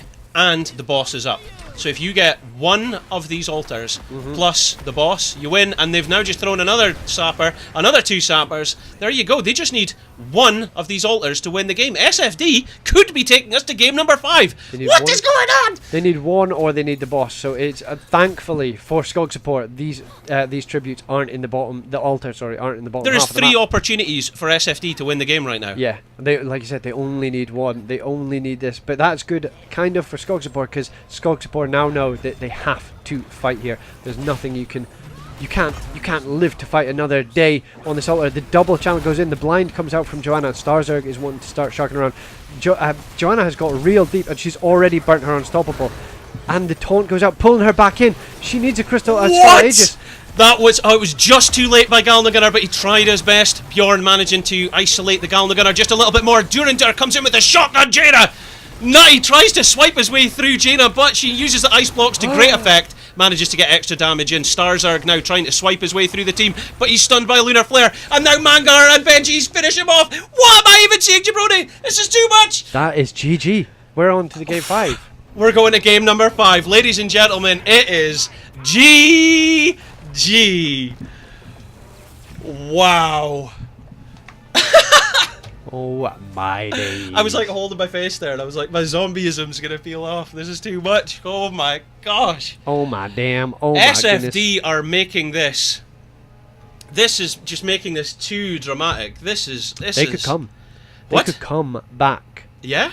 They could come back, and this could be an SFD reverse sweep, and it all would stem from a Volskaya game where it looked a bit suspect. Maybe Mimi, as in like the Mephisto jumping the wall to try and confirm a kill and stuff like that. So this is massive. This is the rally that SFD needed, and they're feeling good. They're feeling hot. They're feeling not horny, but their feet. I was trying to get it hot. They're ramped up. They're ramped up. Yeah.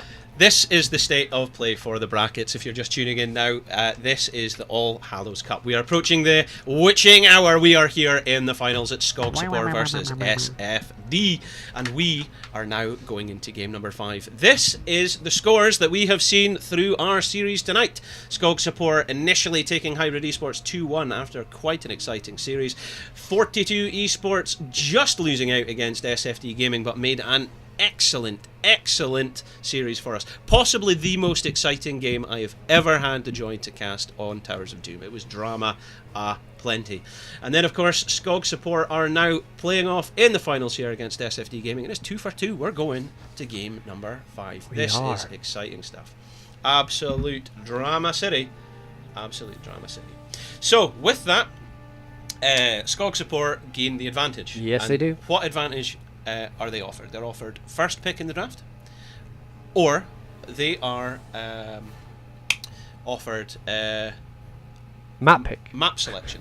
Sorry, I'm struggling because I'm getting a lot of information presented to me at once by people. So what have they opted for? They have opted for first pick, and as you can see in the chat, you've got royalty in the chat. You've got Durinder, who is claiming to be the Jaina from that last game, and usernames do match up. So Jaina, nice cool-headed plays to keep your team in this series and get it to a final game 5 in the best of 5. That's it. Glaive pointing out Skog Support. It's exciting stuff, but you do now actually need to win it. That's what he's saying. What face is that? What emote is that? That's you like that emote? It's Chris positive. Okay. That's so good. That's good. Absolutely. We need to sort out the emotes for subscribers on the Halloween Heroes one, because you were going to try and do one with a Scottish kind of Braveheart blue face on me, which was going to be ridiculous. Let us know what you'd like to see. Would you like to see a jabroni flex? Can you give us a flex? I'm a bit wired out. Give us try and lift that thing from up there then. I can't right now. I'm maybe at the end of this. It depends how hype it gets. Is this one? Huh? Is that one? You got to lift that one. Get this. There we go. There we go. Wait, no. There you go. Pull yourself up from on the top of the the screen, the frame. Give the man a hand. Where's the hand? I'll pass it behind me so nobody knows. Okay, there we go. I'll just try and... hang on. No, I've totally ruined it. There you go. Just take that away. I'll take this away. There we go. Okay, so we're going to game number 5. Thanks, we're losing our minds here. It is... Yes! Come on, bro! Let the audience know where we're going. We are going to the best map in the game. We are going to Cursed Hollow, the Halloween Spectacular. And he says, of course, because it's Halloween. Absolutely quality getting behind the meme entertainment here by SFD Gaming. So this is good stuff. So we're going to be going there. We are going to be going there, and that has made me a rejuvenated caster. Well, I'm going to rejuvenate myself right now. Let's do it, yeah. I'm not going to pop another one, because where we are, it's 3 in the morning. Well, no, I don't want one. Oh, yeah. It's 3 in the morning where we are. Oh, is that oh my gosh. But yeah, this is. I'm so happy for this because. Yeah, yesterday we got a host from Bad Benny. We got a tweet from Bad Benny. We got a tweet from Breeze. We got a tweet from Quacknix. We got all-round support. Our Reddit post got something like 18,500 views. We've had hundreds of viewers come across our 2 channels for the support of this. It's been massive, right? I am so delighted that we are now going down the wire to game number 5 for our grand finals here. And it's Cursed Hollow. And we're finishing up on Cursed Hollow. So that's where you like to finish. So yeah, we've got Max Passion, Starzerg, Skog, Nutty, Galnagunner up against Born Zebel, Benji, Durinder, and Mangar of SFD Gaming. What are we going to see here now? It's anybody's game. Yep. And this is going to be how it's going to end, and then we're going to get our interview with our winner. Exciting stuff. I'm looking forward to it. Yes. So we have seen in the past, we've seen hammer comps, we've seen hands-out comps, we've seen a lot of different comparonies, and that's why people like this map, but because it opens up for different metas. Because it's such a big map, there's a team fight objective, and yeah, you can out macro people and you can out team fight them. So I like this map. It's Halloweeny. There's a Raven Lord involved, carrying on from the Towers of Doom game we've just seen, which was Hyperuni. And, yeah. Yeah. Here we go. Game number 5. It is Cursed Hollow, Skogsupor, SFD Gaming. Who is going to take the finals? Here we go. Who is going to take the finals? Here we go. I was just waiting for you to say it. Welcome along. My name is Halloween. You are watching live here on Halloween Heroes, the All Hallows Cup. Number 2 Grand Finals, featuring on the left in blue Skogsupor and on the right in red SFD Gaming, the team coming up out of Heroes Lounge. They're going to be competing in the next season in EU for Heroes Lounge. Exciting stuff. Who's going to take home the first place cash prize? Yes. Exciting stuff. We're here for the draft. We're here for the draft. Lord of Terror, Johnny Wallbanger. Yeah, I wish I could say I'm surprised, but we've seen him banned more often than played, probably, maybe. So he is the first ban. Now it is life. It's life team. What's it? Match point on the line is what I'm trying to say. So everyone is going to get their thinking caps on when it comes to the draft. Abathur has been banned as well because he opens teams up for horrible things to be done to you. You know, you can get Samurai comps, he can soak lanes while everyone's fighting over the objective, and he can just be everywhere by giving you a top hat, which helps you win the game. Skogsupor say, hey, we don't want to play Mal'Ganis again, so we're going to ban him out, like. Who do you think will see? So, do you think that the Mal'Ganis ban is a good idea? Or you just don't want to play against him? Or what? Because the only people who have played him in this tournament so far that we have witnessed has been Skogsupor. And I'll just answer myself back as this man is typing bag of memes. Bag of memes, bag of memes. There's nothing wrong with some bag of memes. So yeah, so Mal'Ganis has been banned and so has Maiev. So Maiev still has her participation rate. That is interesting because Mal'Ganis has been played twice now by Skogsupor and he's lost. That gives 100% loss rate for Mal'Ganis in the All Hallows Cup. Just an interesting statistic to note there for any viewers that are watching. Yeah. Maiev being banned out, Abathur being banned out, they're pretty reasonable bans that you would come to expect. Genji getting picked up first pick makes a lot of sense. But that leaves open the Hanzo. Don't call his name. Don't call his name. I won't then. It's Alejandro. Halafanzo. And so Halloween. yeah, the Shimada brothers are going against each other, not to be confused with Bobby Shimada. But the Dahaka is an interesting pickup because you now have a global that forces a response from Skogsupor. Do they go a global in Falstad, where you might not be as confident? Here we go. Now, we've been waiting for this all series. Max Passion showing it off as his tank main, as Murden. Yeah, he'll be happy. He gets the bronze this, beard, I assume, and Urel as well, the solo laner of all solo laners. SFD Gaming have got a lot of work done with Urel, so it's interesting to see that now being taken out of their hands and used against them. Yes. Dahaka being picked up obviously does give SFD Gaming the global ability, the experience soak, a possible experience advantage. It also gives them a really good team fight ability if they land the skill shot with the tongue. But I'm just not sure if that's as good as the value that we've been seeing out of Urel. Zeratul being banned out. If somebody in the chat better than me can describe why that is that because the Zeratul can shark around, Q somebody, and Genji can then instantly slide onto them? Is that just to stop the insta blow up of your backline? Because we've now seen in the last 2 games Zeratul banned out as the last ban. Garrosh has also been banned out, which stops SFD or Sifidit Gaming from getting maybe the tank that they wanted, because he was doing work, son, with that Garrosh last game, leaving over the Nubarak and the Tyrande again, though. I'm not surprised by Tyrande. They were getting excellent stuns with the Lunar Flare. Almost as good as Twist from 42 Esports. However, the Anubarak, they've got an escape, they've got an engage. I just don't know if it's as good. Are you mocking me, sir? Are you mocking me? What? Oh my gosh. I just don't know if it's as good a counter. But, I mean, would Johanna make sense here? I don't know. Especially now that they knew that the Ming was coming.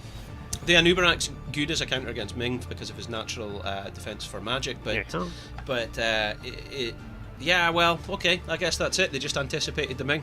But Galnagunner on the Rhaegar, even though Anna's up, so maybe there's something we don't know that they know. They've got a risky composition here. Or they maybe want to all in, help get a reset for Ming, and she can just go popping off. But what is the last pick for Civid Gaming? Thrall. This is an unusual composition for both teams. We've not seen this quite played out in this form. Jabroni, decision time. Whose draft do you prefer and why? I think I'm gonna go with SFD Gaming because all this melee into a Rhaegar healer.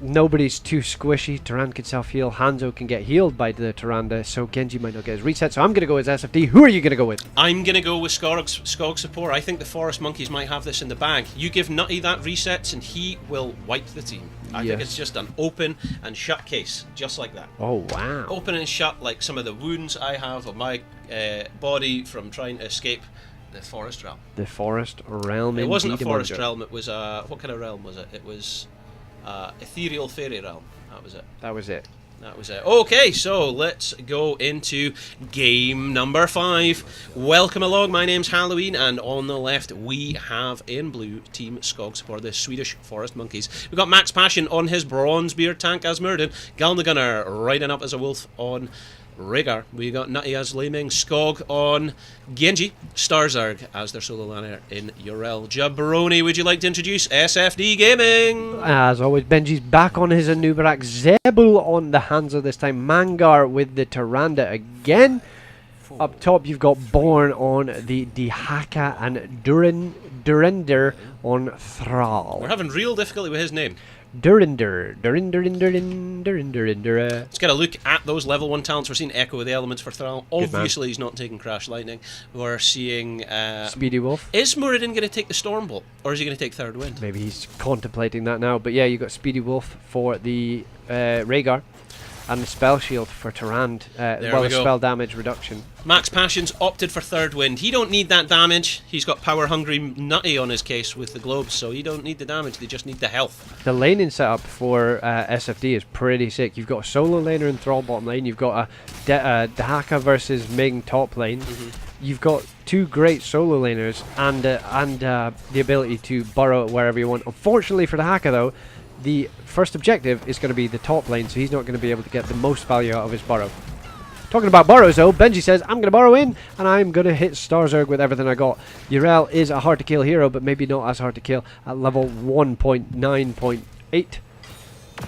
Well, it's only 1 minute into the game, if that's what you're getting at.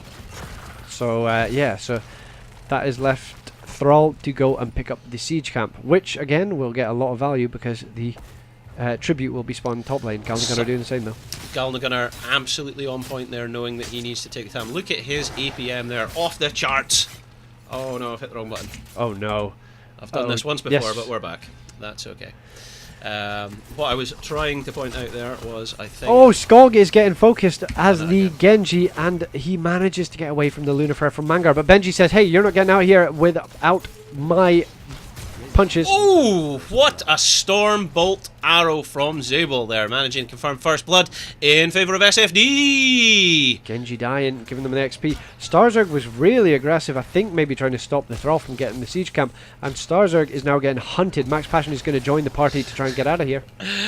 Hot Scaris has finally said the thing that I've been thinking in my head all night, but will Durandarander dance into the fire? Brilliant. I don't get it. It's Duran Duran, the band. I don't know. Yeah, well, that is a song by Duran Duran that I would never have known was by Duran Duran. Oh, okay. Well, you've got to get in with your popular 80s music. Interestingly, we're seeing a hard camp getting picked up by Skog. Hard? Hard camp. Hard camp is getting picked up. Level 4 is indeed Amundo. Straight W build. We've got that extra healy from Rhaegar, meaning that he'll be able to save some of his mana. Mangar gets a Mass Eye stun on Max Passion. Actually, that's a point, by the way. Yes, he did. That's fine. That's going to help him farm that. And I don't know the cooldown of the Healing Ward, but that will not be up for the next tribute, I'm assuming, because it's probably got a longer cooldown than 10 seconds of tribute spawning. It's 30 seconds, I think. It's not quite as bad. But the tribute's up in like 10, and they're all over it. Skog not wasting any time in starting the cap. Looks like SFD are just opting not to take it, but interestingly they've got a big fight in bottom lane. They're really pushing this bottom lane. Are they trying to open this up as a win condition for later on, do you think? Oh, you've got a Bernie Boy Hanzo who can absolutely chunk down the boss, so possibly. But yeah, that was quite a First call tribute falling in favour of Skog to go and push in with the siege camp. And yeah, now it's warranted a response. Genji and Rhaegar Targaryen are joining the party. It's going to be a 3v3 in the bot lane. I think that shows that Genji is in the bush because the Galna Gunner's heal. It's linked to Zarzurg and then it went off to somebody in a bush. So they know that there was a potential gank. Yes, Duran. Duran going for the hard camp. I would have here as gone well. with the Rio one. His name is... Durandur. Yeah, his name is... Durandur. And he dances on the sand. Is that another song by them? That's Duran.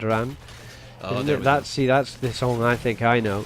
But okay, back to Lech game. Well, speaking of somebody else that's hungry like the wolf, we've got Galna Gunner getting ready at the next tribute. But Born's they're going to get a pocket. kill. Are they going to get this kill? This could be turning the tide for this objective. Dahaka falls. That is absolutely massive for Skog support, putting them into a powerful position. So it's going to likely be 2-3 here in tributes, because why would SFD compete for this now? They could. Are they going to delay That's it? the thing, yeah, delay it for... Unfortunately, they didn't manage to... They overlapped their delays. Yeah. But if they can stop Galna Gunner from capping... There we go. Nutty's fallen super low. Nutty's one tick away from hell. He was one ability from dying, and now Dahaka can come and join the party. But Durindarar is dead. Dead. And Epic is now the focus. He's getting chased down by Genji. Starzerg on the URL, as well as the Rhaegar, and that is Deed. His stars are going to fall. Is he going to be enough? He gets away with literally less than 10 health. That is incredible. 3 kills, and all this is good for Nutty on the main, getting reset after reset. He's after going reset. for it as well. I can't believe stars. If an owl comes in, he'll die. The Tyranna's dead. An Uberak goes. Yeah, well, that's what I mean. Like, had he been alive, Uh-huh. an owl comes in, he's dead. But he had that little health. Well done to Skogspor for taking 2-0 in terms of tributes. Twanut. They're a level ahead, full level ahead as well. Yeah, this is not ideal if you are SFD or an SFD fan. But as you have seen over the last 4 games, these are the comeback kings, kind of, because it's a reverse sweep. But now it is difficult. You're half a level away from level 10 if you are Skog support. How do you contest this if they hit level 10 and you are SFD? What do you do? Find out now. Find out next. Well, it's going to be level 10. They're going to have heroic abilities. You can't really compete for this, which is a dire state of events, because they can't afford this. It's No. going to be a curse. This is going to be a curse, and it's just going to be damage control. Everybody from Skog support has joined the They're all in brigade. striking distance. Yes. The only one that's not there is Dahaka. He's going to be coming down. 10's coming down. We've got Avatar, Ardent Defender. We've got Dragon Blade. We've got the Disintegrate, and we've got the Ancestral Healing. So are they just trying to poke out and make it last as long as possible? Yeah, I think that's it. They're not. I don't think they're planning on getting level 10, but they're just going to try and poke and poke and poke, because it at least helps with the defense if they can keep the curse. He's too alive. slow. Oh, he was so close.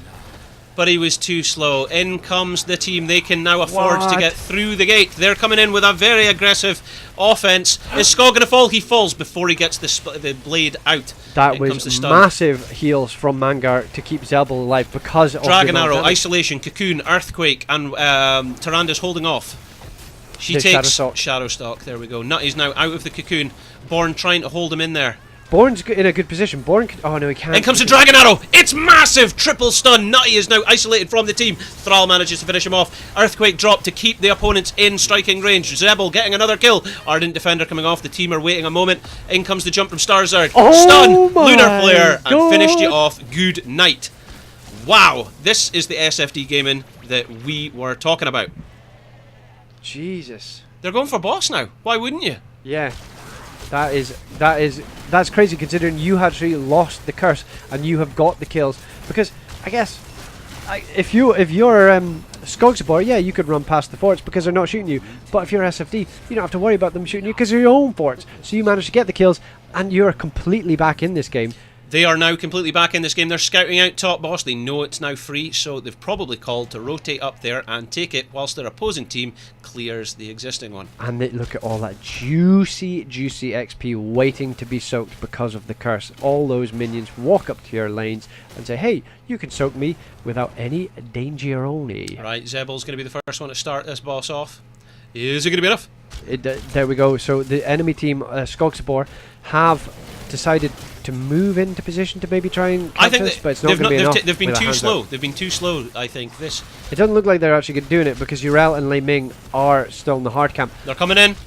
Just too slow. Hanzo value there. You've got double boss there, completely removed from the map, and you can get yourself a hard camp to push in the lanes. This is looking pretty good for SFD, considering they lost the first curse completely. Completely lost that curse. They're back in the game because of that. It wasn't a team wipe, but a very good team fight by them. This is still anybody's game. This is grand final 5th game worthy. This is good. Yeah, this is not a stomp. This is not an 8-minute map. This is a fight, and the route even goes out into Galnagunner. Boss throwing out the boss BM right there. Boss BM. Give me my leet. Oh, Urel has been found by Durandurar. She's still got the jump. Out comes the wings. There it goes. They're just going to warrant a response. Max Passion is coming down to follow. Benji has dived the tower because he has his bells. His beetles. Ardent Defender has gone out, and that is a huge cooldown to use. That's great. Taking that out of the fight is powerful for SFD, but Skogsabor have proven that their initial team fight is still good enough. Starzarg, why is he not retreating? Very aggressive play by him, indeed. Urel is hard to kill. One of those hard to kill heroes.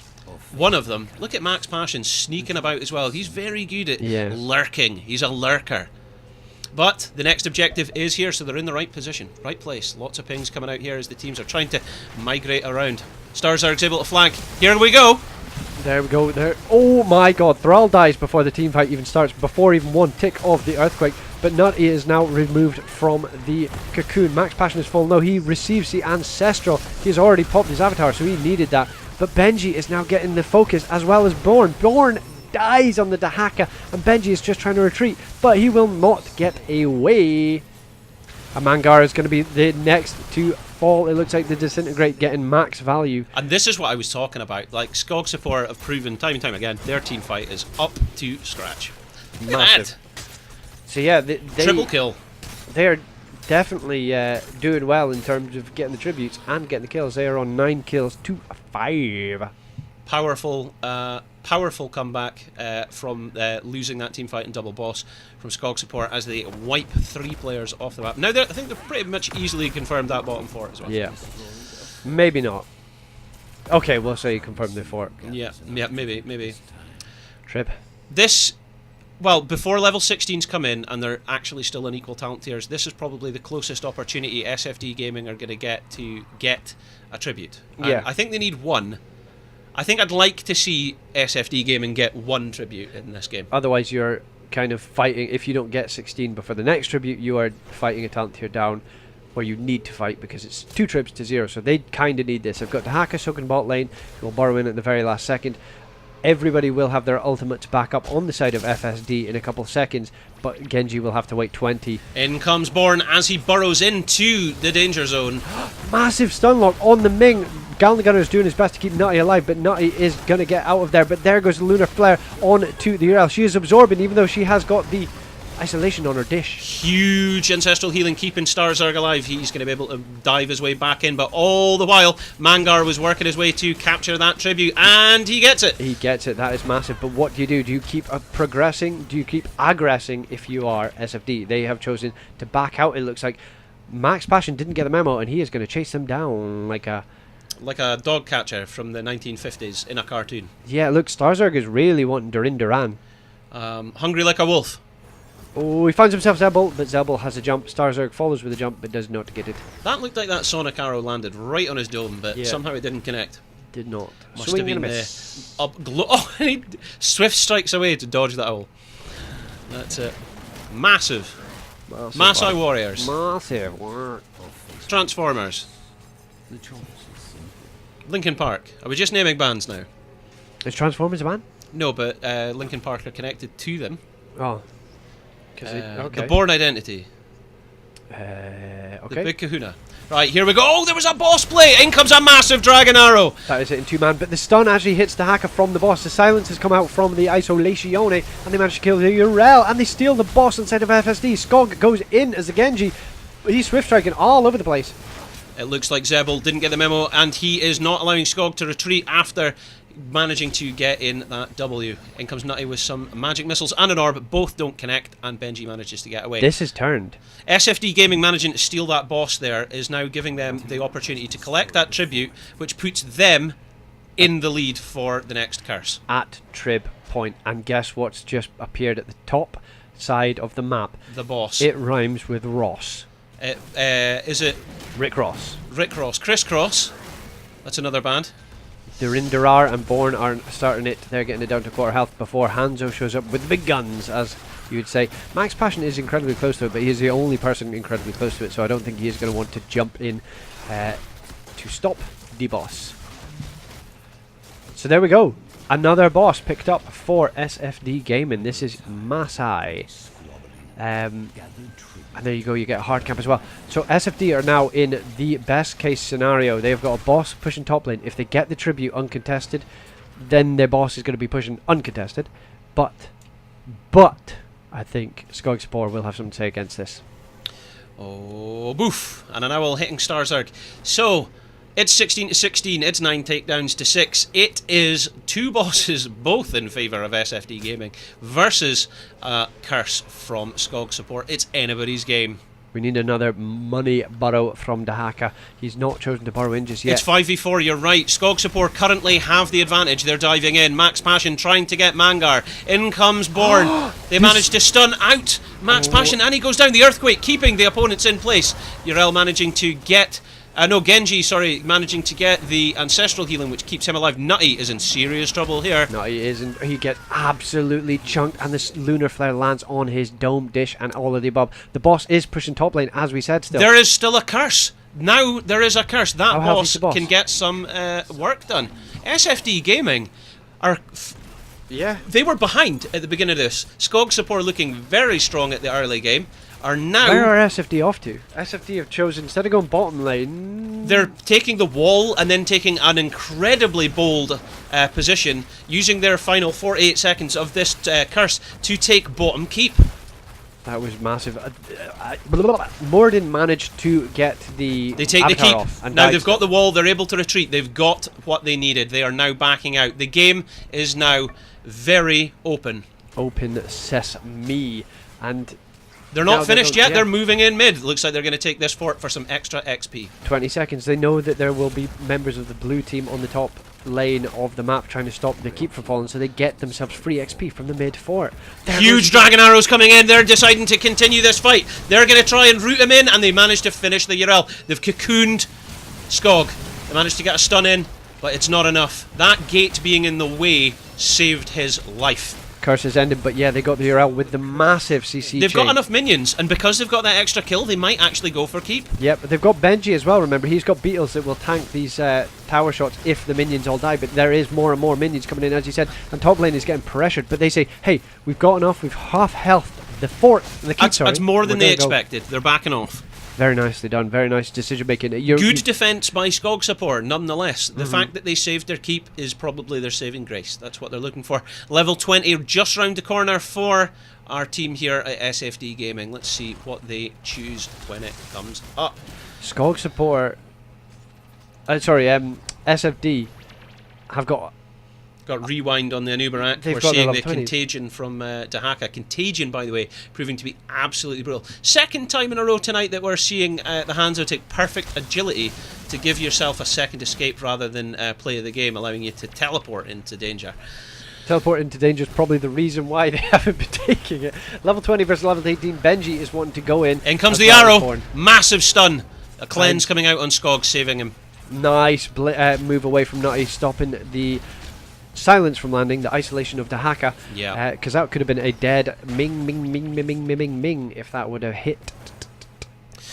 Very nice. In comes an aggressive dive to Starzerg by Benji, and he's decided to back off. They're just desperate for a fight on the side of SFD. They're like, hey, we have the talent advantage this time. We are going to chase you down. We're going to take things from you, and we are going to run. With piercing arrows, Hanzo can afford to do this because it's little to no difficulty to take a camp at all. Well, I think they want. Skog support are in a difficult position, Jabroni. I mean, I don't blame them for playing defensive and playing reserved here. They don't want this fight till they get 20. No, and I think that's what SFD are doing. They're like, hey, why don't we just take the Bruiser camp in full view? Because if they fight, that's a win for us. We fight level 19 versus level 20, and we can close out the game, close out the series. But Skog support are very smart about that. This is going to be it, though. This is going to be it. Do you take a fight if you're Skog support against a level 20 team? They've got that 8 seconds of vision now from that Tyrande Owl because it managed to hit Skog. So they're trying to. This is it. You can't. Oh, if you are. This is the final fight that could define this cup. This is the last game of the series. Born. This is it. Born is going top lane for the tribute because he can burrow in. He can burrow in here. This is massive, and the rest of the team have the time and they've got resources. Hanzo. They don't need an additional person. But the problem is, Love you don't 20. want to fight into Mirror Ball. You know, Nutty's got some serious damage there. They tried to bait it. Level 20 has now been picked up, and Urel is joining the team, though. This is an issue. This is maybe not the ideal time to take a fight because you are now on equal talent tiers, and you will be using abilities on the boss. Shadowstock has had to be popped, and Starzerg is in the backline. Oh my gosh. The drama, the tension. Double stun from the Moradin. Earthquake has had to be popped. Starzerg will have Ardent Defender, but does manage to leap out. Owl! No, sorry, the Ardent arrow comes Defender's out. been popped so early. That's a massive win. No, but it works for both teams because Skog support have got the advantage that Dragon Arrow is now off the board. It missed. But it's half the cooldown. Max Passion is having none of it as he dives into his opponents. He does, and Skog has joined him with a Swift Strike and the Dragon Blade, and they are all fighting. The massive silence comes out from Dahaka. The teams are falling low. Benji is getting absolutely chunked and trying to get away. So is Mangar. Mangar doesn't have enough heals. Mangar is going to fall. Tries to get a Lunar Flare on himself, but does not manage. And the Genji is getting so much value with the Dragon Blade. This is incredible. Skog support getting the team fight that they were needing. Huge, huge victory for Skog support as they confirm a triple kill. That, right?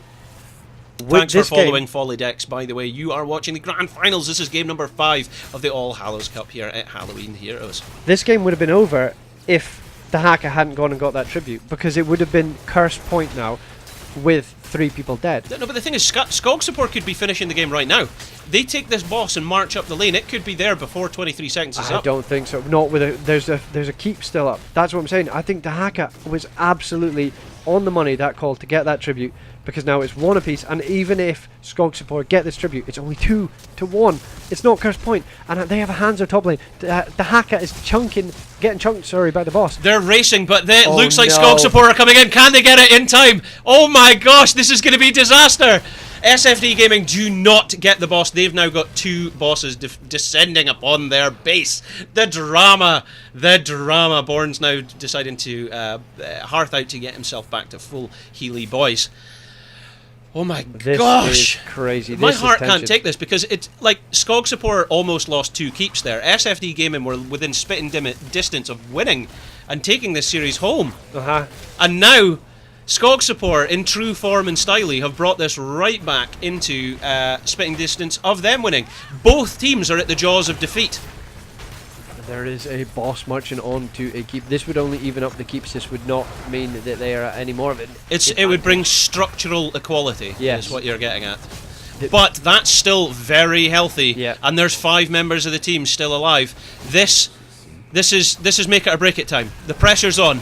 Can SFD Gaming stay in the game? Massive 2-man Dragon Arrow followed by 2-man stun, and Laming gets absolutely deleted. Gallant the Gunner is now on the retreat, trying to get out of there. The silence comes out into Max Passion, and Skog is throwing out the Dragon Blade like there's no tomorrow. 50% core and falling, but they managed to save it at that. I think Starzerg's stuck where she doesn't want to be. Starzerg's behind the keep, the core. Starzerg's here. Oh my gosh! She can't do this. So she got 40% core though. She got the core down to 38%. That is a strong place to be. But all the while, he went beautiful. But he's maybe dead. Yeah, he could be risking his life here. Beautiful. Genji.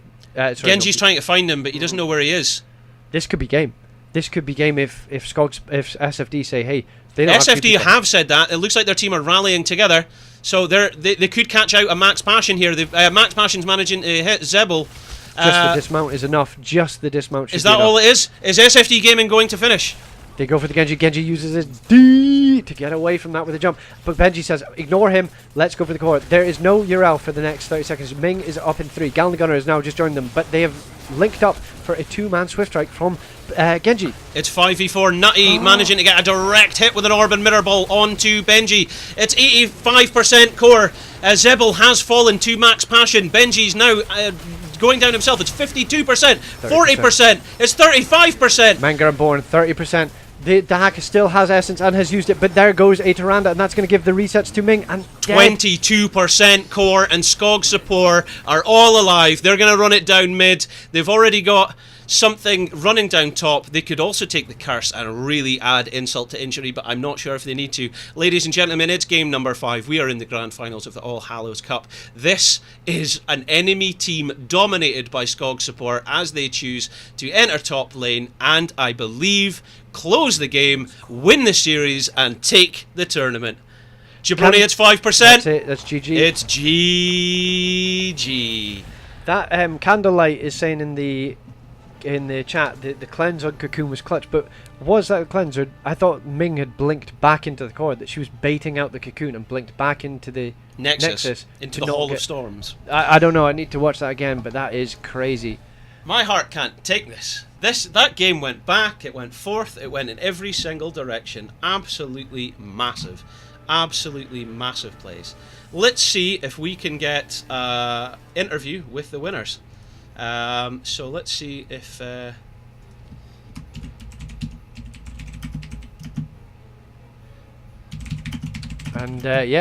that game was 17 kills on the side of Skog support to 11 kills on the side of SFD,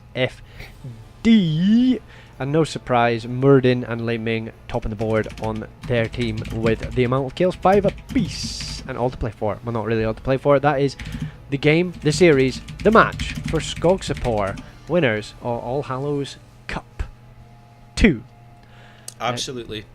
But very nice push. That was crazy. That was a core rush for Skog support, then a core defense for Skog support, and they managed to close out and get the W. The W is a analogy or acronym or whatever for win. Absolutely, absolutely. So I'm just getting us ready because we're going to now take us to an interview. Ooh. Just waiting for someone to join us. And then we'll take it from there. But that means if I quickly take us to our schedule, this is the final scores as we... Hello? Hello! Hang on, let me just take us through to here.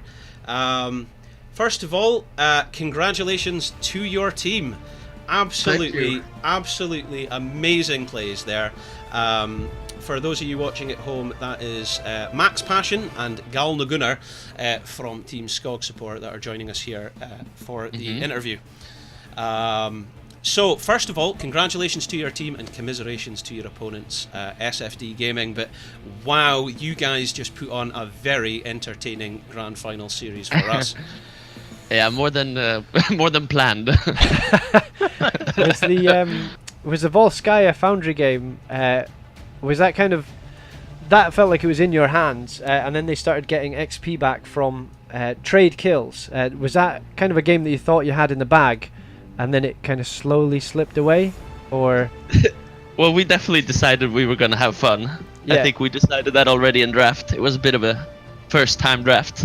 I see, But, okay. He told Max to go Gorge, but he went Bile. That's what we lost. Yeah, that was the biggest grief of that game. There was a moment where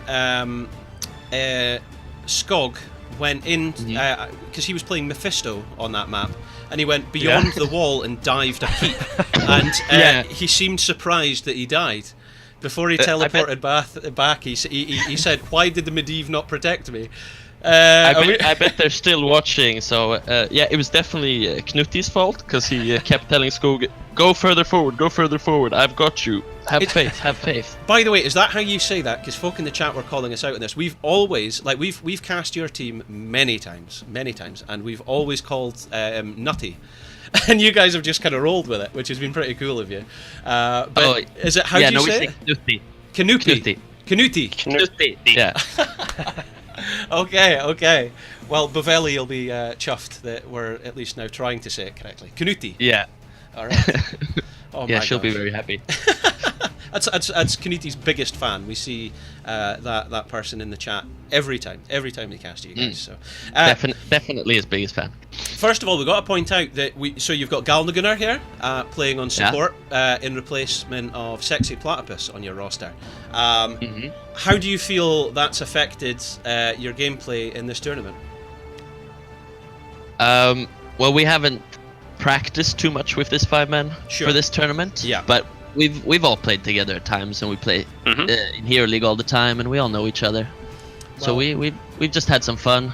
We heroes we're good at.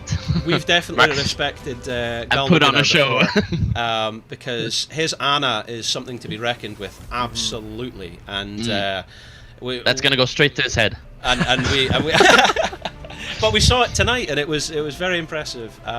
So no, it was good. It was good to see Galnagunnar in. It was a bit of a surprise. I didn't actually realise Galnagunnar, because I think I reached out to him at some point and said, because I saw that he was interested in participating in this tournament last time we ran it.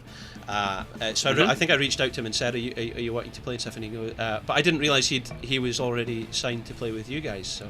The winners. So yeah, the emerging victors of the entire tournament. So. Yeah. So well done there, for sure. It's been fun. But yeah, he said before the Volskaya game, now it's Instalock, Anna, or Riot. Oh my. Okay. See, that was probably that Volskaya game. I know it was a loss, but that was probably my favourite comp that I did see tonight or over the 2 days, just because it was everywhere. It was Medivh, it was Mephisto, it was Mal'Ganis, and then you threw the Stitches in, and yeah, we said that in the chat. We're like, oh, you can do the kidnapper, but the abduction we're surprised technique, when it was Bile. But then well, that was the plan. Everyone just picked the hero that we wanted to play, and then it actually became a pretty okay composition. Yeah. It was. But, you were very yeah, strong. It you became were a crazy AoE damage composition that could probably work. I apologize for not putting on any Vikings, Varian, Hammer on Cursed Hollow this week. Oh, but it was a good match. It was a good back and forth. Was that quite a worry? Like, not a worry, but was that kind of tense in that last game? Because on Cursed Hollow, that was incredibly back and forth. You got the first tribute pretty easily, pretty early on, and then the Hanzo started getting the boss, and the tribute went against you, and you lost the keep, and then there was the core rush where Yrel died. Was it kind of just like, oh god, this could throw? No, it definitely got a bit tense. We were saying it almost felt like the playoffs of Open Division again. Well, I mean, that's exactly what we're intense aiming for. That's exactly what we're aiming for. This tournament is aimed to provide quality gameplay above that of kind of traditional Team League, above that of perhaps somewhere in the area of Div 1 Heroes Lounge. But then, I would aim for it to try and be at, like you say, HGC Open Division playoffs, but I don't know if that can always be achieved with what's available, but certainly tonight you put on a fair show for our audience. Yeah, it was fun. Yeah. So- But for that last game, there's two things I'd want to pinpoint, and that's Knuti probably wants to do a shout out to the boss, the best player on the field. MVP both boss! Both in the semi-final and the final. Numerous situations of the boss winning the game. Now then Gunnar's cleanse on the cocoon when we went core oh, the first time. so we were asking about that. We were just talking about that, weren't we? Yeah, I didn't know whether it was the blink back into the Hall of Storms, but yeah, the chat were giving it big licks because of the cocoon on the Genji.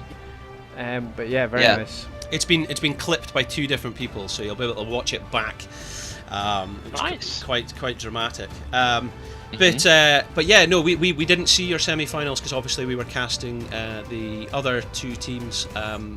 But we'll have to go back and check that out on VODs on Hots Karas's channel, because of course they were the other casting team that were participating for this tournament. So I mean, Jabroni, before we go any further, have you got any questions? I don't. Just well played, and my brain is melting after how long's that been? 4.5 hours. It's been more than that. Was a bit of a series, yeah. It's 5.5 hours. Yeah. Well, I mean, first of all, I hope you enjoyed it. You seem to enjoy the tournament. Absolutely, yeah, it's been fun. As the new winners, would you be interested in returning to defend your title at the next tournament that we host? Yeah, I think for sure we would be. Brilliant. That's what I needed to hear. Absolutely. Have you got any other shout outs that you'd like to give? Well, shout out to all the other players. Gunnar for winning the last game for us. Excellent. To Bouvel, our #1 fan. And to you guys for hosting the tournament. Oh, thanks very much. It's a lot of fun. Absolutely. And to D the Hunter for his incredible admin expertise. Yes, D the Hunter's our admin behind the scenes, and he did a fantastic job across this tournament, for sure he did. Absolutely. As did Riskibi. Yes, Riskibi was our other admin for the other casting team as well. Credit where credit's due. Yeah, well, yes. Anyone that was working behind the scenes for us, everyone gets a massive shout out. Absolutely. And loving the makeup as well, the commitment to the Halloween theme. Oh, for sure. Did you see us yesterday, where we were all black and white because we were still in the ethereal fairy realm? But we made it out. I took a fair scrape though, but that was good. And I'm just this pale normally. And you're just this pale normally. Yeah. That's awful. You're dressed up as the victim. Oh gosh. Okay. Well, listen, we won't hold you guys up too much more. Max Passion, I'll be in touch with you after this to discuss your prize winnings, which of course you guys so gratefully deserve for winning this tournament. So once again, congratulations to your team Skogsupor, the Forest Monkeys themselves from Sweden, and commiserations to your opponents. And we'll be in touch and see you guys again soon. Yeah, thank you guys. Thanks for organizing and casting. Thank you. Been fun. Thank you. So there we go. That was Max Passion and Galdagunnar of Team Skogsport. And as you can see in the background there, we are looking at their instant replays of all the action that they went through on that massive best of 5 series here in the grand finals. So we are your casting duo that have been across this entire tournament, and we've thoroughly enjoyed it. If you've enjoyed it, make sure you click follow. Make sure you talk to people about it and try your best to help the community by supporting us in the way that we can continue to do this and bring on more of these tournaments, hopefully to support and grow the organisation. So that's all we kind of really have to stress there. First of all, clicking follow is step 1, and you're awarded with 10 points for doing so. And those points are heavily sought after. By the way, did you see how massive that arrow was? That thing was flying. That thing was coming in from outer space. Massive. I mean, look at this. Look at SFD. They're just all over them. I mean, by no means did SFD Gaming not play their heart and souls out to try and win this tournament. They played amazing, but ultimately there has to be a winner, and it went to Skogsupor. So nice. But yeah, there we go. So wow. Finished. Finished. What I need to do is just put one more thing in here, and then we will be able to do this. We'll just take us through our final bit, because we might as well see it through to the conclusion. Let's just see these that these replays. Mingin disintegrate with the slow there, stopping the get away. I think that was what's happening anyway, because it did show a level 20 talent, I'm pretty sure, but now we've gone back to level 15. I don't know. No? Oh, well, that was the previous game. Ah. I think this is the final game here. Yeah. This is the final game here. This is 2 for 2. Look, this is it. So I mean, yeah, this was them chasing them down. This was. I was going to say the beginning of the end for Skogs for SFD here, but no, I think they do this quite well, and there's still quite a lot to go because they've still got 3 forts there. Let's see what happens. I hope everyone at home was. Somebody said those troll moves made this a sweaty experience. That's what I was going to say. My heart had palpitations trying to keep a grip on what was happening here. Yeah, so look, those 3 forts, all gone. Bottom keep, gone. They have to take this keep as well. This was just the sheer level of aggression coming from SFD here. See that massive tongue coming from Born there? Big boy tongue, like. He's unlucky he missed that. I remember Nutty, did he not sidestep isolation coming from Born at one point as well? Yeah, on the top end of the map. That was Top lane. That was pretty big, yeah. This was incredible to watch because everything was happening. Everybody, but it's the storm shield coming out there. That made a massive difference. With Nutty just disintegrating all the way through everybody. No, it wasn't. Look at Skog. He's swiping left and right, just taking names, and he jumps in beyond there and manages to strike out. And whoa, Nutty almost gets that kill. Kissed his heels. Kissed his primal Zerg heels. Yeah. My gosh. And then here we go. I think this was their first go at core. And it looks like this was going to be it. This was going to be the end. It was the boss that really helped out. The boss steal, because the boss is putting out damage. So is Urel, and by the time they kill off the boss, then Urel, they're on a 40% core, which it just opened it up for. And that's it. There you go. That's it. There we go. So, ladies and gentlemen, I present to you our victor. You can see here, Skog Support, the Forest Monkeys are our winners, so congratulations to them. And if we just have a look, this was the final scores out of all the series that you saw tonight. Serai is the plural, I suppose. So once again, thank you everybody for tuning in and supporting us, and thank you just thank you, just absolutely. To the teams, the participants, the secondary stream of Karis and Joy K, and the admins of Risky Wee and D the Hunter. Thanks to everybody. Okay. So my name's Halloween.